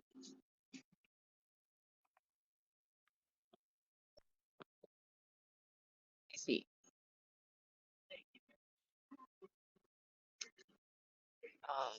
Nomad is I assumedly still right up in front, right? Yep. He's still advancing? Yep. He's just walking. This boy is just walking up. He is just like swag walking. He has no fear. You know the fucking Jojo and Dio walking at each other meme? Mhm. That's how he's walking up. Just like Nice. no shit's given, steady pace, he's going.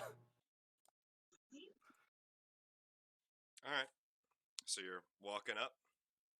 Yep, Mr. hot on his heels. Alright, as you walk up, Trinla is actually going to cast Fog Cloud at first level.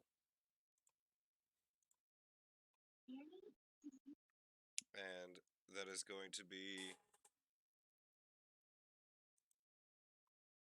20 foot. That's unfortunate.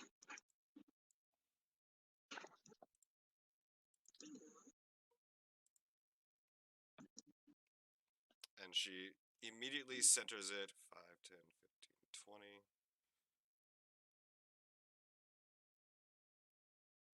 Kind of off to the side a little bit.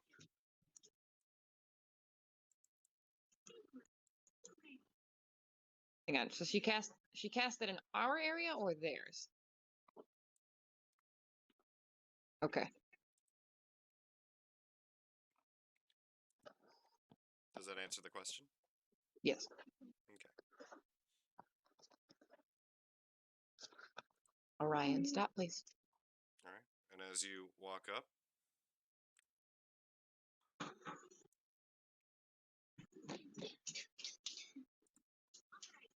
This thick fog seems to just emanate out of Trinla's mouth and just pours onto the floor and seems to just obscures vision a bit.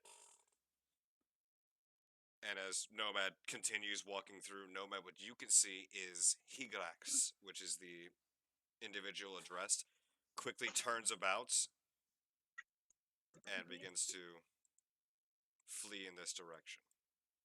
We can no longer see person. because of the fog, though, right? What was that? Hold goddamn person. All right. You can't. Wisdom 15. Again, you can't block We He can't line can. of sight. Actually, Nomad can. I believe that's you have true sight, right? Or true seeing? I can see in magical darkness perfectly. If Oh no, it's obscured, not darkness. Yeah. Then Nomad would. It depends. Would Nomad have seen the guy before Trinla cast the spell? Yes. And as the spell is forming, around him, does he see him start to run? Yeah, he starts to walk away. Then Nomad would cast Hold Person before he loses vision. All right. And what did you say the DC was? 15 Wisdom. That is a 17. Damn it. Unfortunate. Well, Misted can't see, but Misted can do her best to be oh so scary. We're gonna use a cantrip to make my voice hella loud, and I'm gonna yell halt. Would you like an intimidation check, Mr. DM? Or do you think it would even be worth it? Sure, go ahead, make an intimidation check. An intimidation? It's a 12. I'm Intimidation not very check. scary. What? Even with my booming voice, it's only a 12. You say, halt! Meow. Meow. Halt right meow. That's okay. On a 4, you scared him, so he runs. Well, lovely. Yeah, he seems to just walk up to that door or to that wall and disappears. Cute. I assume we're going to You've continue all advancing. come through the doorway. What are you guys gonna do? Where Mr. do I Chapin detect the didn't- orb? Hang on. 5, 10, 15, 20. Actually, that should be... Mommy, it scared me. Very cool, dude. 5, 10, 15, 20. 5, 10,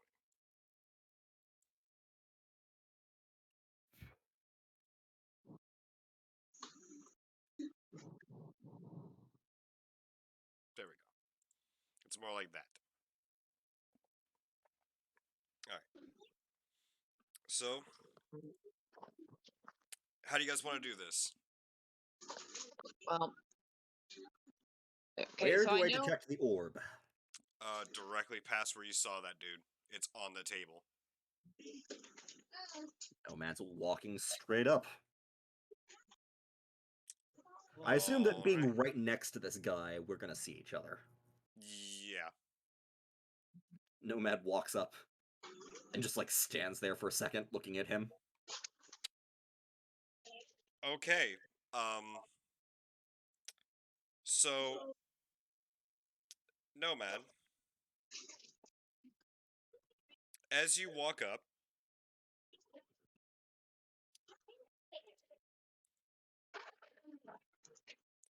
you take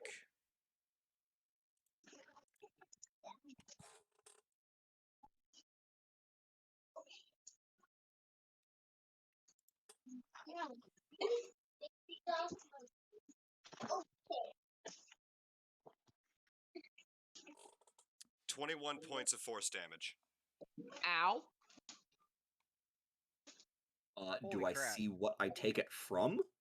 As you're walking towards this individual, all of a sudden you see them hold their hand out, and just a slight murmuring of words. As 7 bolts of magical energy fly out from his hand, pierce through the sky, through this cloud, and converge onto you. Shield. Shield does not help. Is this magic Shield missile? blocks This magic magic missile. missile. Shield does it? blocks magic missile. All right, never mind. You're good. But yeah, that was indeed a cast of magic missile. Yep. Shield renders you immune to magic missile. Alrighty. It's great. And he is immediately going to move as quickly as he can. Opportunity. Attack with disadvantage because it is obscured. Okay, well, that's not gonna hit. I was gonna. Well, it's too late now. He's already moved. All right. I had a thought, but I don't think it's gonna work. I mean, would you guys like to roll initiative, or are you guys just wanting to get off one round of fuck this guy up if we can? No, Do it that way. I mean, Nomad's first instinct after this guy runs, did he take the orb with him, or is it still on the table? It seems to be with him. Mr. Nomad would Mark say immediately he has the orb and start running after him. Same with Mister. Mr. GM man, you cool if I cast a spell? Okay, so you, Tyrell, and Trinla each get one last spell. After that, we're rolling initiative. Okay. Well, still got thaumaturgy going, so voice still kind of booming because it lasts for a minute. It hasn't been a full minute. So we're gonna use the command spell for stop. All right. What is the Is it save? 13? It's a 13 wisdom. That is a 14. Son of a Wait, bitch. nope. Sorry. I read that wrong. That is an 8. So yeah, he just suddenly stops moving. Misted so proud of herself. She finally got someone to listen. Sorry, that shit was weird as fuck for me. I read that shit upside down. I was like, no, wait, that makes sense. No, it doesn't. Alright. So yeah, he's stopped in place. Tyrell, you have one action. I'll cast Hunter's Mark on him. Alright.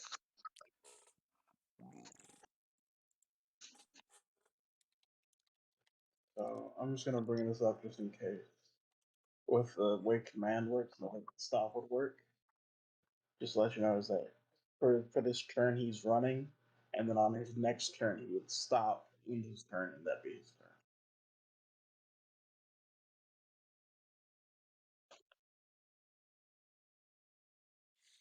Alright.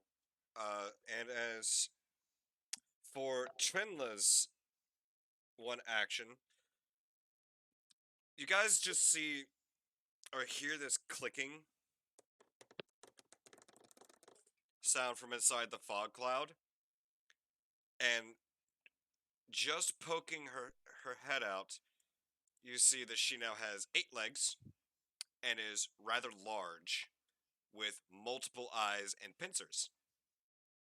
And she spits out this web towards this individual. And that is going to be a 19 plus 5 to hit, so yeah, 24 to hit. And he is now restrained.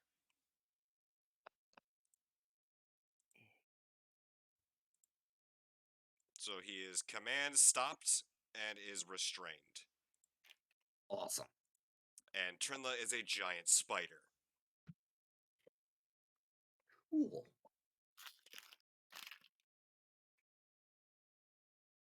All right. And with that, if you guys would like, we can all roll initiative. Hey, it's not 7. All right.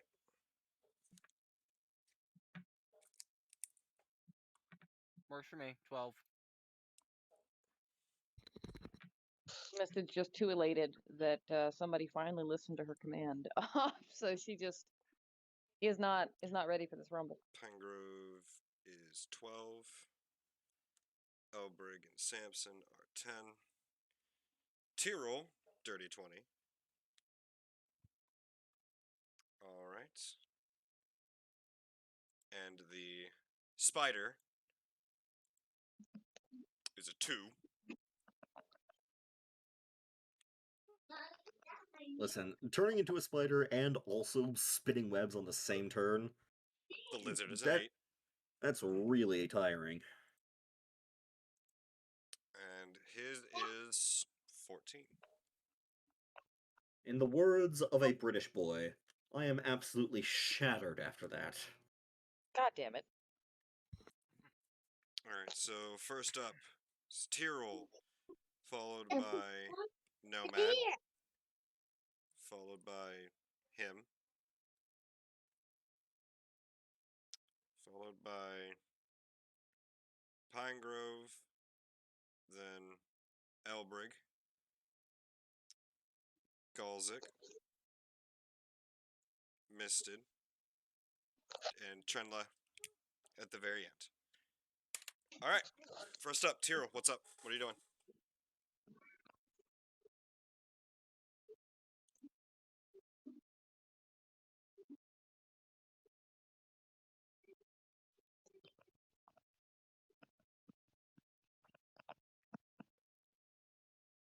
Sorry, I didn't realize I had hit mute. Is the orb visible on him? You'd have to do a perception or investigation on him. I'll roll a perception on him, I guess. Alright, that'll be your action.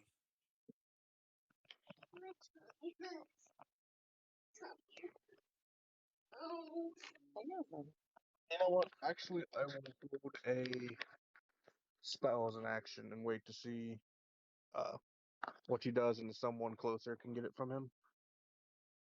Alright, so what are you gonna do? I'm gonna hold Ray of Frost if he tries to run again. Okay. And you're just gonna hold your action and wait for him? Yep, if he starts to move or cast something, I'm gonna hit him with it. He's currently restrained and has been commanded to stop. So he's. Which means he currently has stopped moving and cannot take any actions on his turn. Mm-hmm. For Yeah, but we one don't turn. know if he had up his sleep. So I'll play it cautious. Nomad? Alright. Yeah, that'll bring us to Nomad. Nomad is going to immediately search this guy for the orb. Investigation. 17.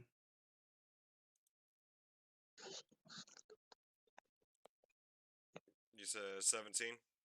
Mm-hmm. Is your thing lagged out again, or is mine? Oh, no, I rolled it with a real d20. Do you want me to do it in D&D Beyond?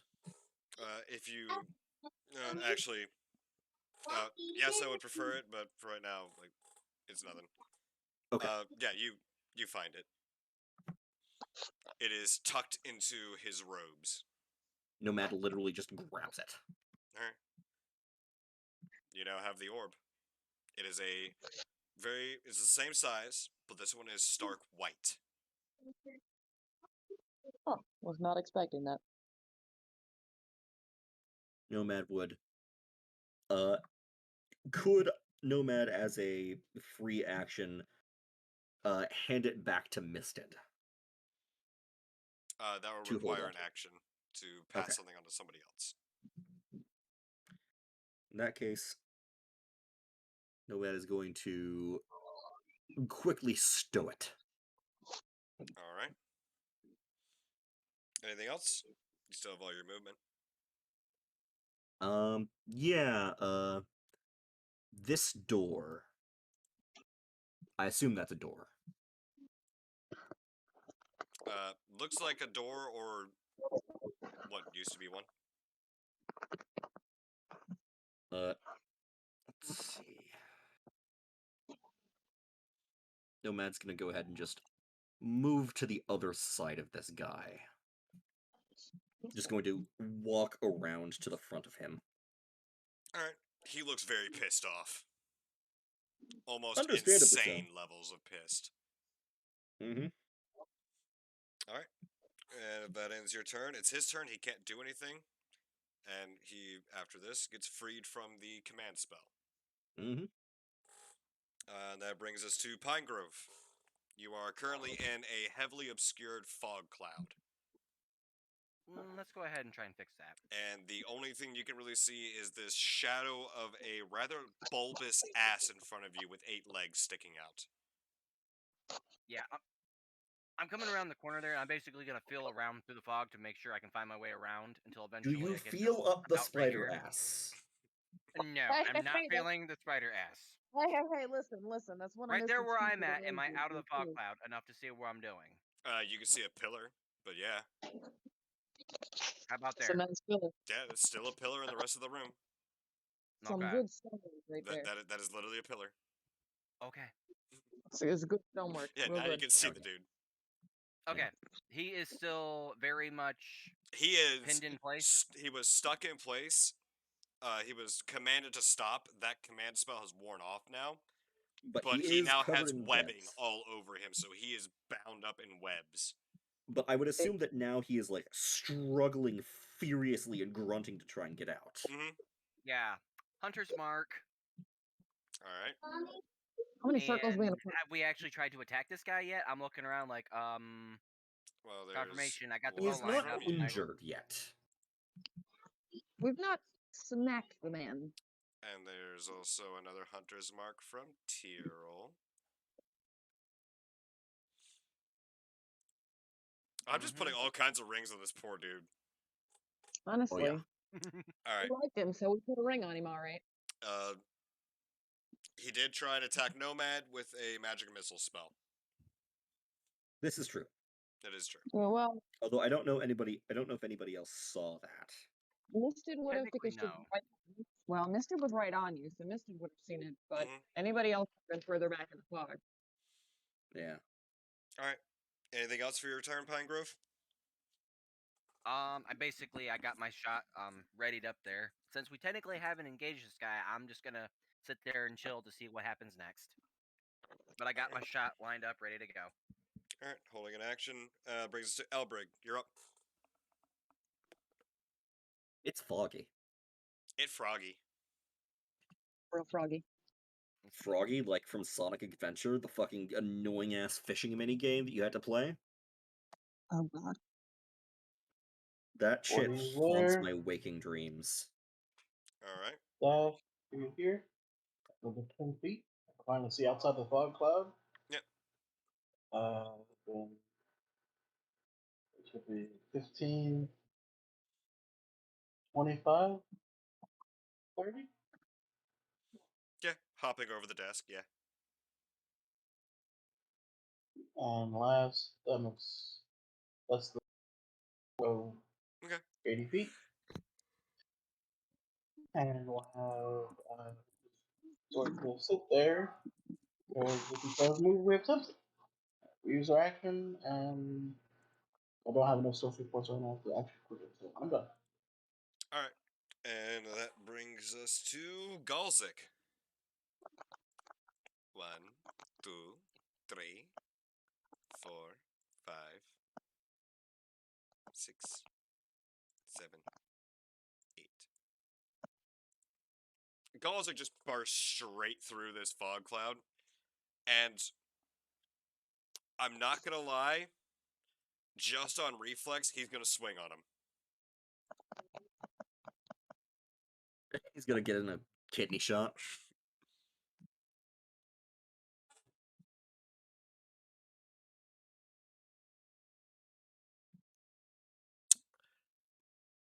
Oh. Well. So, yeah, That's how that went. that's a natural 20. Mm-hmm. So 1d4 plus 3 doubled.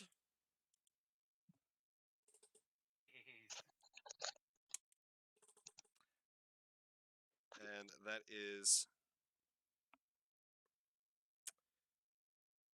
4 plus 3, 7, 14. 14 points of damage to this guy. And Galzik is going to then burn a key point to do flurry of blows. Oh no. He just burst out of the fog, and there was somebody he didn't recognize in front of him. It was like, oh shit! Yeah. Nope. Although the dude is restrained, so that's just the first one. Galzik really said fuck this man in particular. Like, it's an old man, sir. Are you okay? Nope. And the other two, just the webbing, just he got that one good crack off the dude's jaw, and after that was just Well, not his jaw, straight into his kidney. the man just took his spleen. I assume that that he made a very unmanly noise after getting punched there. He did. All right, Probably like. and that will end Galzik's turn. Now it's back to Misted. So he is definitely restrained at this moment in time, and he's not able to move away or do anything until his actual turn, right? Correct. So since he is unable to do anything, are his hands covered in webbing, or Probably his arms. His arms and legs are like he is like cocoon basically. he is cocooned, basically? Okay. Not to the full extent, but there's enough webbing there to impede his movement enough. Yes. Because, like, Misted knows what she wants to do, but tying him up while he's made of web is not great. That's not gonna work. Doesn't want the man dead. Misted needs answers, man. Answers to what? This man clearly knows something about this orb, and we don't know enough. Question is, will he let you live long enough to do it? Good question. One moment.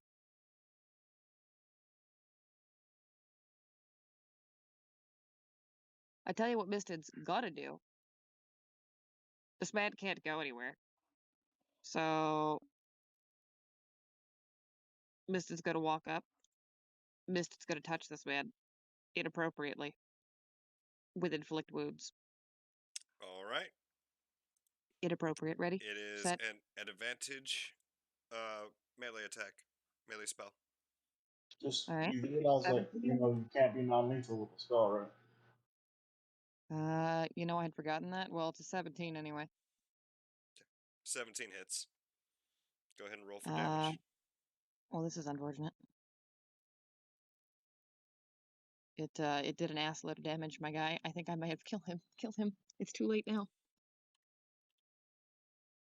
How much damage did you do? 18. 18?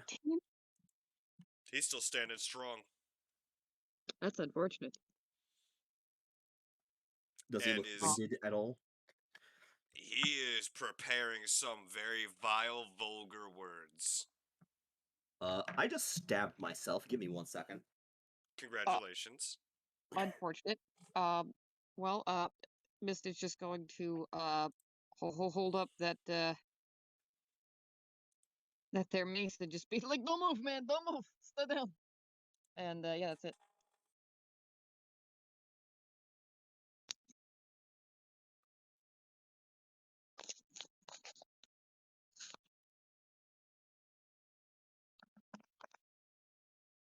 Alright.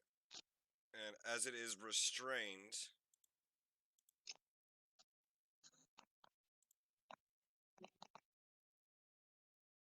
disadvantage. Okay. Alright. So is that going to end your turn, Misted? Yep. Alright, cool.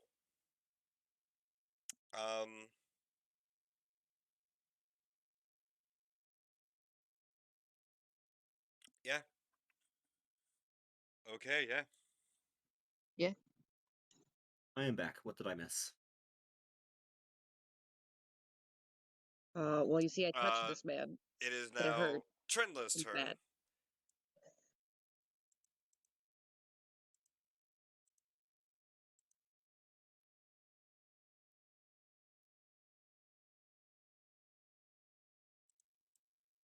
And she is going to shift out of that spider-like form and back to herself. And as she does so, with a quick snap of her fingers, drops the fog. And she is going to then...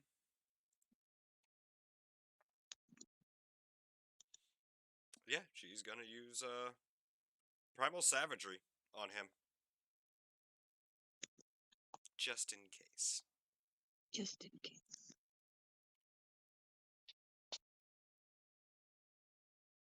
That is a 24, and I believe that hits. Yes, it does. Roll again. He's still restrained.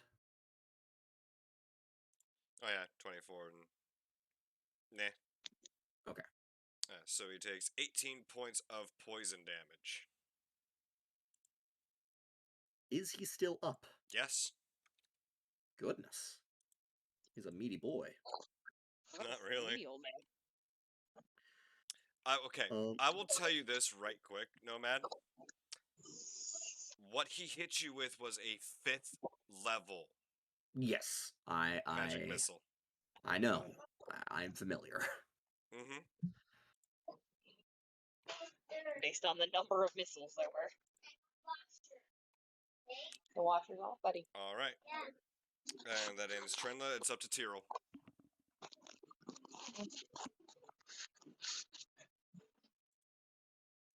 All right, Tyrell, your turn. What's going on?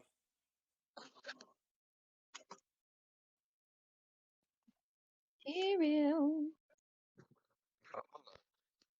So,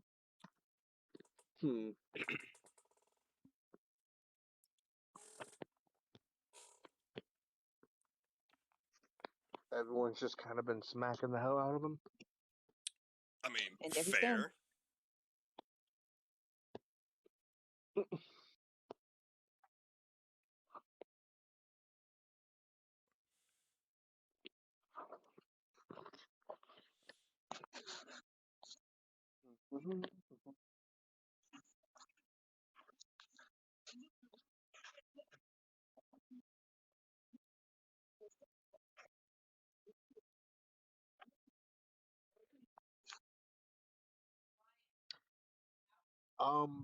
Talking is free action, right? Yeah. All right, I'm gonna try to talk to him in Unless you're Infernal. trying to persuade him. No, just talking to him. Okay. Just simply just stating a question of, what are you doing here? Unless you want to count that as that, in which case I'll go for it. But You hear him reply, "This is my home. You are invading my space, stealing my secrets." oh, Nomad, does Tyrell do anything else?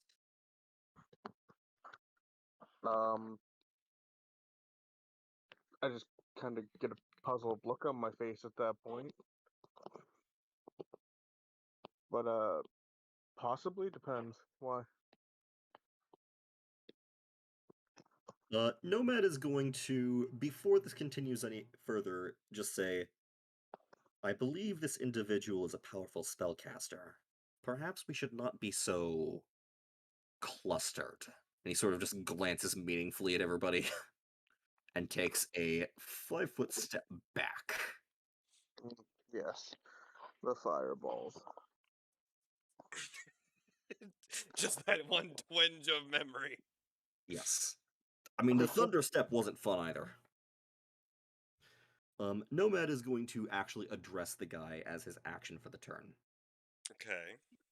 And is going to say, we did not come here to violate your home, as it were. We only fought because we were attacked. If you are willing, we will talk.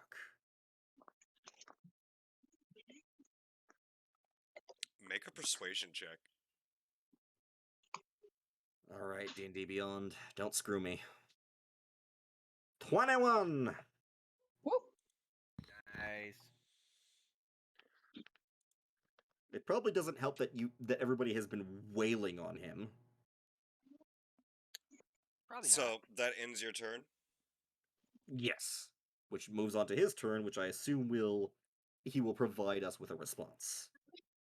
There's TV right here and one here too. Okay, we'll eat plus laundry. You kind of skipped over what I was gonna do. I mean, I was just gonna say I'm holding an action to attack him just in case anyway. So just keep that in mind. Yeah. Are you readying your bow? Yeah. All right. Go ahead and make your attack.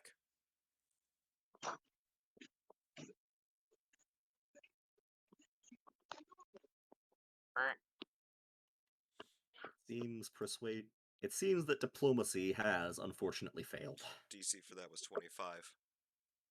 God damn. That hits. Also, Okay, it's the restrained, so 26 you can roll for the crit if you'd like. Well, what does he do to Oh, trigger the this? Is crit. what I'm. Are you Oh, fucking kidding me? Nice. so before You we can roll for resolve the crit if you'd like. There's no fucking way. Roll a 19. Nat 20. Oh my fucking can god. before we continue with what I'm sure is going to be this individual's demise, can we at least hear what happens to trigger this attack? You see him take a deep breath, and this noxious cloud, like massive, like fog, forms in his mouth, and he's about to exhale it out towards the entire group, including you,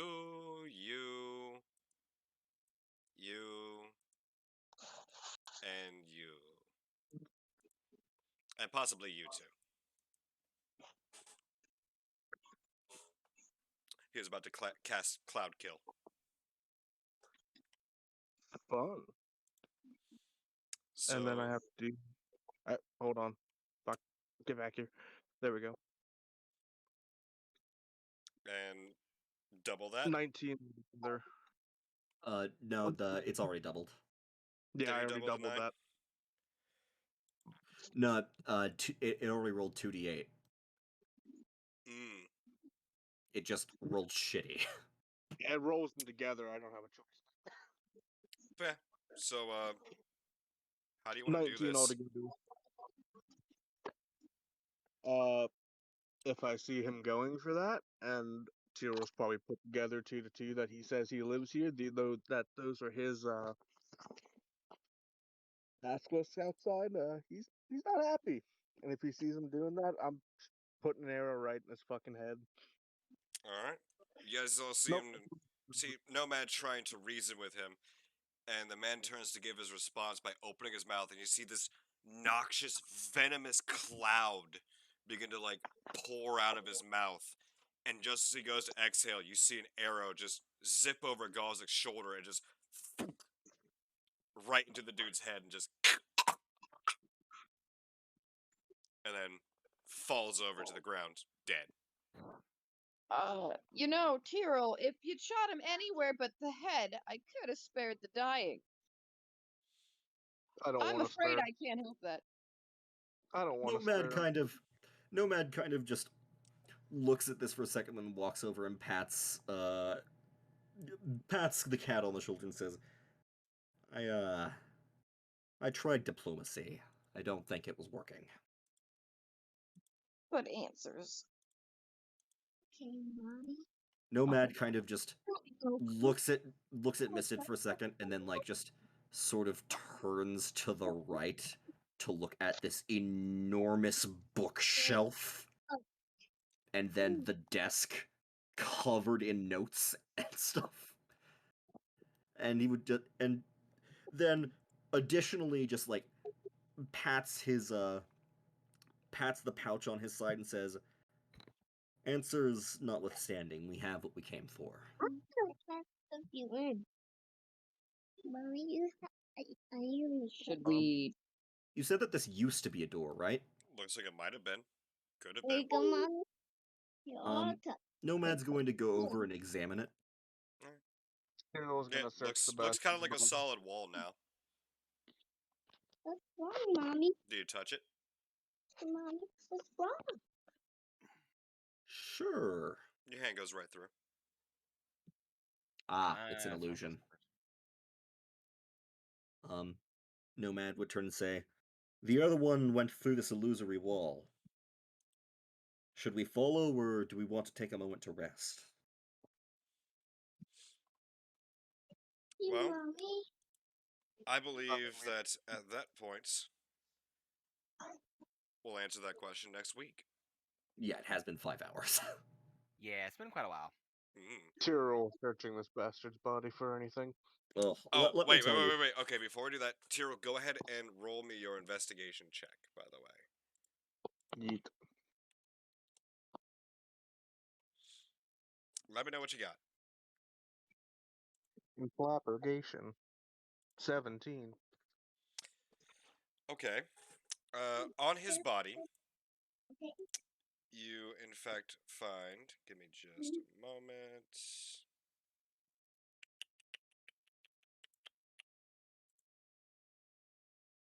You find a quill in his pocket, along with a letter addressing him, it seems, with the mark of that strange symbol. What looks to be a ram's head in the middle of a bunch of different adjacent symbols. You find 6 gold, 13 silver, and 27 copper. Thank Okay.